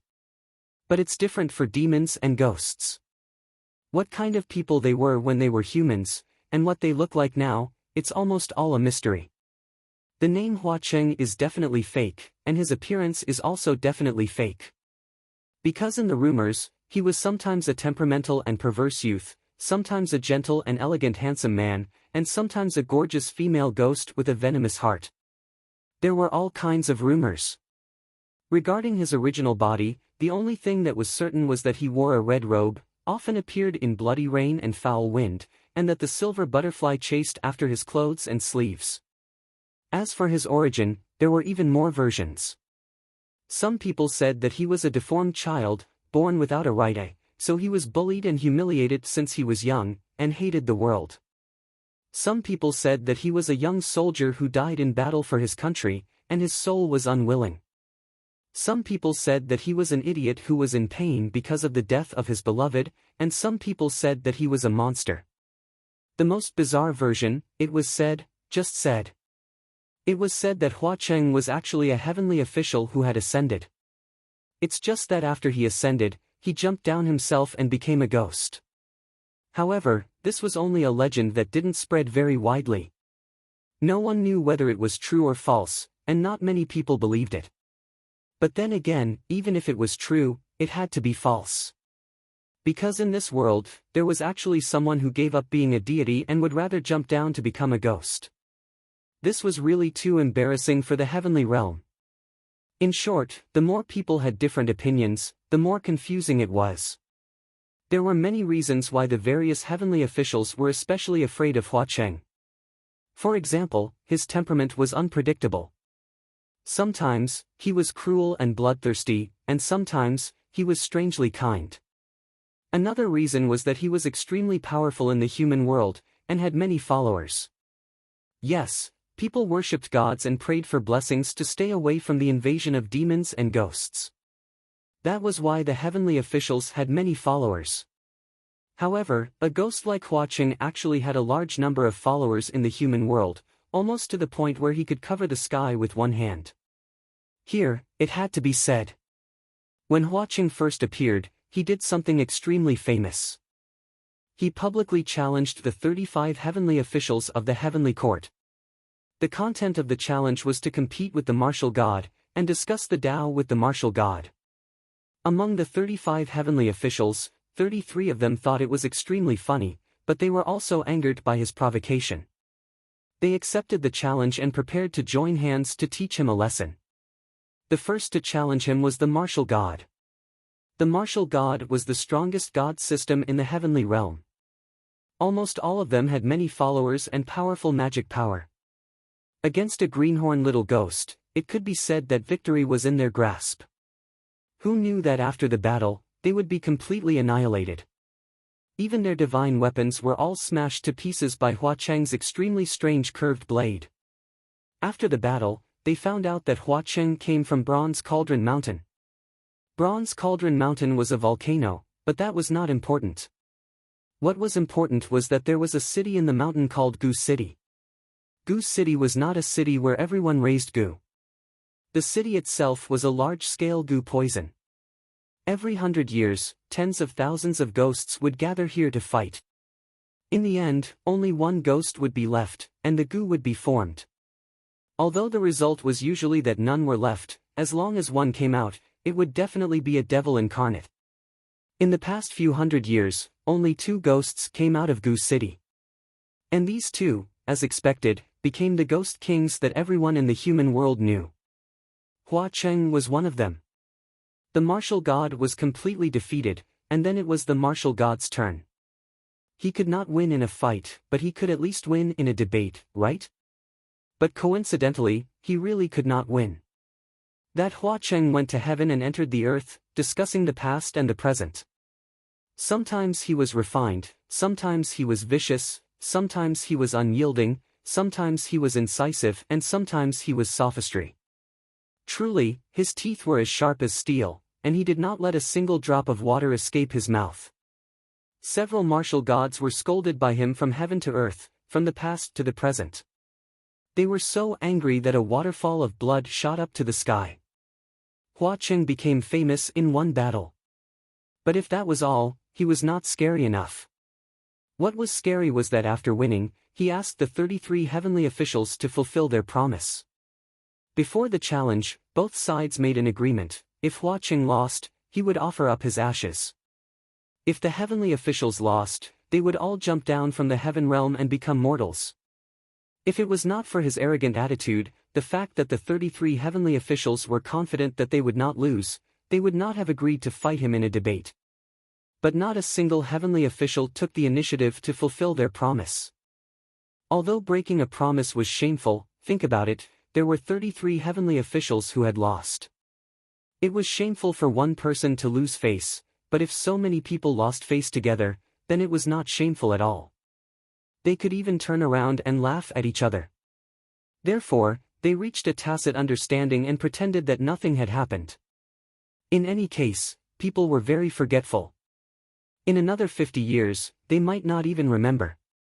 On this point, they had calculated quite well. What they miscalculated was that Hua Cheng was not so easy to deal with. Don't fulfill? Fine, I'll help. So he burned down the temples of these 33 heavenly officials in the mortal world. This was the nightmare that all the immortals and gods were talking about, the red-clothed ghost burning the temples of the 33 civil and military officials. The temples and believers were the heavenly officials' greatest source of power. If the temples were gone, where would the believers go to worship? What incense would there be? Their vitality was greatly damaged. It would take at least 100 years to rebuild the temples, and they might not even be able to recover to their original size. To the heavenly officials, this was a disaster even more terrifying than failing to pass the tribulation. Among these heavenly officials, the big ones had thousands of temples and the small ones had hundreds. In total, there were over 10,000 of them. Hua Cheng was burned down in one night. No one knew how he did it, but he did it. It was simply demented. The heavenly officials complained to Junwu, but Junwu was helpless. There was nothing he could do. At first, the heavenly officials were the ones who accepted the challenge and made the promise. Hua Cheng was also very cunning. He only destroyed the temples and didn't hurt anyone. It was equivalent to digging a hole and asking them if they wanted to jump in. So they dug a bigger hole and jumped in. Now, what else could they do? Originally, the 33 divine officials wanted to defeat this arrogant little demon in front of the world, so they chose the location of the martial arts competition in the dreams of many of the aristocrats in the mortal world. Their purpose was to show their divine might in front of the great believers. Who knew that the aristocrats would see them being utterly defeated in the battle? So, after they woke up from this dream, many nobles no longer worshipped the heavenly officials, but instead worshipped ghosts. These 33 heavenly officials lost their believers and temples and gradually disappeared. It wasn't until a new generation of heavenly officials ascended that a large number of vacancies were filled. From then on, many heavenly officials in the heavenly realm trembled in fear at the mention of the name Hua Cheng. Even the mention of red clothes and silver butterflies made their hair stand on end. Some were afraid of provoking him, and if he was unhappy, he would challenge them first, and then burn down the temple. Some were afraid of provoking him because he had something on them, and they could not move at all. Some were afraid of Hua Cheng's power in the human world, and sometimes some heavenly officials had to ask him for help when they needed to do something. After a long time, some of the heavenly officials, out of a strange mentality, began to worship him. So, towards this person, the heavenly realm really hated, feared, and respected him. And among the 35 heavenly officials, the two martial gods who didn't accept the challenge were Xianzhen General Mu Qing and Nanyang General Feng Xian. The two of them didn't accept the challenge not because they were afraid of Hua Cheng, but because they didn't put him in their eyes at all. They felt that there was no need to pay attention to this kind of challenge, so they didn't accept it. Who knew that it would be a stroke of luck? However, even though they didn't fight, Hua Cheng didn't forget about the two of them. During the several patrols during the Hungry Ghost Festival, the two of them had bumped into each other and fought a few rounds from afar. Both of them had been traumatized by the rampaging silver butterflies.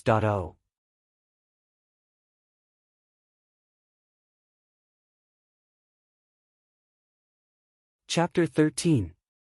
Of course, he definitely wouldn't say this out loud. However, it was no wonder that Nan Feng and Fu Yao's expressions changed when they heard about the silver butterfly.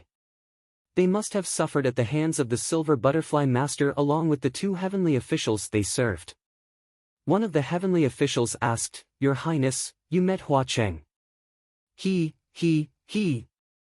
What did he do to you?" This tone sounded more like he was asking, "Are you missing an arm or a leg?" Xia Lian replied, "He didn't do anything, it's just..." At this point, he was at a loss for words and pondered, "Just what?" "I can't say that he stole my sedan chair and held my hand all the way." After a moment of silence, he could only say, "He only broke the bewildering array that the female ghost Xian Ji set in Mount Yujun and brought me in." All the heavenly officials muttered in their hearts and didn't say anything. After a while, one of the heavenly officials asked, "Everyone, what do you think?" Just by listening to their voices, Xia Lian could imagine the heavenly officials shaking their heads and spreading their hands. No opinion at all. I don't know what he wants to do, it's so scary. What does Hua Cheng want to do? No one can understand. Although he was told that Hua Cheng was a devil incarnate, Xia Lian didn't feel that this person was that scary. To be honest, he felt that this time, Hua Cheng had helped him. In short, the first blessing he received after ascending to the heaven realm could be considered completed. Earlier, he had said that the merit points from this trip to Mount Yujun would all be counted on him. Even though that official only remembered to repay the vow after a long time because of his daughter's death, and he had to repay the vow with grief, it was inevitable that the merit points would be discounted. But with all kinds of leniency, the 88 million merit points wouldn't be too far off. Xia Lian's body was light and his mind was clear. He felt happy and refreshed, so he decided to be a good god. It would be best if he could become half friends with the heavenly officials. Although the spirit communication array of the celestial heavens was quiet, it was still noisy when it got busy. Usually, when the heavenly officials were in a good mood or saw something interesting, they would talk about it inside the array and tease a few words when it was appropriate. Although he couldn't tell who was who, he still listened quietly. But he couldn't keep silent forever. So, after listening for a long time, he would occasionally pop up and say gently, "It's really interesting. I've read a beautiful poem, and I'd like to share it with everyone. I have a very effective little secret for treating back and leg pain. I would like to share it with everyone." Regrettably, every time he sent out these carefully selected and very beneficial contents, there would be a period of silence in the spirit communication formation. In the end, Ling Wen really couldn't bear it anymore. She said to him in private, "Your Highness, although the things you sent out in the spirit communication array are all very good, even if it's a heavenly official who's a few hundred years older than you, they still wouldn't send them out." Xia Lian felt a little depressed. In fact, he clearly wasn't the oldest, but why did he seem like an old man who couldn't keep up with the conversation of the young?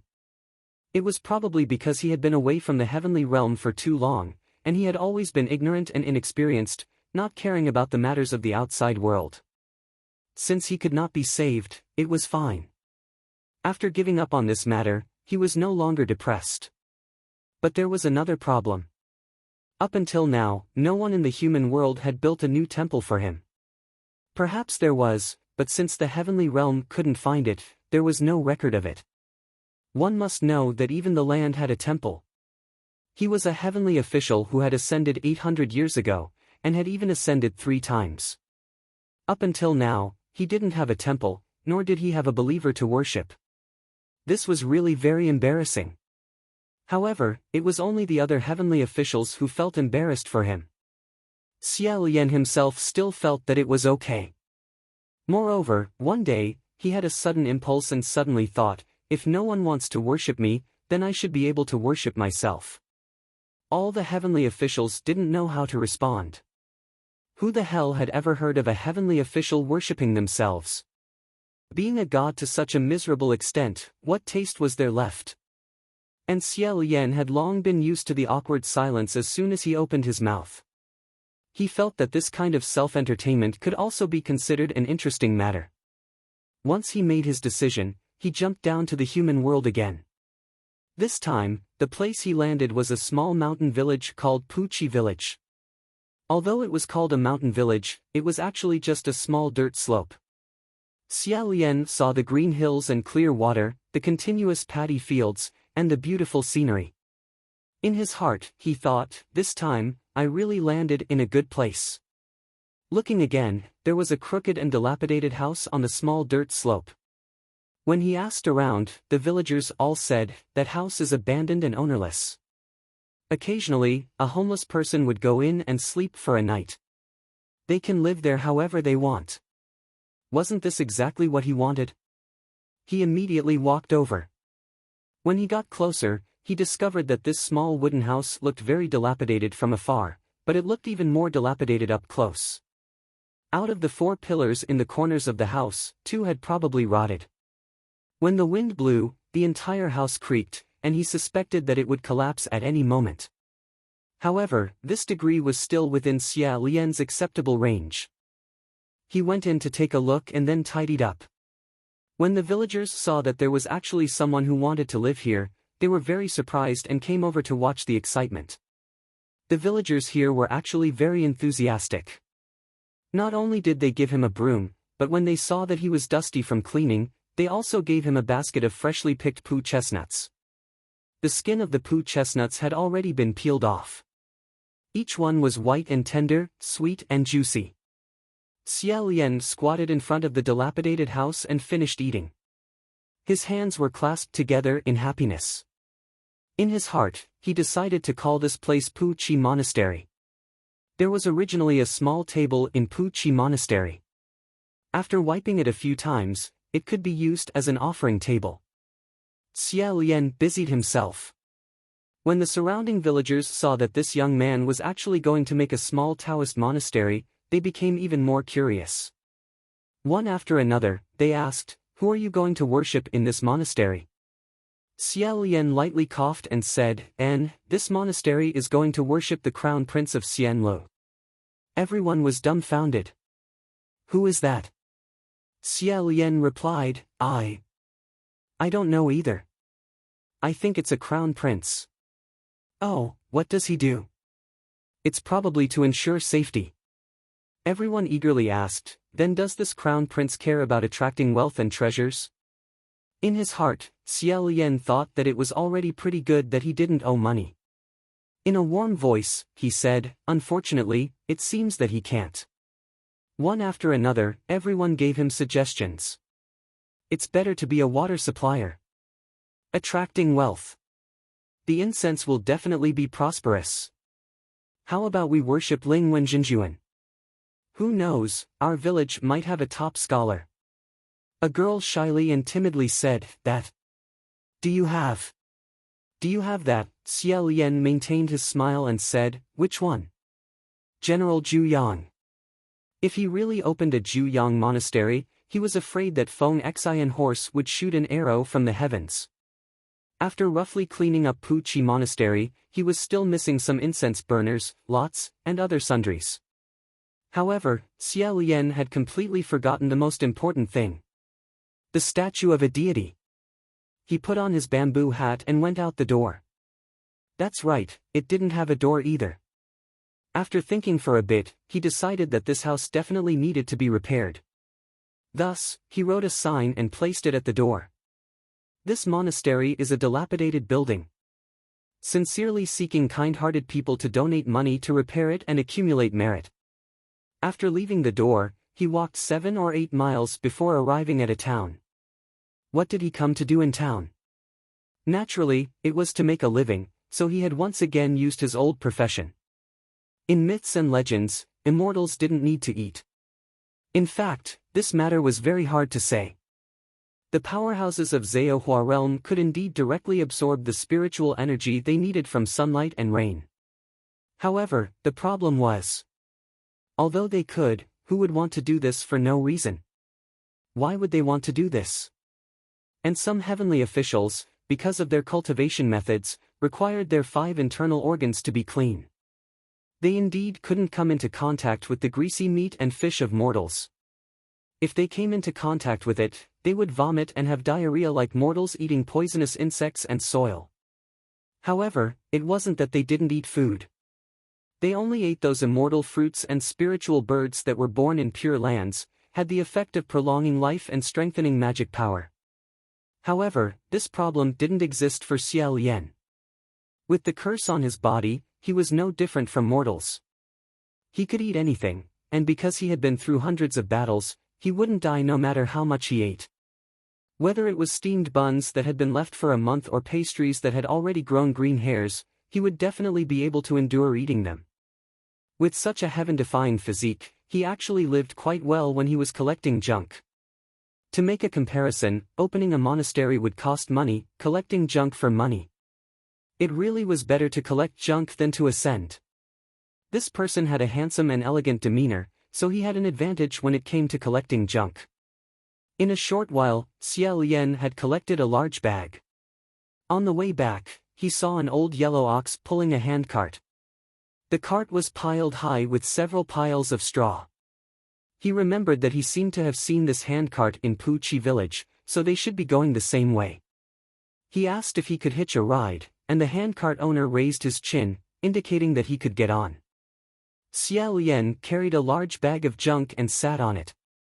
When he sat on it, he discovered that there was already a person lying behind the tall pile of straw. This person's upper body was hidden behind the pile of straw. He propped up his left leg and rested on his right, as if he was resting there with his arm as a pillow. He looked very leisurely and contented. This kind of comfortable posture actually made Xia Lian quite envious. That pair of black boots were tightly folded, sticking closely to his slender and straight calves. It was quite pleasing to the eye. Xia Lian recalled what he saw under the veil on Mount Yujun that night and couldn't help but take a few more glances. He confirmed that there wasn't a silver chain hanging on the boots, and he didn't know what animal's skin was used to make them. He thought to himself which family's young master ran out to play. The handcart slowly swayed on the road. Xia Lian carried his bamboo hat and took out a scroll, preparing to read it. He usually didn't pay much attention to the news circulating in the outside world, but because of the awkward silence he received many times, he felt that it would be best to cram some information. The ox cart swayed for an unknown amount of time as it passed through a maple forest. Xia Lian raised his head and looked around. The green fields rippled, and the brilliant maple flames carried a bit of the wildness of the mountains, as well as the refreshing smell of grass. It was extremely intoxicating. Xia Lian couldn't help but be slightly startled. When he was young, he cultivated at the Huangji Monastery. The Huangji Monastery was built in the middle of a mountain, and the entire mountain was covered with maple trees. They were as dazzling as gold, and as fierce as fire. It was hard to avoid thinking about this scenery. After staring for a while, he lowered his head and continued to read the scroll. The first thing he saw when he opened it was a line of words that read, Xian le Crown Prince, ascended 3 times. Martial God, God of Plagues, God of Rags. Xia Lian said, all right, in fact, if you think about it carefully, there isn't much difference between a martial god and a rags god. All gods are equal, and all living beings are equal. At this moment, a light laugh came from behind him. A voice said, is that so? This youngster lazily said, people naturally love to say that all gods are equal, and all living beings are equal. But if that was really the case, then all the gods and immortals simply wouldn't exist. This voice came from behind the stack of straw on the cart. Xia Lian turned his head to look and saw that the youngster was still lazily lying there without any intention of getting up. Xia Lian guessed that he was just casually interrupting. Smiling, he said, what you said is reasonable. He then turned back and continued to read the scroll. At the bottom, it was written, many people believed that as a god of plagues, the Xian le Crown Prince's handwriting or portrait had the effect of a curse. If it was stuck on a person's back or on a house's door, it would bring bad luck to that person or family. This kind of commentary actually made it hard to determine whether it was talking about a god or a ghost. Xia Lian shook his head. He couldn't bear to look at the commentary related to himself anymore, so he decided to first go and understand the various heavenly officials of the current heaven realm. This way, he wouldn't be confused about who was who, and that would be too rude. Remembering that a villager had just mentioned the navy, he went to look up the commentary related to the navy. He flipped to a sentence, the navy is invincible. Wields both water and wealth. Many merchants' shops and homes would have a statue of the navy to protect their wealth. Xia Lian was a bit baffled. Since it's the navy god, why does it also control wealth? At this time, the youngster lying behind the stack of straw spoke again. When caravans transport goods, they all have to travel by water. Therefore, before they set off, they would go to the navy god temple and burn a stick of incense, praying for a safe journey, promising to return and so and so. After a long time, the navy god gradually controlled wealth as well. This was actually specifically dispelling Xia Lian's confusion. Xia Lian turned around and said, "So it's like this? Interesting.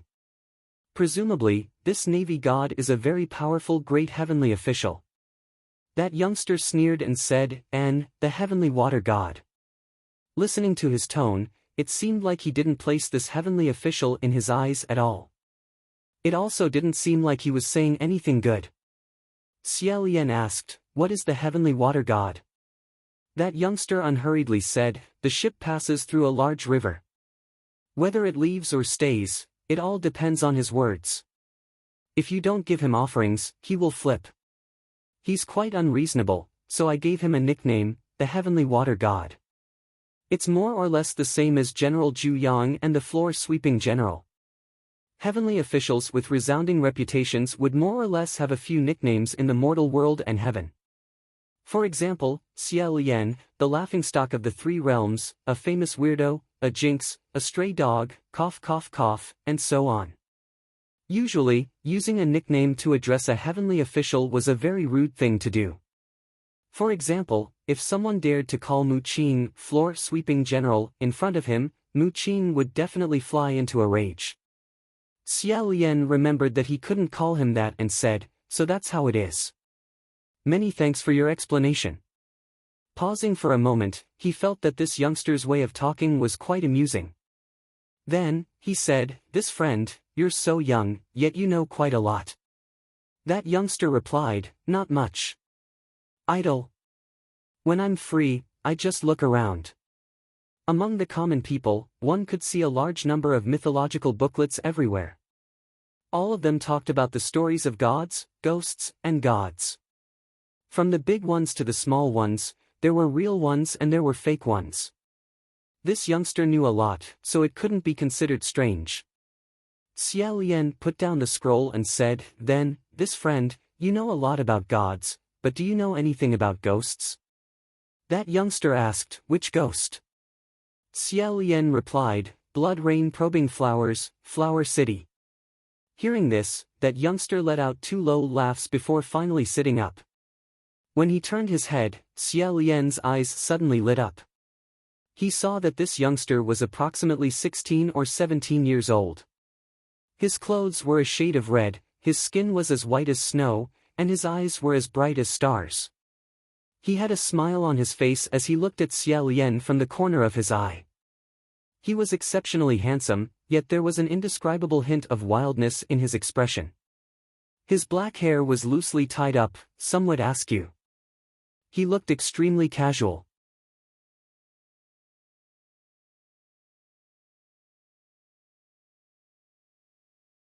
Chapter 14.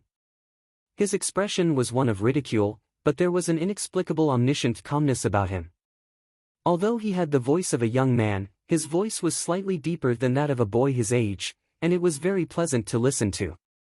Xia Lian sat upright and still on the ox cart.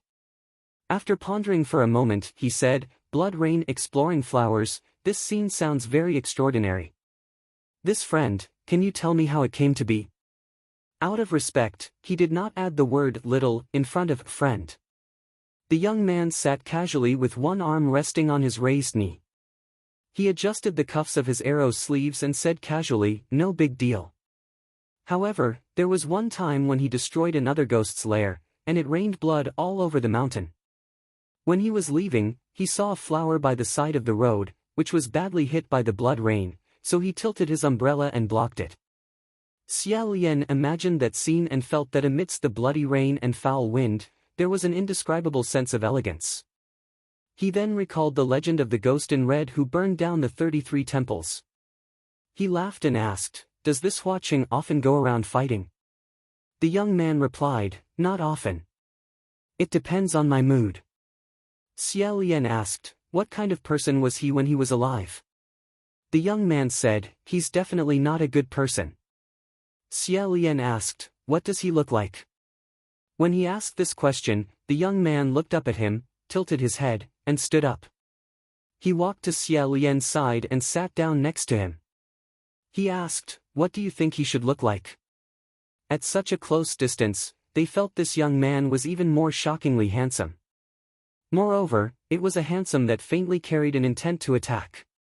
It was like an unsheathed sword that was dazzling to the extreme, and it actually caused others to not dare look directly at him. After staring at him for only a moment, Xia Lian found it a bit hard to keep up. Slightly tilting his head, he said, "Since it's a great ghost king, its form must be ever-changing, having many different appearances." Seeing him turn around, the youth raised an eyebrow and said, "Yes. However, sometimes he would still use his true colors. Of course, we're talking about the main body."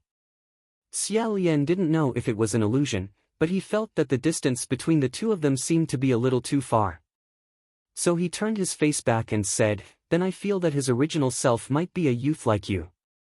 The young man's lips curled up when he heard this. "Why?" Xia Lian replied, "No reason. You can say whatever you want, and I'll think about it. Just do whatever you want." The young man laughed and said, "Who knows? But he's blind in one eye." He pointed at his right eye and said, "This one." This statement was not strange at all. Xia Lian had heard about it before. In some versions of the legend, Hua Cheng wore a black blindfold over his right eye, covering the eye that he had lost. Xia Lian said, "Then do you know what's going on with that eye of his?" The young man said, "Yes, many people want to know the answer to this question. Others wanted to know what caused Hua Cheng to lose his right eye, but in fact, they wanted to know what Hua Cheng's weakness was." Xia Lian asked this purely because he wanted to know. Before he could reply, the youngster said, "He dug it himself." Xia Lian was startled and asked, "Why?" The young man said, "Crazy. When he went crazy, he even dug out his own eyes." Xia Lian was getting more and more curious about this red-robed ghost king. He didn't think that it was as simple as going crazy, but since he had already said so, there shouldn't be any more details. He continued to ask, "Then what is Hua Cheng's weakness?" He didn't expect the young man to answer this question, so he just casually asked. If Hua Cheng's weakness could be so easily known, then he wouldn't be Hua Cheng. Unexpectedly, the young man answered without hesitation, "Ashes. If you could obtain the ashes of a ghost, then you could control the ghost. If the ghost didn't listen to the command and destroyed the ashes, then the ghost's body and soul would be destroyed." This was common sense. However, this common sense didn't have much meaning when applied to Hua Cheng.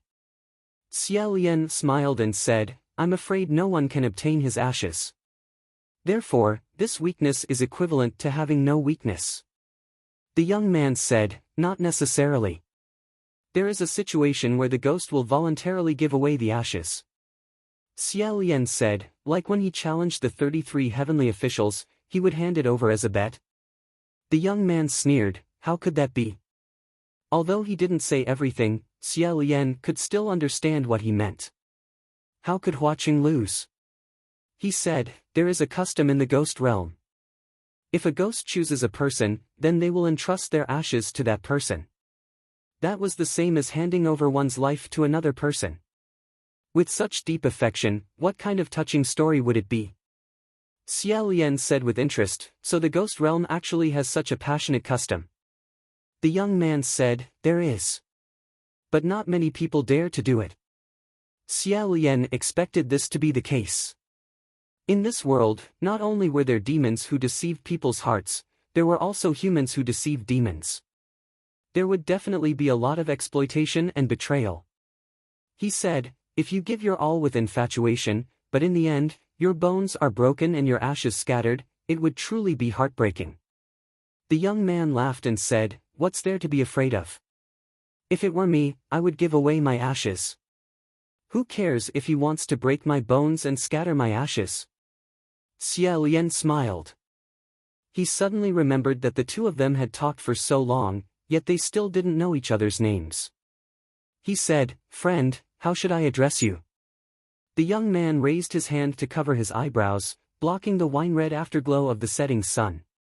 He squinted his eyes as if he didn't like sunlight. He said, "Me?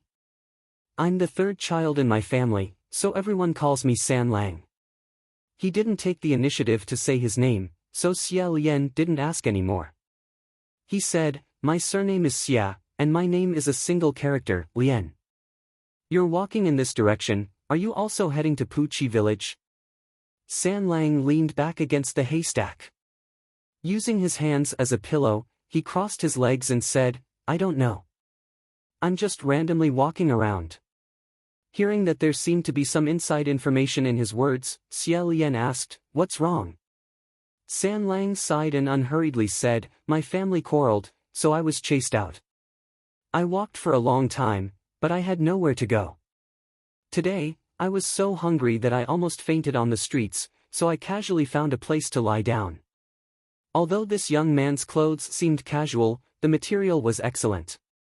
In addition, his way of talking was extraordinary, and he seemed to be very idle every day, looking at this and that. He seemed to know everything. Xie Lian had long guessed that he was the young master of some rich family who had run out to play. For a pampered young man to walk alone for so long, his road must have been full of hardships. Xie Lian deeply understood this point. Hearing him say that he was hungry, Xie Lian rummaged through the small bag he carried with him, only to find a steamed bun. In his heart, he rejoiced that it hadn't hardened yet. He asked the young man, do you want to eat? The young man nodded, and Xie Lian gave him the steamed bun. San Lang looked at him and asked, you don't have any? Xie Lian said, I'm okay, not too hungry. San Lang pushed the steamed bun back to him and said, I'm okay too. Seeing this, Xie Lian took the steamed bun back, broke it, and divided it into 2 halves. He then handed 1 half to the young man and said, then you can have half, and I'll have half. Only then did the young man take the steamed bun and sit side by side with him, eating the steamed bun together. Seeing the young man sit beside him and take a bite of the steamed bun, Xie Lian felt as if he had wronged him somewhere. The ox cart slowly dragged along the undulating mountain road. As the sun gradually set in the west, the 2 of them sat in the cart and chatted. The more they chatted, the more Xie Lian felt that this young man was truly a strange young man. Although he was young, his gestures and words carried a disdainful attitude, calm and unruffled. It was as if there was nothing in the heavens or the earth that he didn't know, nor was there anything that could stump him. This made Xie Lian feel that the young man knew a lot and was mature despite his youth. Sometimes, he would also reveal the interesting side of a young man. Xie Lian said that he was the monastery master of Puchi Monastery, so the young man said, Puchi Monastery? It sounds like there's a lot of Puchi Monastery to eat. I like it. Who is it for? Xie Lian coughed lightly and said, Xian Li's Crown Prince, Crown Prince. You probably don't know. The young man faintly smiled, but before he could say anything, the body of the ox cart suddenly shook. The 2 of them also swayed a few times. Worried that the young man would fall, Xie Lian suddenly reached out to grab him. Who knew that the moment his hand touched San Lang, the young man would suddenly shake off his hand as if he had been burned by a scalding hot object. Although the expression on the young man's face had only changed slightly, Xie Lian was still able to perceive it. He thought to himself, could it be that this young man actually hated him? But it was clear that they had been chatting quite happily along the way. However, at this time, he didn't have the mind to think too much about it. He stood up and asked, what's going on? The old grandpa driving the ox cart said, I don't know what's going on either. Old Yellow, why aren't you moving? Move! At this time, the sun had already set and dusk had descended. The ox cart was in the middle of the mountain forest, so it was dark all around. That old yellow ox stopped in its original spot, stubbornly refusing to move. No matter how the old grandpa urged it, it was useless. It wished it could bury its head into the ground, mooing continuously, and its tail was as handsome as a whip. Xie Lian saw that the situation wasn't right and was about to jump off the cart. Suddenly, the old grandpa pointed ahead and shouted. In front of the mountain road, he saw many clusters of green flames faintly burning in the east and west. A group of people dressed in white were holding onto their heads as they slowly walked towards them. Seeing this, Xie Lian immediately said, Protect. Ruoxia broke free from his wrist and flew around the ox cart. In midair, she formed a floating circle, protecting the three people and the animal. Xiao Lian turned his head and asked, "What day is today?" Before the old grandpa could reply, the young man behind him answered, "Zhongyuan."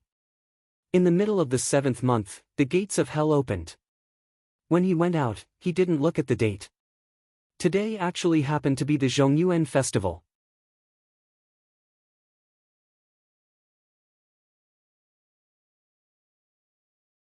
Chapter 15. The group of white-clothed people had no heads on their necks. They were wearing prisoner uniforms, and each of them was holding a head, as if they were a group of prisoners who had been beheaded. They walked slowly towards the cart, the heads in their arms still twittering. Xiao Lian reminded the other two in a low voice, "When they come near, don't make a sound." San Lang tilted his head and asked, "This older brother, you're actually an extraordinary person." His tone was filled with interest. Xiao Lian replied, "I can't say I'm an eccentric, but I know a little.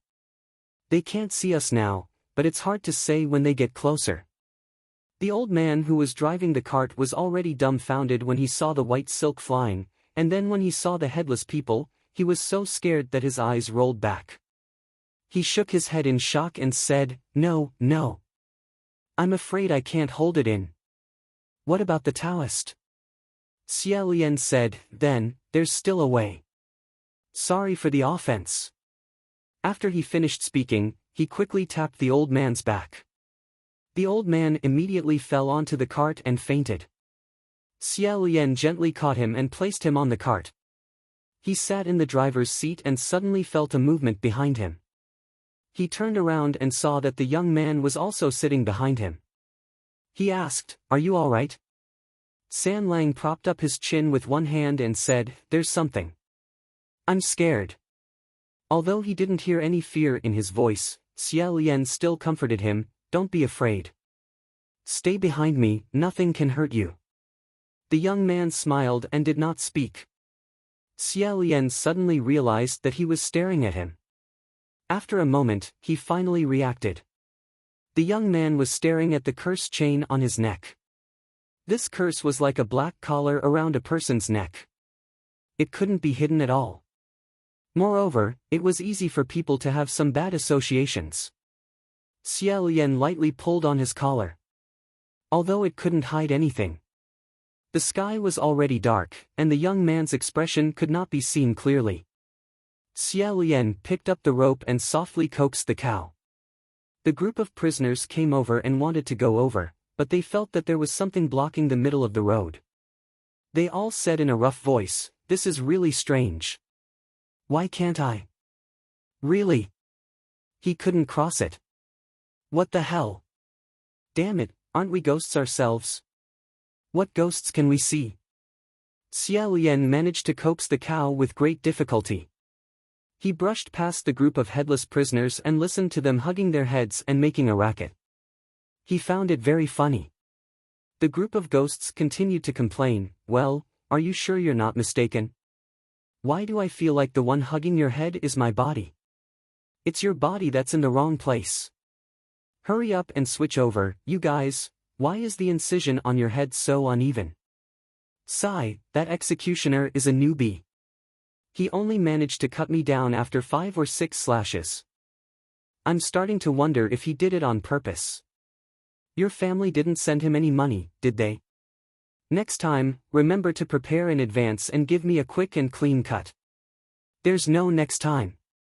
The Hungry Ghost Festival on the 15th day of the 7th month was the biggest festival in the world of ghosts and souls. On this day, the gates of hell opened wide, and all the demons and ghosts that usually lurked in the darkness rushed out to celebrate. Living people had to avoid them. Especially on this night, it was the best choice to stay in the house. As soon as he went out, the chances of bumping into something were much higher than usual. Xiao Lian had always been stuffy even when drinking cold water, and he even saw a ghost in a Taoist robe. At this moment, he bumped into something. Green willow, the wisps floated in all directions, and many ghosts chased after the willow, the wisps. There were also some expressionless ghosts in shrouds who were mumbling to themselves, squatting in front of a circle, reaching out to receive the offerings such as paper money and ingots that were burned for them by their descendants. This scene could be described as a dance of demons. Xia Lian walked through it, thinking that he must look at the almanac when he went out in the future. Suddenly, a voice screamed like a chicken being slaughtered, "Oh no! Oh no! Killing ghosts!" This scream made the ghosts panic. Where? Where are we killing ghosts? The screaming ghost said, "That scared me to death. I found a lot of broken ghost fires over there, and they were all smashed." "That's so cruel. They were all smashed. That's cutting them into pieces. That's too cruel. Who did it? Could it be a mage, a monk, or a Taoist priest sneaked in?" The group of headless people cried out one after another, "Ah! Speaking of which, we were also blocked by something on the road just now. Don't tell me he's..." Where? Over there." Xia Lian cried out in his heart. In the next moment, a large group of demons and ghosts surrounded the ox cart. Each one of them revealed a fierce expression and said with malicious intent, "I smell the hot scent of yang." It couldn't be hidden anymore. Originally, there was no reason for a living person to bump into a group of ghosts during the Hungry Ghost Festival. Xia Lian didn't want to fight with such a large group of things, so he drove the cart and shouted, "Go!" The ox cart was extremely frightened. It had been anxiously digging its hooves in place for a long time. When it heard Xia Lian's shout, it impatiently pulled the cart and ran away. Xia Lian didn't forget to pull the youth behind him. "Sit tight." Ruoxi withdrew his hand and opened up a path of escape. Suddenly, an ox cart was exposed in a circle of ghost fires. Rushing out of the encirclement, a group of green-faced, ferocious-looking ghosts with missing limbs screamed from behind, "There really are Taoist priests. Damn Taoist priests are tired of living. Living people actually dared to disturb our Hungry Ghost Festival. You can't blame us for this. After them." Xia Lian grabbed the reins with one hand and took out a bunch of talismans with the other. Throwing them on the ground, he shouted, "Trip them." These were the trip talismans used for escaping. With a series of small bangs, every time they rang out, they would create an obstacle for the group of ghosts, delaying them for a short period of time. However, it was only for a short period of time. With so many talismans used, they would catch up in less than half an incense stick's worth of time. Xia Lian drove the ox cart as if his butt was on fire. Suddenly, he shouted, "Stop!" It turned out that the old ox had pulled the ox cart to a fork in the road. When Xia Lian saw that there were two pitch-black mountain roads in front of him, he immediately pulled on the rope. He had to be extremely careful here. On the day of the Hungry Ghost Festival, sometimes people would discover that a road that normally didn't exist had appeared in front of them. Living people couldn't walk this kind of road. If they went the wrong way and ended up in the territory of the ghost realm, it would be difficult to return. Xia Lian was new to this place, so he couldn't tell which of the two mountain roads he should take. He remembered that other than buying a large bag of junk in town, he had also bought some miscellaneous items. Among them was a fortune stick cylinder. He thought to himself, "I'll use it to read my fortune." Thus, he took out the fortune stick cylinder and shook it in his hand. As he shook it, he said, "When the heavenly official bestows blessings, there are no taboos. I'll walk the main road towards the heavens. The first one is left, the second one is right. I'll walk whichever path is better." As soon as he finished speaking, caw. Two sticks fell out of the cylinder. He picked them up and looked at them. Then, he fell silent. The worst of the lot, great misfortune. Both were the worst of the lot, and both paths led to great misfortune. Didn't that mean that either path would lead to death? Xia Lian was helpless. Holding the cylinder with both hands, he shook it wildly again. "Oh, cylinder. Today is the first time we've met. Why must you be so heartless? I'll do it again. Give me some face."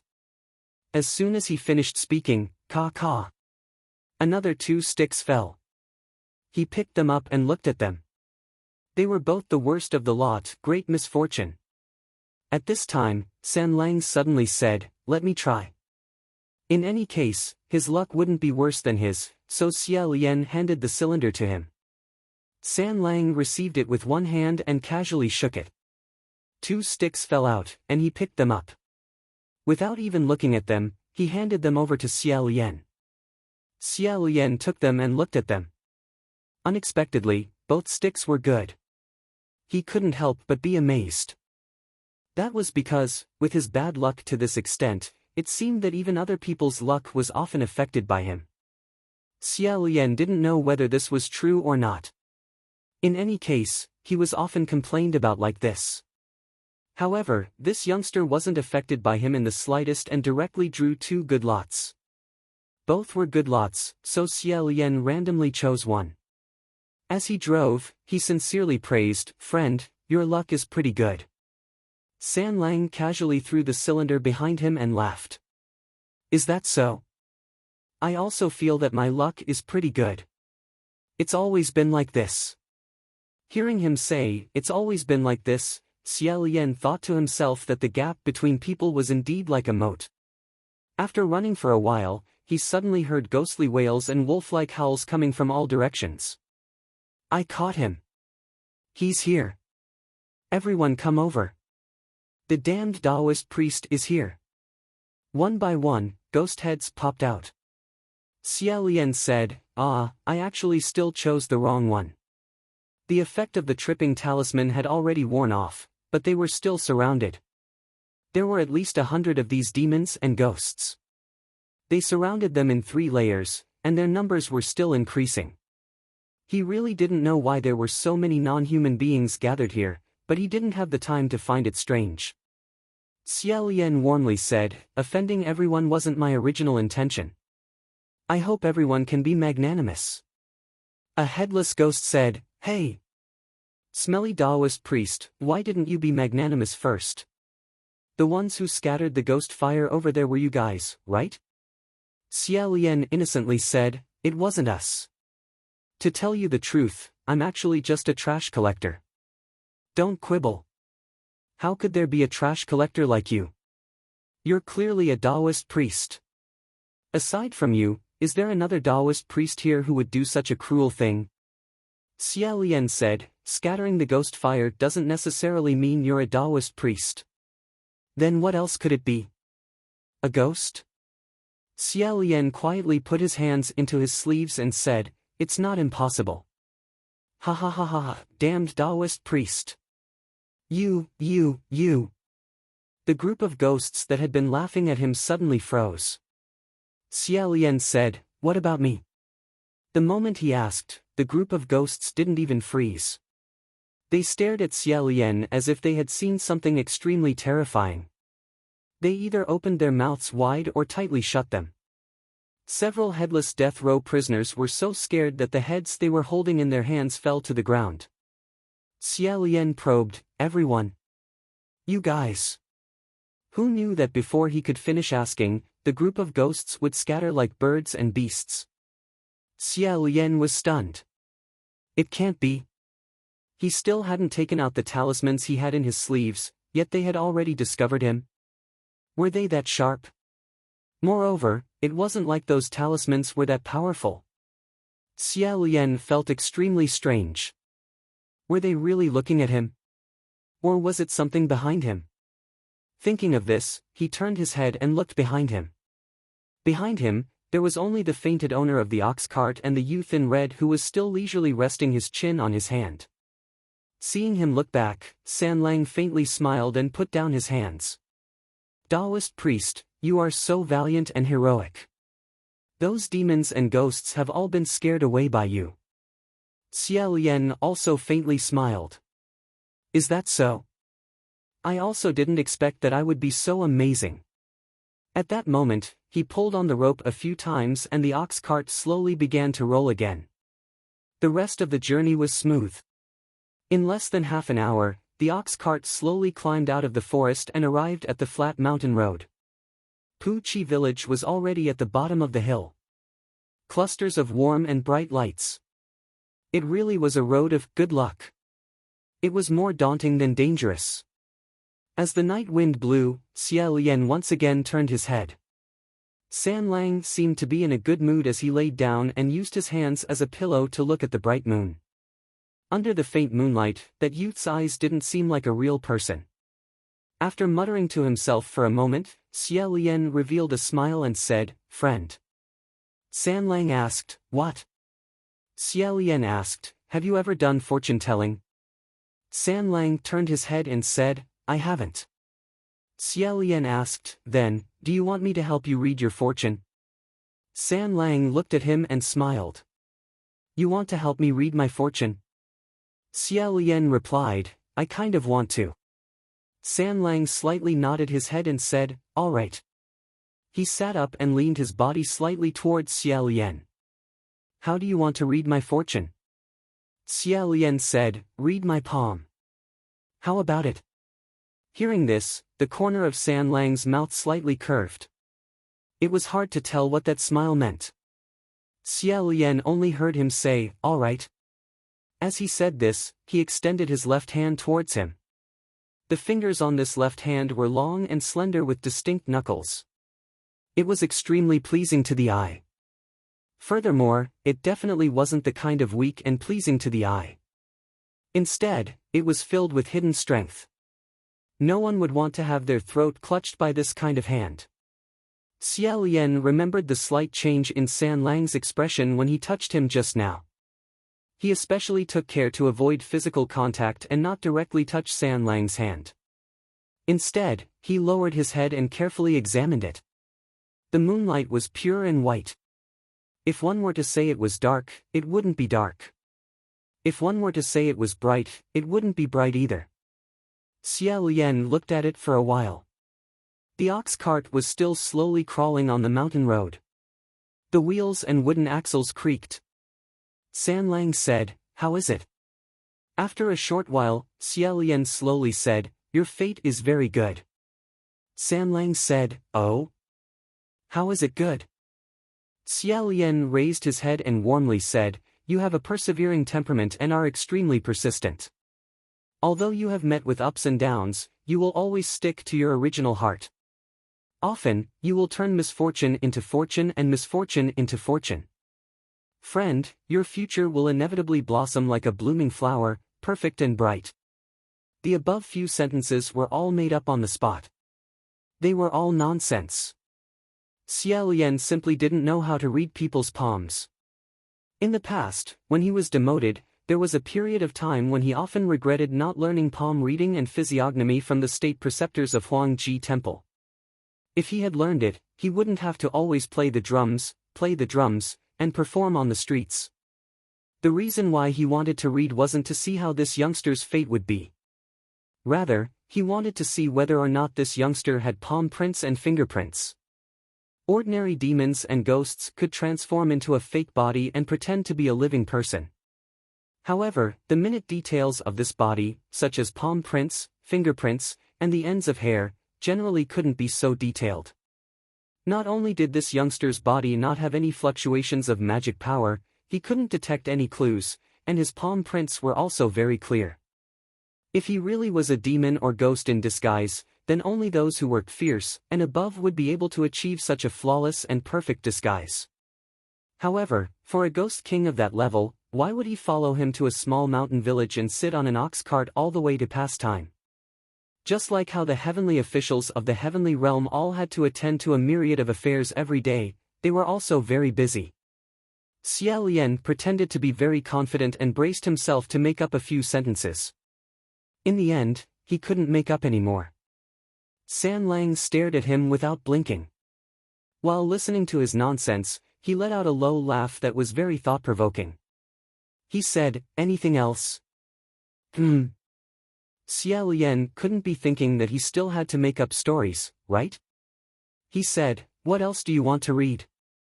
San Lang said, "Since it's fortune-telling, don't tell me that you don't also need to calculate marriage fate?" Xie Lian coughed lightly and solemnly said, "My skills aren't good enough, so I don't really know how to calculate marriage fate. However, thinking about it, you probably don't need to worry about this." San Lang raised an eyebrow and said, "Why do you think I don't need to worry about this?" Xie Lian smiled and said, "There will definitely be a lot of girls who like you. San Lang said, then why do you think there will definitely be a lot of girls who like me? Xia Lian was about to open his mouth and answer along with him when he suddenly reacted. This little friend was actually thinking of a way to lure him into directly opening his mouth to praise him. Helpless and amused, Xia Lian didn't know what to say. Rubbing the space between his eyebrows, he said, San Lang ah. This was the first time Xia Lian had called him San Lang. When the youngster heard this, he laughed out loud and finally let him go. At this moment, the ox cart had already climbed into the village while panting. Xia Lian turned around and slightly held his forehead before hurriedly getting off the cart. San Lang also jumped off the cart. Unexpectedly, when Xia Lian raised his head, he discovered that just now, he had been lazily lying on the ox cart. Now that the two of them were standing together, this youngster was actually taller than him. The two of them were actually unable to look at each other at eye level. San Lang stood in front of the cart and stretched his body. Xia Lian said, San Lang, where are you going? San Lang sighed and said, I don't know. I'll sleep on the streets, or find a cave to make do with. Xia Lian said, that won't do, right? San Lang spread out his hands and said, there's no other way, I don't have anywhere to go. He cast a sidelong glance at Xia Lian and laughed twice before saying, thank you very much for telling my fortune. Thanks for your auspicious words, we'll meet again someday. Hearing him mention fortune-telling, Xia Lian blushed with shame. Seeing that he really did turn around, Xia Lian hurriedly said, wait, if you don't mind, do you want to come to my monastery? San Lang's footsteps paused. Turning around halfway, he said, can I? Xia Lian said, that house originally wasn't mine. I heard that in the past, many people would often spend the night there. It's just that it's a lot more simple and crude than you think. I'm afraid you won't be able to live there. If this youngster really was a young master who ran away from home, then he couldn't just let him run all over the place like this. Xia Lian very much suspected that the youngster had only eaten that half a steamed bun for the entire day. If this youngster relied on his body to act willfully and recklessly like this, sooner or later, he would really faint on the streets. Hearing him say this, San Lang finally turned around. He didn't reply, but instead walked in front of Xia Lian and leaned his upper body forward. Xia Lian still hadn't figured out what he wanted to do. He only felt that the distance between the two of them had suddenly become extremely close, and he found it a little hard to resist.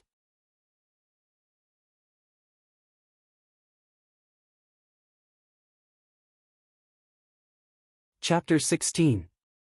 Xia Lian froze on the spot. Looking at the slender figure of the young man, he was helping him carry a large bag of junk, and he even carried it so calmly. This made him feel guilty repeatedly in his heart. San Lang took a few steps and had already walked out. Xia Lian was about to chase after him when he suddenly remembered that the old man driving the carriage was still lying in the carriage. He immediately turned back and stretched out his hand to wake the old man up. Xia Lian repeatedly warned him not to tell anyone about what happened tonight. The old man had seen his abilities on the way here, so how could he dare to go back on his word? He nodded repeatedly and pulled old Huang back home. The only thing left on the cart was a roll of mat. Xia Lian put it on his back. When he looked back, San Lang was already single-handedly carrying that big bag of messy things, leisurely walking up the hill. Arriving in front of the crooked Puchi monastery, San Lang lowered his head and burst into laughter, as if he had seen something interesting. Only when Xia Lian got closer did he realize that he was looking at the sign asking for donations. He coughed lightly and said, "Look, it's like this. That's why I said you might not be used to it." San Lang said, "Pretty good." In the past, Xia Lian had always been the one to say, it's all right, to others. Today was the first time he heard someone say this to him. It was hard to describe what he was feeling. The original wooden door of Puchi Monastery had long since decayed. Xia Lian tore it down and replaced it with a curtain. Stepping forward, he lifted the curtain and said, "Come in." San Lang followed behind him and entered. The furnishings in this small wooden house could be seen at a glance. There was only a rectangular offering table, 2 small wooden stools, a small prayer mat, and a merit box. Xia Lian took the things in San Lang's hands and placed the fortune sticks, incense burner, paper, a pen, and other items he had bought on the offering table. He then lit a red candle that someone had conveniently stuffed into his hand when he was collecting junk. In a flash, the room was brightened. San Lang casually picked up the lot holder, shook it, and put it down. He said, "So, is there a bed?" Xia Lian turned around and silently put down the scroll on his back, handing it over to him. San Lang raised an eyebrow and asked, "Only one?"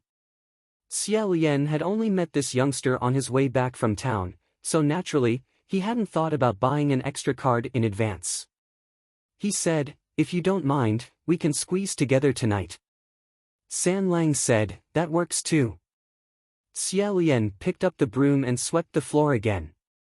San Lang looked around the monastery and said, "Brother Daozhang, is there something missing in your monastery?" Xia Lian had finished sweeping the floor and was squatting on the ground to spread the mat. When he heard this, he said, "I think, besides believers, there shouldn't be anything missing." San Lang also squatted down. Propping his chin in his hand, he asked, "Where's the statue?" With his reminder, Xia Lian suddenly remembered that he had actually forgotten the most important thing, the statue of God. What kind of view is a view without a statue of a deity? Although his main body was already here, he couldn't possibly sit on the altar every day. After pondering for a moment, Xia Lian found a solution and said, "I just bought a brush and paper. I'll draw a portrait tomorrow and hang it up." If news of him hanging a portrait of himself in his own monastery were to spread to the heavenly realm, he would probably be laughed at for another 10 years. However, sculpting a statue of a god was costly and time-consuming. In comparison, Xia Lian chose to be laughed at for 10 years. Unexpectedly, San Lang said, "Painting? I will. Do you need help?" Xia Lian was startled. Smiling, he said, "Then I'll thank you first. However, I'm afraid you don't know how to paint a portrait of the Xian Le Crown Prince." After all, almost all of his portraits had been burned 800 years ago. No matter how many survived today, perhaps not many people had seen them. San Lang said, "Of course. I will. When we were in the carriage just now, weren't we talking about this crown prince?" Xia Lian remembered. "Indeed, on the road just now," he said. "You probably haven't heard of him," but San Lang didn't reply. Now that he heard him say this, he was slightly surprised. He laid out the mat and straightened his body, saying, "Could it be that San Lang really knows him?" San Lang sat down on the mat and said, "I know." The expression and tone of this youth's words were very interesting. He often smiled, but it was hard to tell whether his smile was sincere or mocking the other's mental retardation. Xia Lian listened to him talk about everything under the sky and was quite interested in his evaluation. He also sat down next to him and said, "Regarding this Xian Le Crown Prince, San Lang, what do you think?" The two of them looked at each other under the lantern, the red candlelight trembling slightly. San Lang carried the candlelight on his back, his black eyes sunk into the shadows, making it impossible to see his expression. After a while, he said, "I think, Junmo must hate him very much." Xia Lian didn't expect such an answer. Startled, he asked, "Why do you think so?" San Lang said, "Otherwise, why would he demote him twice?" Hearing this, Xia Lian smiled slightly, thinking, what a child's thinking. He lowered his head and slowly undid his belt as he said, "This has nothing to do with hate or dislike. There are many things in this world that can't be explained simply with hate and like." San Lang said, "Oh." Xia Lian turned around and took off his white boots, saying, "Moreover, if you do something wrong, you should accept punishment. The emperor has only fulfilled his duty twice." San Lang didn't comment, saying, "Perhaps." Xia Lian took off his coat and folded it, preparing to place it on the offering table. He wanted to say something more, but when he turned around, he saw San Lang's gaze fixated on his feet. That gaze was extremely strange. It could be said to be ice cold, but it also felt scalding and piercing. It could be said to be blazing hot, but it also faintly revealed a chill. Xia Lian lowered his head to look and understood. What the youth was looking at was the black cursed shackle on his right ankle. The first cursed shackle was firmly wrapped around his neck, while the second was tightly bound around his ankle. These two cursed shackles, no matter which one, weren't locked in the right place, and there was no way to hide them. In the past, if someone else asked, Xia Lian would usually give a random answer, saying it was necessary for cultivation. But if this San Lang asked, he was afraid he wouldn't be so perfunctory. However, San Lang only stared at his ankle for a while and didn't say anything. Xia Lian didn't continue to struggle and lay down. That youth also obediently lay down next to him, still fully clothed. Presumably, he wasn't used to sleeping on the ground without his clothes on. Xia Lian thought to himself, I'll have to get a bed later. He said, rest. With a light blow, the red candle was extinguished. The next morning, Xia Lian opened his eyes. San Lang wasn't lying next to him. When he raised his head to look, his heart trembled. Above the altar, there was actually a portrait hanging. This portrait was of a man dressed in luxurious clothing and wearing a golden mask. He held a sword in one hand and a flower in the other. The strokes were excellent, and the colors were clear and gorgeous. It was a painting of Xian Le Crown Prince pleasing the gods. It had been many years since Xia Lian had seen this painting. He stared blankly for a while before finally getting up, putting on his clothes and lifting the curtain. San Lang was just outside the room, leaning in the shadows. As he played with a broom in his hand, he looked bored to death at the sky. This youth really didn't seem to like the sunlight. The way he looked at the sky made it seem like he was thinking about how to pull down the sun and trample it into pieces. There was a pile of fallen leaves outside the door, all swept and piled together. Xia Lian went out the door and said, Did you rest well last night? San Lang was still leaning against the wall. He turned his head and said, Not bad. Xia Lian walked over and took the broom from his hand. He said, San Lang, did you draw that portrait in the monastery? San Lang said, Yeah. Xia Lian said, It was really well drawn. The corner of San Lang's mouth curled up, but he didn't say anything. He didn't know if it was because he randomly slept for a night, but his hair was tied up even more askew today. It was loose and very casual, but in reality, it was also very good-looking. Casual and not messy, it even had a bit of playfulness. Xia Lian pointed at his own hair and said, Do you want me to help you? San Lang nodded and entered the monastery with Xia Lian. When he sat down, Xia Lian untied his hair and held the black hair in his hand.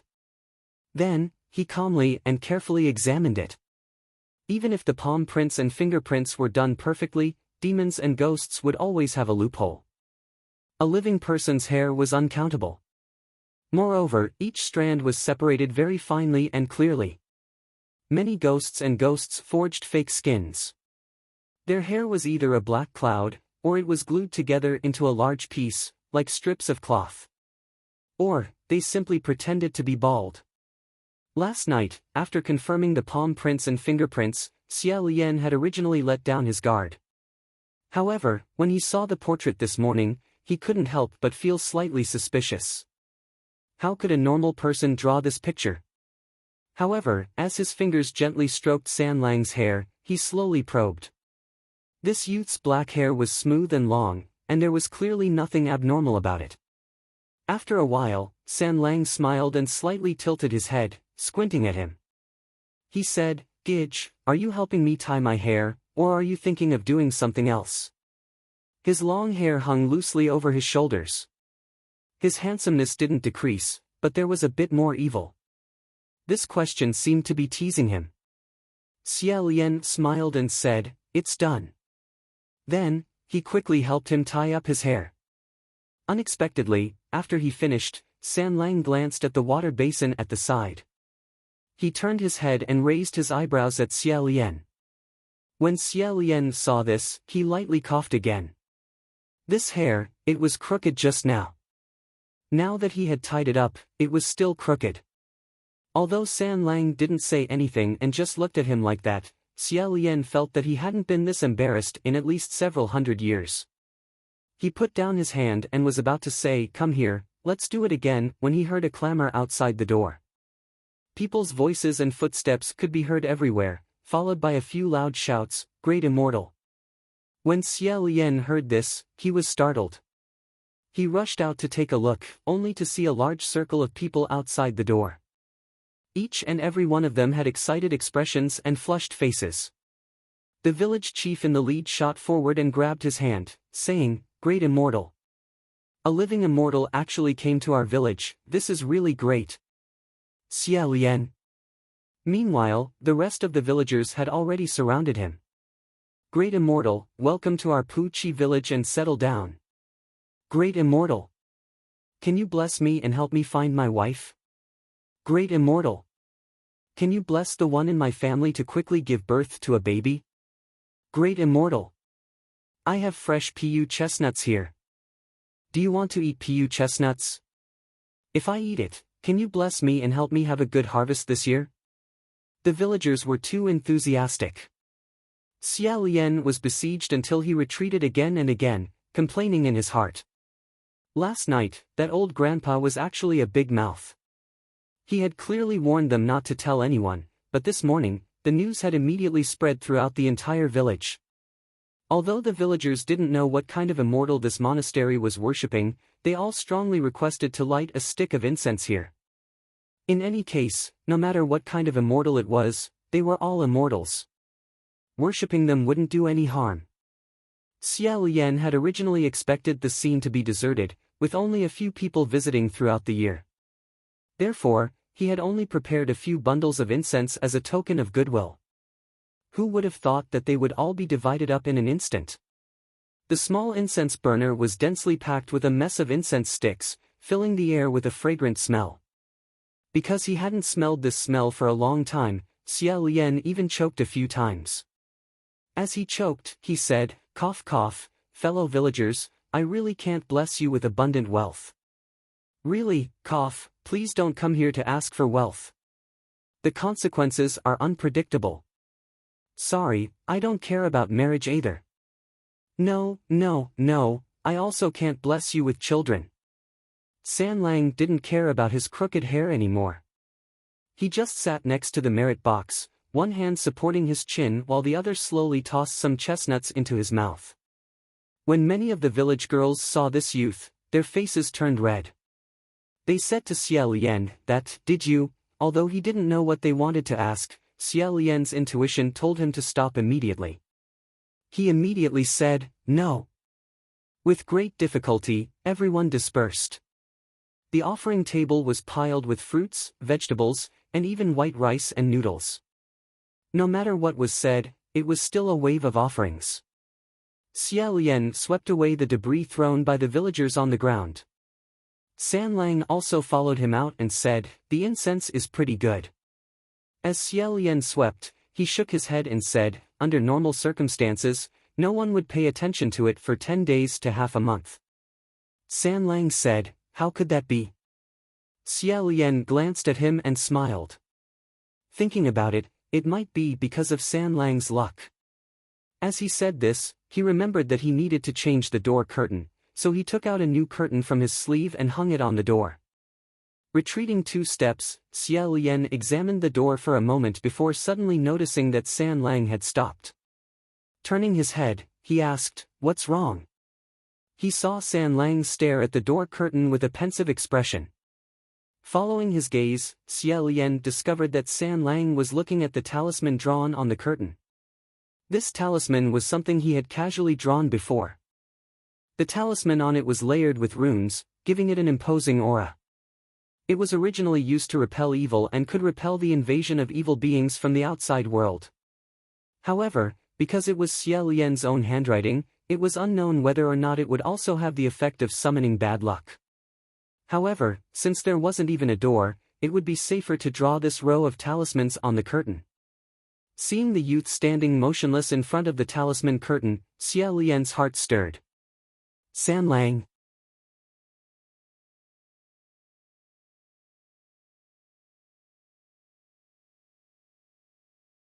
Chapter 17. San Lang glanced at him, smiled, and said, "I'm leaving for a bit." After saying that, he turned around and left. According to reason, Xia Lian should have chased after him and asked him about it. However, he had a strange feeling that since this youth had already said that he was going to leave for a while, then he shouldn't be gone for too long. He would definitely return. Thus, Xia Lian first entered the monastery. Xia Lian rummaged through the things he had collected last night on the streets.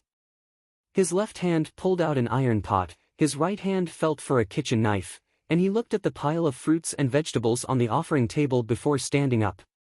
After the time it took to burn a stick of incense, the sound of footsteps could be heard outside Puqi Monastery. The footsteps were neither fast nor slow. Listening to them, one could imagine the youth's unhurried appearance as he walked. At this moment, the things in Xia Lian's hands had become 2 plates. He looked left and right at the things on the plates before letting out a long sigh. He didn't want to look anymore, so he went out to take a look. Sure enough, he saw San Lang again. That youth stood outside the monastery. Perhaps because of the scorching sun, he had taken off his red clothes and casually tied them around his waist. He only wore a white robe with his sleeves rolled up, making him look very neat and tidy. His right foot stepped on a rectangular wooden board while his left hand spun a hatchet. That hatchet was probably borrowed from a villager's house. It looked blunt and heavy, but in his hands, it was easy to use. Moreover, it seemed to be extremely sharp. From time to time, he would cut the wooden board twice, as if he was peeling skin. He glanced over and saw Xia Lian come out. "I'm making something." Xia Lian went over to take a look. He was actually making a door leaf. Moreover, the size was just right. It was neat and beautiful, and the surface was very smooth. His craftsmanship was excellent. Because this youth seemed to have a big background, Xia Lian thought he was the type who didn't know how to distinguish between 5 grains and 4 limbs. Who knew that he would be very efficient in his work? "You've worked hard, San Lang." San Lang smiled and didn't reply. He casually tossed the hatchet aside and installed it for him. He knocked on the door and said to him, "Since you're going to draw talismans, wouldn't it be better to draw them on the door?" After he finished speaking, he nonchalantly lifted the curtain and entered. It seemed that the strict talisman on the curtain did not have any effect on him, and San Lang did not care about it at all. After Xia Lian closed the new door, he couldn't help but open it again, close it again, open it again, and close it again, thinking that this door was really well made. After switching it on and off a few times, he suddenly woke up with a start and felt that he was really bored. San Lang had already sat down in the room. Xia Lian threw the door down and took out a plate of steamed buns that the villagers offered this morning and placed it on the offering table. San Lang looked at the steamed buns and didn't say anything. He only laughed quietly, as if he had seen through something. Xia Lian nonchalantly poured 2 more bowls of water. Just as he was about to sit down, he saw San Lang's rolled-up sleeve. On his arm was a small row of tattoos.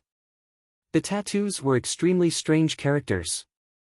Noticing his gaze, San Lang pulled down his sleeve and said with a smile, "I got it when I was little." Since he put down his sleeves, it meant that he didn't want to say anything more. Xia Lian understood. He sat down and raised his head to look at the portrait again. "San Lang, your painting is really good. Did someone teach you at home?" San Lang poked the steamed bun a few times with his chopsticks and said, "No one taught me. I just drew it myself to make myself happy." Xia Lian asked, "How did you even know how to draw the Xian Le Crown Prince's Pleasing the Gods painting?" San Lang laughed and said, "Didn't you say that I know everything? Of course I know how to draw it." Although this was a very shameless answer, his attitude was magnanimous. It was as if he wasn't worried at all about Xia Lian's suspicions or being questioned.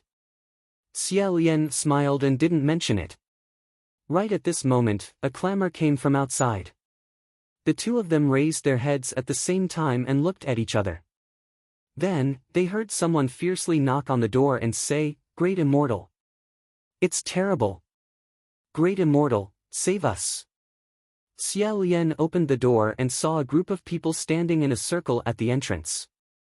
When the village chief saw him open the door, he was overjoyed and said, "Great immortal. This person looks like he's about to die. Quickly save him." When Xia Lian heard that the person was about to die, he hurriedly went up to take a look. He saw a group of villagers surrounding a Taoist priest. His hair was disheveled and his face was dirty. His body was covered in yellow sand, and his clothes and shoes were tattered.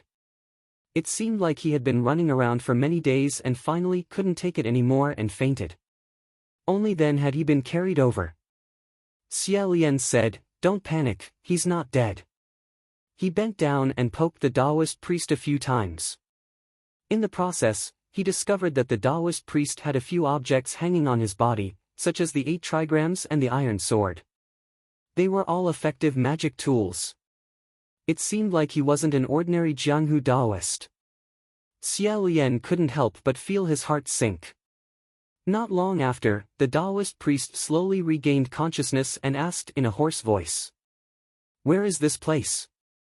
The village chief said, "This is Pu Chi village." The Taoist priest mumbled, I'm out, I've finally escaped." He looked around and suddenly opened his eyes wide. He said in alarm, save me, save me." Xia Lian had long since expected this kind of reaction. He said, "Fellow Taoist, what happened? Whose life did you save? What happened? Don't be anxious, slowly explain." All the villagers also said, "That's right, don't be afraid. We have a great immortal here. He will definitely settle everything for you." Xia Lian. In fact, this group of villagers hadn't seen him display any godly might, yet they truly treated him as a living immortal. Xia Lian didn't know what to say either. He thought, settling everything, I really can't guarantee anything. Then, he asked the Taoist priest, "Where did you come from?" The Taoist priest said, I came from Banyu Pass." Hearing this, everyone looked at each other in dismay. "Where is Banyu Pass? I've never heard of it." Xia Lian said, "Banyu Pass is in the northwest region. It's very far from here." "How did you get here?" The Taoist priest said, I escaped here with great difficulty." His words were incoherent, and his mood was extremely unstable. In this kind of situation, the more people there were, the harder it was to speak. With everyone talking at the same time, it was hard to speak clearly. Xia Lian said, "Let's talk inside." He gently lifted the Taoist priest and helped him into the house. Then, he turned around and said to the villagers, "Everyone, please go back. Don't stand around and watch." However, all the villagers were extremely enthusiastic. "Great immortal, what happened to him?" "That's right, what happened? If he has any difficulties, everyone should help him out." The more enthusiastic they were, the more they wouldn't be able to help. Xia Lian had no choice but to lower his voice and solemnly say, he might have been possessed." When the villagers heard this, they were greatly alarmed. If he was possessed, then that would be terrible. It was better not to watch and quickly disperse. Xia Lian didn't know whether to laugh or cry. He closed the door and saw that San Lang was still sitting at the offering table, playing with the chopsticks in his hand. He squinted at the Taoist priest, his gaze filled with a sense of scrutiny. Xia Lian said to him, "It's nothing, you can continue eating."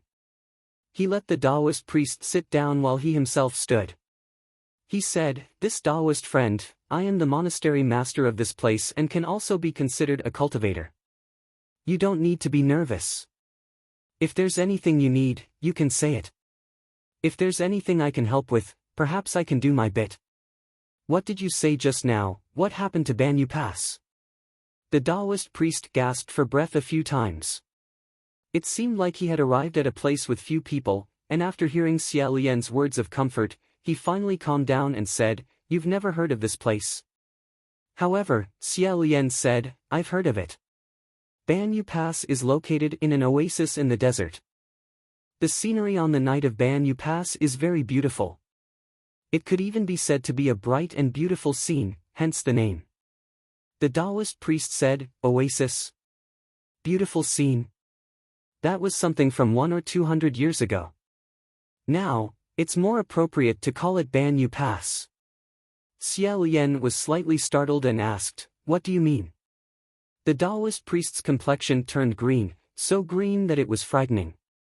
He said, "Because no matter who passes through that place, at least half of them will disappear without a trace."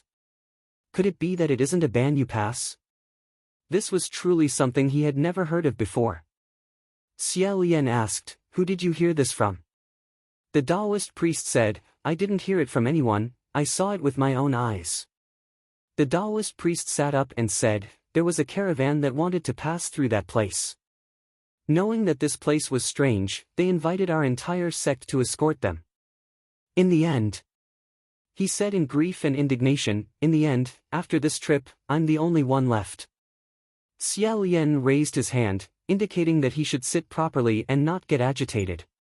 He asked, "How many people are there in your party?" The Taoist priest said, "My entire sect, including the caravan, has around 60 people. 60 people. That female ghost Xian Ji had been wreaking havoc for 100 years. In the end, Lingwen Palace had calculated that the number of people who had been killed didn't even reach 200. Listening to the Taoist priest's words, it seemed that this kind of thing had already been going on for over 100 years. If so many people went missing every time, then when added together, it would truly be no small matter. Xia Lian asked, "When did Banyu Pass turn into Banyu Pass?" The Taoist priest said, "About 150 years ago, after that place became the domain of the demonic path." Xia Lian still wanted to carefully ask him about the matter of them being killed on this trip and the demonic path he spoke of. However, from the start of the conversation until now, he had a faint feeling that something wasn't right.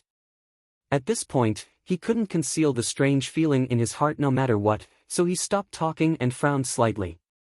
At this time, San Lang suddenly said something. He said, "You escaped all the way back from Banyu Pass?"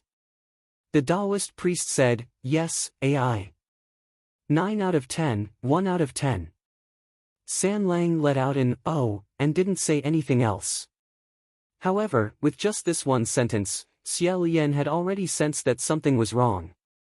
He turned around and said in a warm voice, "Then you must be thirsty after escaping all the way back." The Taoist priest was startled. Meanwhile, Xia Lian had already placed a bowl of water in front of him and said, "There's water here. Fellow Taoist, come and have a sip." Facing this bowl of water, the Taoist priest had a flash of hesitation on his face for a moment. Meanwhile, Xia Lian stood to the side with his hands in his sleeves, quietly waiting. Since this Taoist priest had come from the northwest and had fled in panic all the way, he must be thirsty and hungry. Looking at his appearance, it didn't seem like he had had the leisure to eat or drink on the way. However, after he woke up and said so much, he hadn't made any requests for food or drink.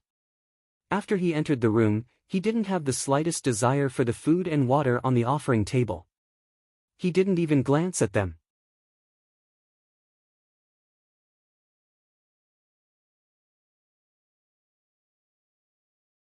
Chapter 18. Under the watchful eyes of the other two people in the room, the Taoist man picked up the bowl of water, bent his waist, and slowly drank it. His appearance didn't seem like a good rain after a long drought. On the contrary, it seemed like he was hesitating and on guard. At the same time he drank it, Xia Lian heard a clear gulp, gulp sound, as if water was being poured into an empty jar. In that instant, his heart became as bright as snow. Grabbing the other's hand, he said, "Don't drink anymore." The Taoist man's hand trembled as he looked at Xia Lian in bewilderment. Xia Lian smiled and said, "It's useless even if you drink, isn't it?" Hearing this, the Taoist man's complexion changed. His other hand unsheathed the iron sword at his waist and stabbed towards Xia Lian's face. Xia Lian stood still and raised his hand. With a "dang" sound, he lightly flicked away the edge of the sword. The Taoist man saw that Xia Lian was still tightly holding his hand and clenched his teeth. Xia Lian only felt his arm suddenly deflate like a deflated ball. With a cheat sound, it broke free from Xia Lian's grasp. As soon as the Taoist man broke free, he fled towards the door. Xia Lian wasn't in a hurry. In this kind of place where there were no external obstructions, even if the Taoist man escaped another 10 feet, Ruoxi would still be able to drag him back. Unexpectedly, just as he raised his wrist, an extremely sharp sound of something breaking through the air passed by his side. That sound was as if someone had shot a sharp arrow from behind him, directly piercing through the Taoist man's abdomen and nailing him to the door. Xia Lian focused his eyes and saw that it was actually a bamboo chopstick. He turned his head to look and saw that San Lang had calmly stood up from the table. Brushing past him, San Lang pulled out the bamboo chopstick and waved it in front of Xia Lian's face a few times before saying, "It's dirty. I'll throw it later." As for the Taoist man who had suffered such a heavy injury, he actually didn't cry out in pain at all. Instead, he silently leaned against the door and slowly slid down. What flowed out of his abdomen wasn't blood, but clear water. It was precisely the bowl of water he had just drunk. The two of them squatted down beside the Taoist. Xia Lian pressed on the wound and felt that the wound was like a punctured balloon. Cold air was leaking out, and the corpse of the Taoist was also gradually changing. Just now, he was clearly a burly man, but now he seemed to have shrunk a size. His face and limbs were somewhat shriveled, and they were still shrinking. He looked like a small old man. Xia Lian replied, "It's an empty shell." Some demons and ghosts were unable to transform into a perfect human form, so they would think of another method, creating an empty shell. They would use some very realistic materials to meticulously make a fake human skin. Such a skin bag would often refer to a real living person. Sometimes, it would even be made directly from a person's skin. The palm prints, fingerprints, and hair would naturally be perfect. Moreover, this kind of empty shell, as long as they didn't wear this layer of skin, they wouldn't be contaminated by the ghost aura, and they wouldn't be afraid of the evil warding talismans. This was also the reason why the talisman on the door didn't block this Taoist outside. However, this kind of empty shell was often very easy to see through. After all, they were hollow dummies. If no one wore this layer of skin, they could only act according to the commands of the manipulator. Moreover, these commands couldn't be too complicated. They could only be simple, repetitive, and preset tasks. Therefore, their expressions and behavior were usually more sluggish, not quite like a living person. For example, they would repeatedly say one or two sentences, do the same thing, or answer their own questions. If they didn't answer the question, they would be exposed after a few more words. However, Xia Lian had a more practical method to distinguish between empty shells: let them drink a bowl of water or eat something. After all, the shell was hollow and didn't have any internal organs. When they ate or drank, it was like throwing something into an empty jar or pouring water into it. One could hear a clear echo, and it was completely different from the sound of a living person eating and drinking. The Taoist's corpse had already completely shriveled up. It was more or less a pile of soft skin. San Lang used the bamboo chopstick to poke the skin twice before throwing it away. He said, "This shell is a bit interesting." Xia Lian knew what this youngster was referring to. This Taoist's expression and behavior were all seen in their eyes. Not only was it lifelike, it was practically a living person. When communicating with him, the Taoist was able to answer fluently. It could be seen that the manipulator's power was astonishing. Xia Lian glanced at him and said, "It seems that San Lang has also dabbled in this kind of special technique." San Lang smiled and said, "Not much." This empty shell had specifically come knocking on his door and told him about the matter of Banyu Pass. Regardless of whether it was true or false, its purpose was to lure him to Banyu Pass. In order to be safe, he still needed to go on the spiritual communication array and ask. Xia Lian pinched his fingers and calculated that his remaining power was enough to support him using it a few more times. Thus, he made a hand seal and went on the spiritual communication array. As soon as he entered the array, the inside was unexpectedly lively. Moreover, it wasn't because they were busy with official business. Instead, it seemed as if everyone was playing some kind of game, laughing and giggling. Xia Lian was quite amazed when he heard Ling Wen say, "Your Highness has returned? How have you been down there these past few days?" Xia Lian said, "Not bad, not bad. What is everyone doing? Why are they so happy?" Ling Wen said, "The Wind Master has returned and is currently dispersing his merits. Shouldn't your Highness go and snatch some?" Sure enough, Xia Lian heard several heavenly officials inside the array shouting themselves hoarse, 100 merits.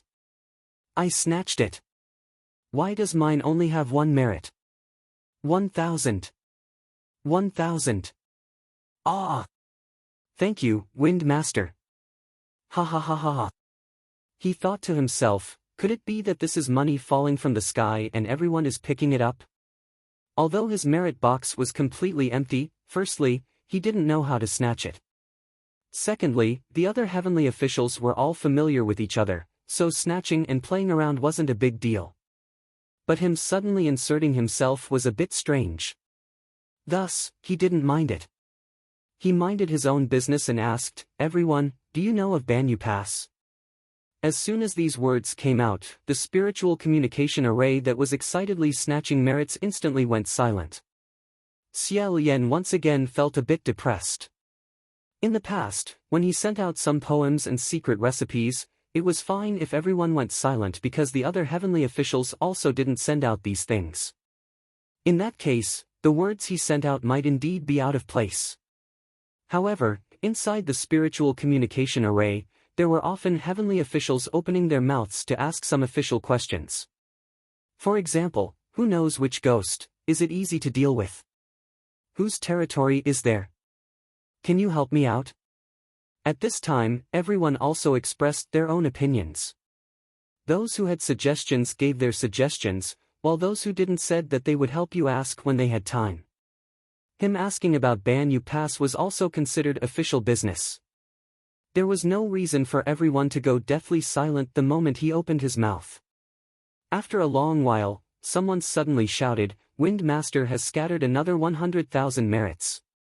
The spiritual communication array instantly became lively again. The heavenly officials all went to snatch merits, and no one cared about the question he had just asked. Xia Lian knew that this matter wasn't simple.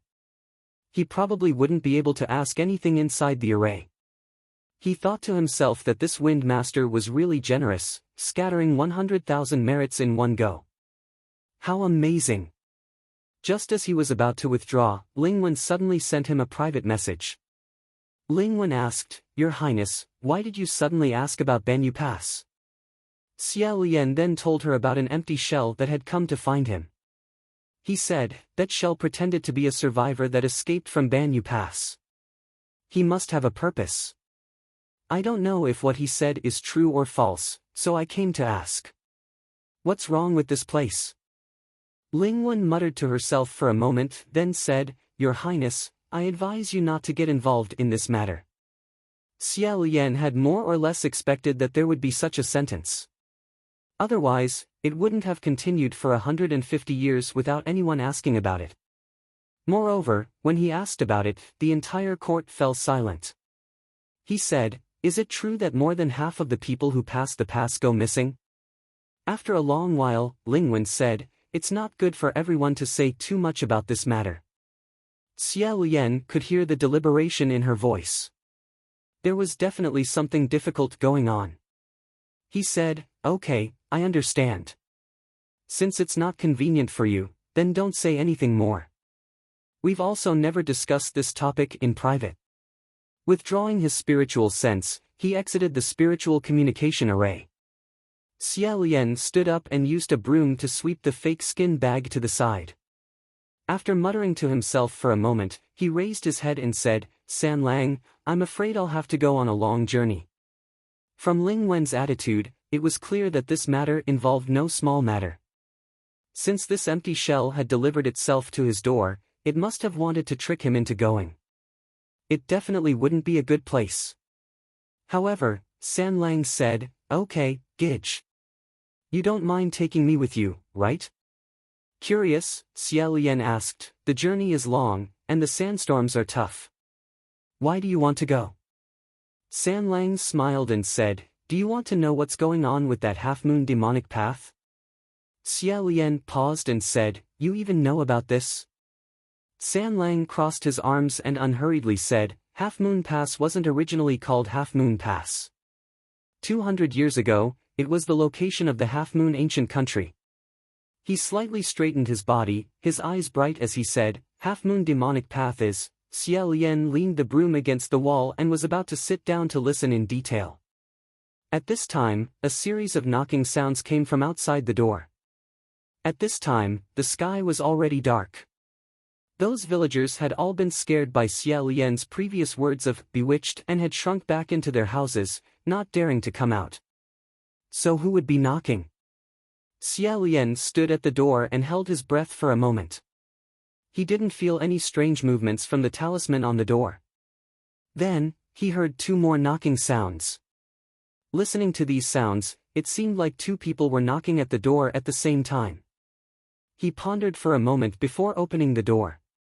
Sure enough, two black-clothed teenagers were standing at the door. One was handsome, the other elegant.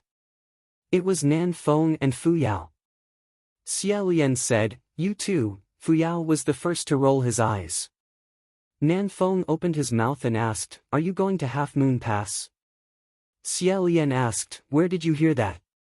Nan Feng said, several heavenly officials chatted a bit on the road. I heard that you asked about Half-Moon Pass in the Spirit Communication Array today. Xia Lian understood. With both hands hidden in his sleeves, he said, I understand. I'm willing, right? Both of them had a twisted expression on their faces as they said. That's right. Xia Lian couldn't help but laugh and said, I understand, I understand. However, I'll say this in advance. If you encounter anything you can't handle on the way, you're welcome to run away at any time. At that moment, he stepped aside and invited the two of them into the house to talk in detail. Who knew that when the two of them saw the teenager sitting crookedly behind him, their originally dark complexions instantly turned ashen.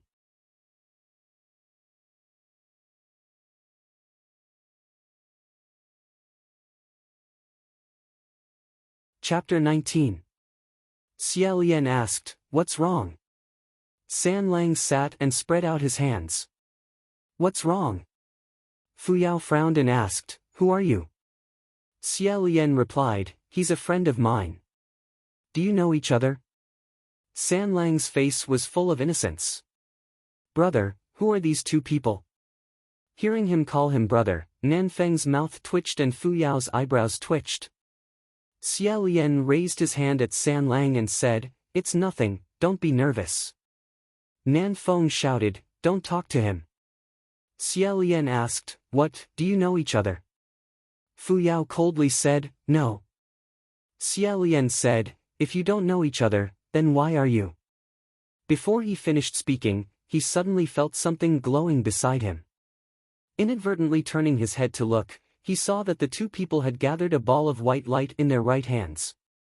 A bad premonition spontaneously arose and he hurriedly said, stop, stop. Don't be impulsive. The two balls of white light that appeared out of nowhere looked very dangerous. They definitely weren't things that could appear in the hands of ordinary people. San Lang clapped his hands twice and politely said, amazing, amazing. These two words of praise were truly insincere. Xia Lian finally managed to hug the two people's arms. Nan Feng turned his head to look at him and angrily said, where did you meet this person? What's his name? Where does he live? What's his background? Why is he with you? Xia Lian said, I met him on the road. He's called San Lang. I don't know anything, but because I had nowhere to go, I let him stay with me. Can you guys not be impulsive? You.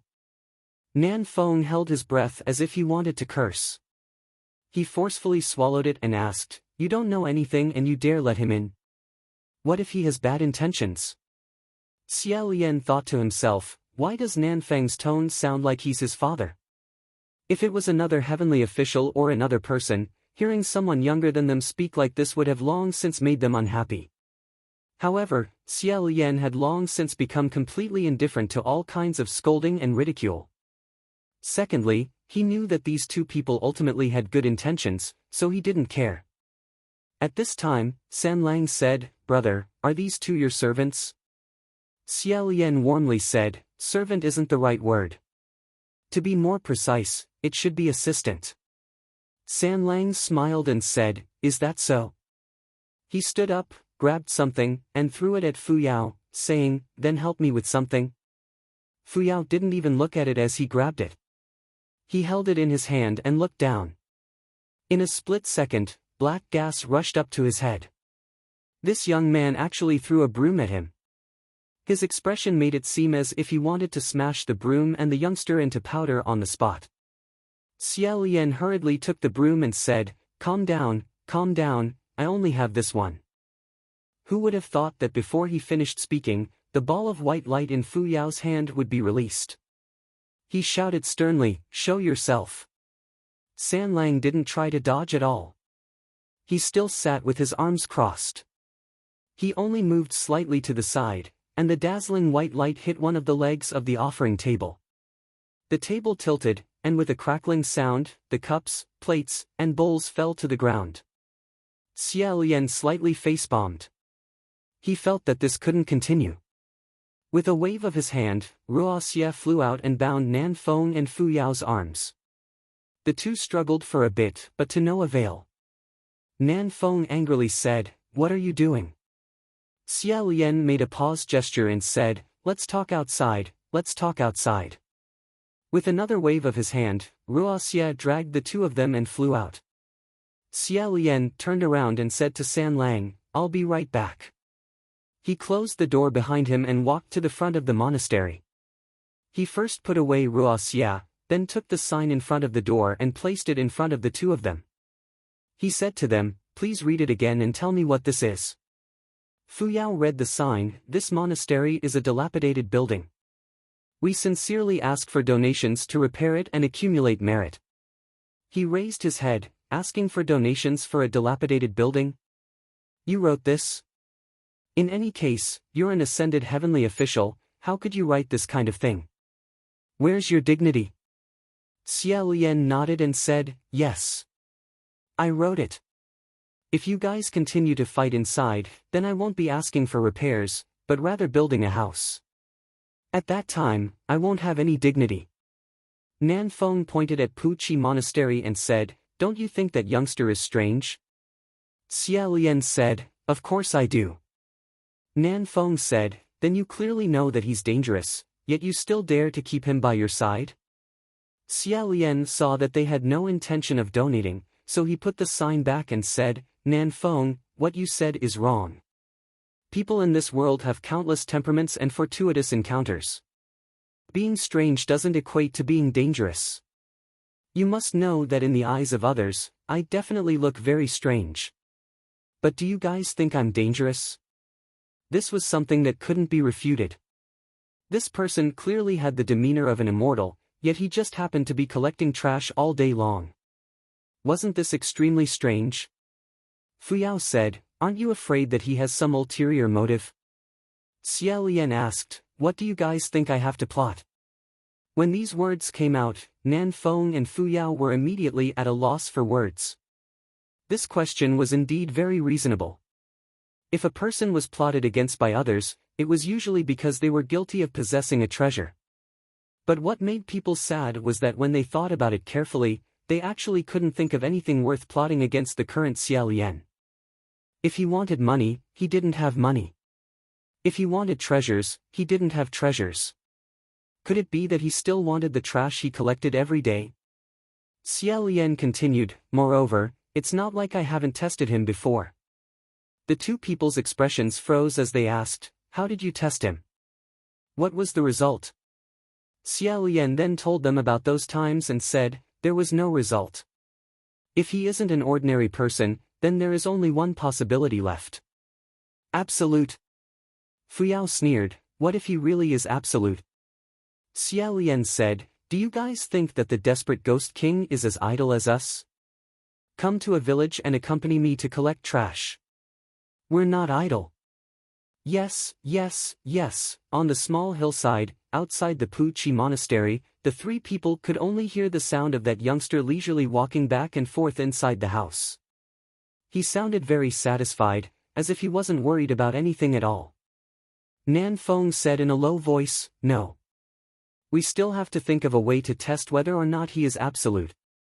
Xia Lian rubbed the space between his eyebrows and said, "Then you guys can try. However, don't go too far. Maybe he really is just a young master who ran away from home. I hit it off with this little friend. You guys should be more friendly and don't bully him." Hearing the words "don't bully him," Nan Feng's expression was one of speechlessness. Meanwhile, Fu Yao's eyes were practically about to roll to the back of his head. After warning them, he opened the door. San Lang had his head lowered as if he was examining the foot of the offering table. Xia Lian coughed lightly and asked, "Are you all right?" San Lang smiled and said, "I'm fine. I'm just looking at whether or not this table can be fixed." Xia Lian warmly said, "What happened just now was just a misunderstanding. I hope you don't mind." San Lang smiled and said, "Since you said it, why would I mind? Maybe they thought I looked familiar." Fu Yao coldly said, "Yes. They looked a bit familiar, so I might have made a mistake just now." San Lang giggled and said, "Oh. What a coincidence, I also thought these two people looked a bit familiar." Although the two people were still vigilant, they didn't make any more extreme movements. Nan Feng said in a muffled voice, "Clear a place for me to draw the thousandly shrink array." Thousandly shrink was the earth shrinking technique. As the name implied, it could shrink 1,000 li of mountains and rivers into a single step. Other than the fact that it consumed a large amount of transcendence energy every time it was used, it was incomparably convenient. Xia Lian put away the mat on the ground and said, "Draw here." Just now, when Fu Yao had entered, he hadn't taken a good look at the furnishings in the temple. Now, after standing in this crooked little rundown house for a while, he looked around with an uncomfortable expression. Frowning, he asked, "You live in a place like this?" Xia Lian brought him a stool and said, "I've always lived in a place like this." Hearing this, Nan Feng's movements paused for a moment. After a moment, he continued drawing the array. Fu Yao didn't sit down. His expression also slightly froze for a moment. It was hard to tell what kind of expression he had on his face. It was 90% stunned, and 10% gloating. However, he quickly put away this strange expression and said, "Where's the bed?" Xia Lian hugged the mat and said, "This is it." Nan Feng raised his head and glanced at the mat, then lowered his head again. Fu Yao glanced at San Lang beside him and said, "You sleep with him?" Xia Lian asked, "Is there a problem?" After a while, the two of them didn't say anything else. It seemed like there was no problem. Xia Lian turned his head and asked, "San Lang, just now you were interrupted halfway through your sentence. What is the half-moon demonic Taoist? Can you continue?" San Lang had been staring at them with a thoughtful expression. His eyes were pitch black, but when he heard Xia Lian's question, he snapped back to reality and smiled slightly. "All right." After a pause, he said, "The half-moon demonic Taoist is the state preceptor of the half-moon ancient kingdom. He is one of the dual demonic Taoist masters." Xia Lian said, "Of course there are two dual demonic Taoist masters. Then who is the other one?" San Lang answered every question and said, "It has nothing to do with the half-moon kingdom. It is a demonic Taoist from the central plains called State Preceptor Fong Xian." Xia Lian slightly widened his eyes and continued to listen. As it turned out, the people of the half-moon kingdom were extremely strong and had a fierce and aggressive temperament. Moreover, they were located in a strange location, which was one of the most important checkpoints between the central plains and the western regions. The two countries often clashed at the border and had constant friction. Their state preceptor was proficient in demonic arts, so the soldiers of the half-moon kingdom trusted him very much and followed him with all their hearts. However, 200 years ago, a dynasty from the Central Plains finally sent troops to attack and flatten the Half Moon Kingdom. Although the Half Moon Kingdom was destroyed, the state preceptor and the soldiers' resentment didn't disperse and stayed behind to cause trouble. The Half Moon Kingdom was originally an oasis. After the country was destroyed and became the Half Moon Pass, the oasis was gradually swallowed up by the surrounding desert as if it had been corroded by demonic energy. It was said that at night, people could often see tall soldiers of the Half Moon Kingdom with maces in their hands wandering around the desert, patrolling and hunting. Originally, there were tens of thousands of residents here, but they gradually couldn't survive and moved away. At the same time, there was also a legend that every time a border was crossed, more than half of the people would disappear. As long as someone from the Central Plains passed through here, they would leave behind half of their toll money. Human lives. Fuyao put on a fake smile and said, "This young master, you really know a lot." San Lang smiled and said, "Not at all, not at all. You guys just know a little less."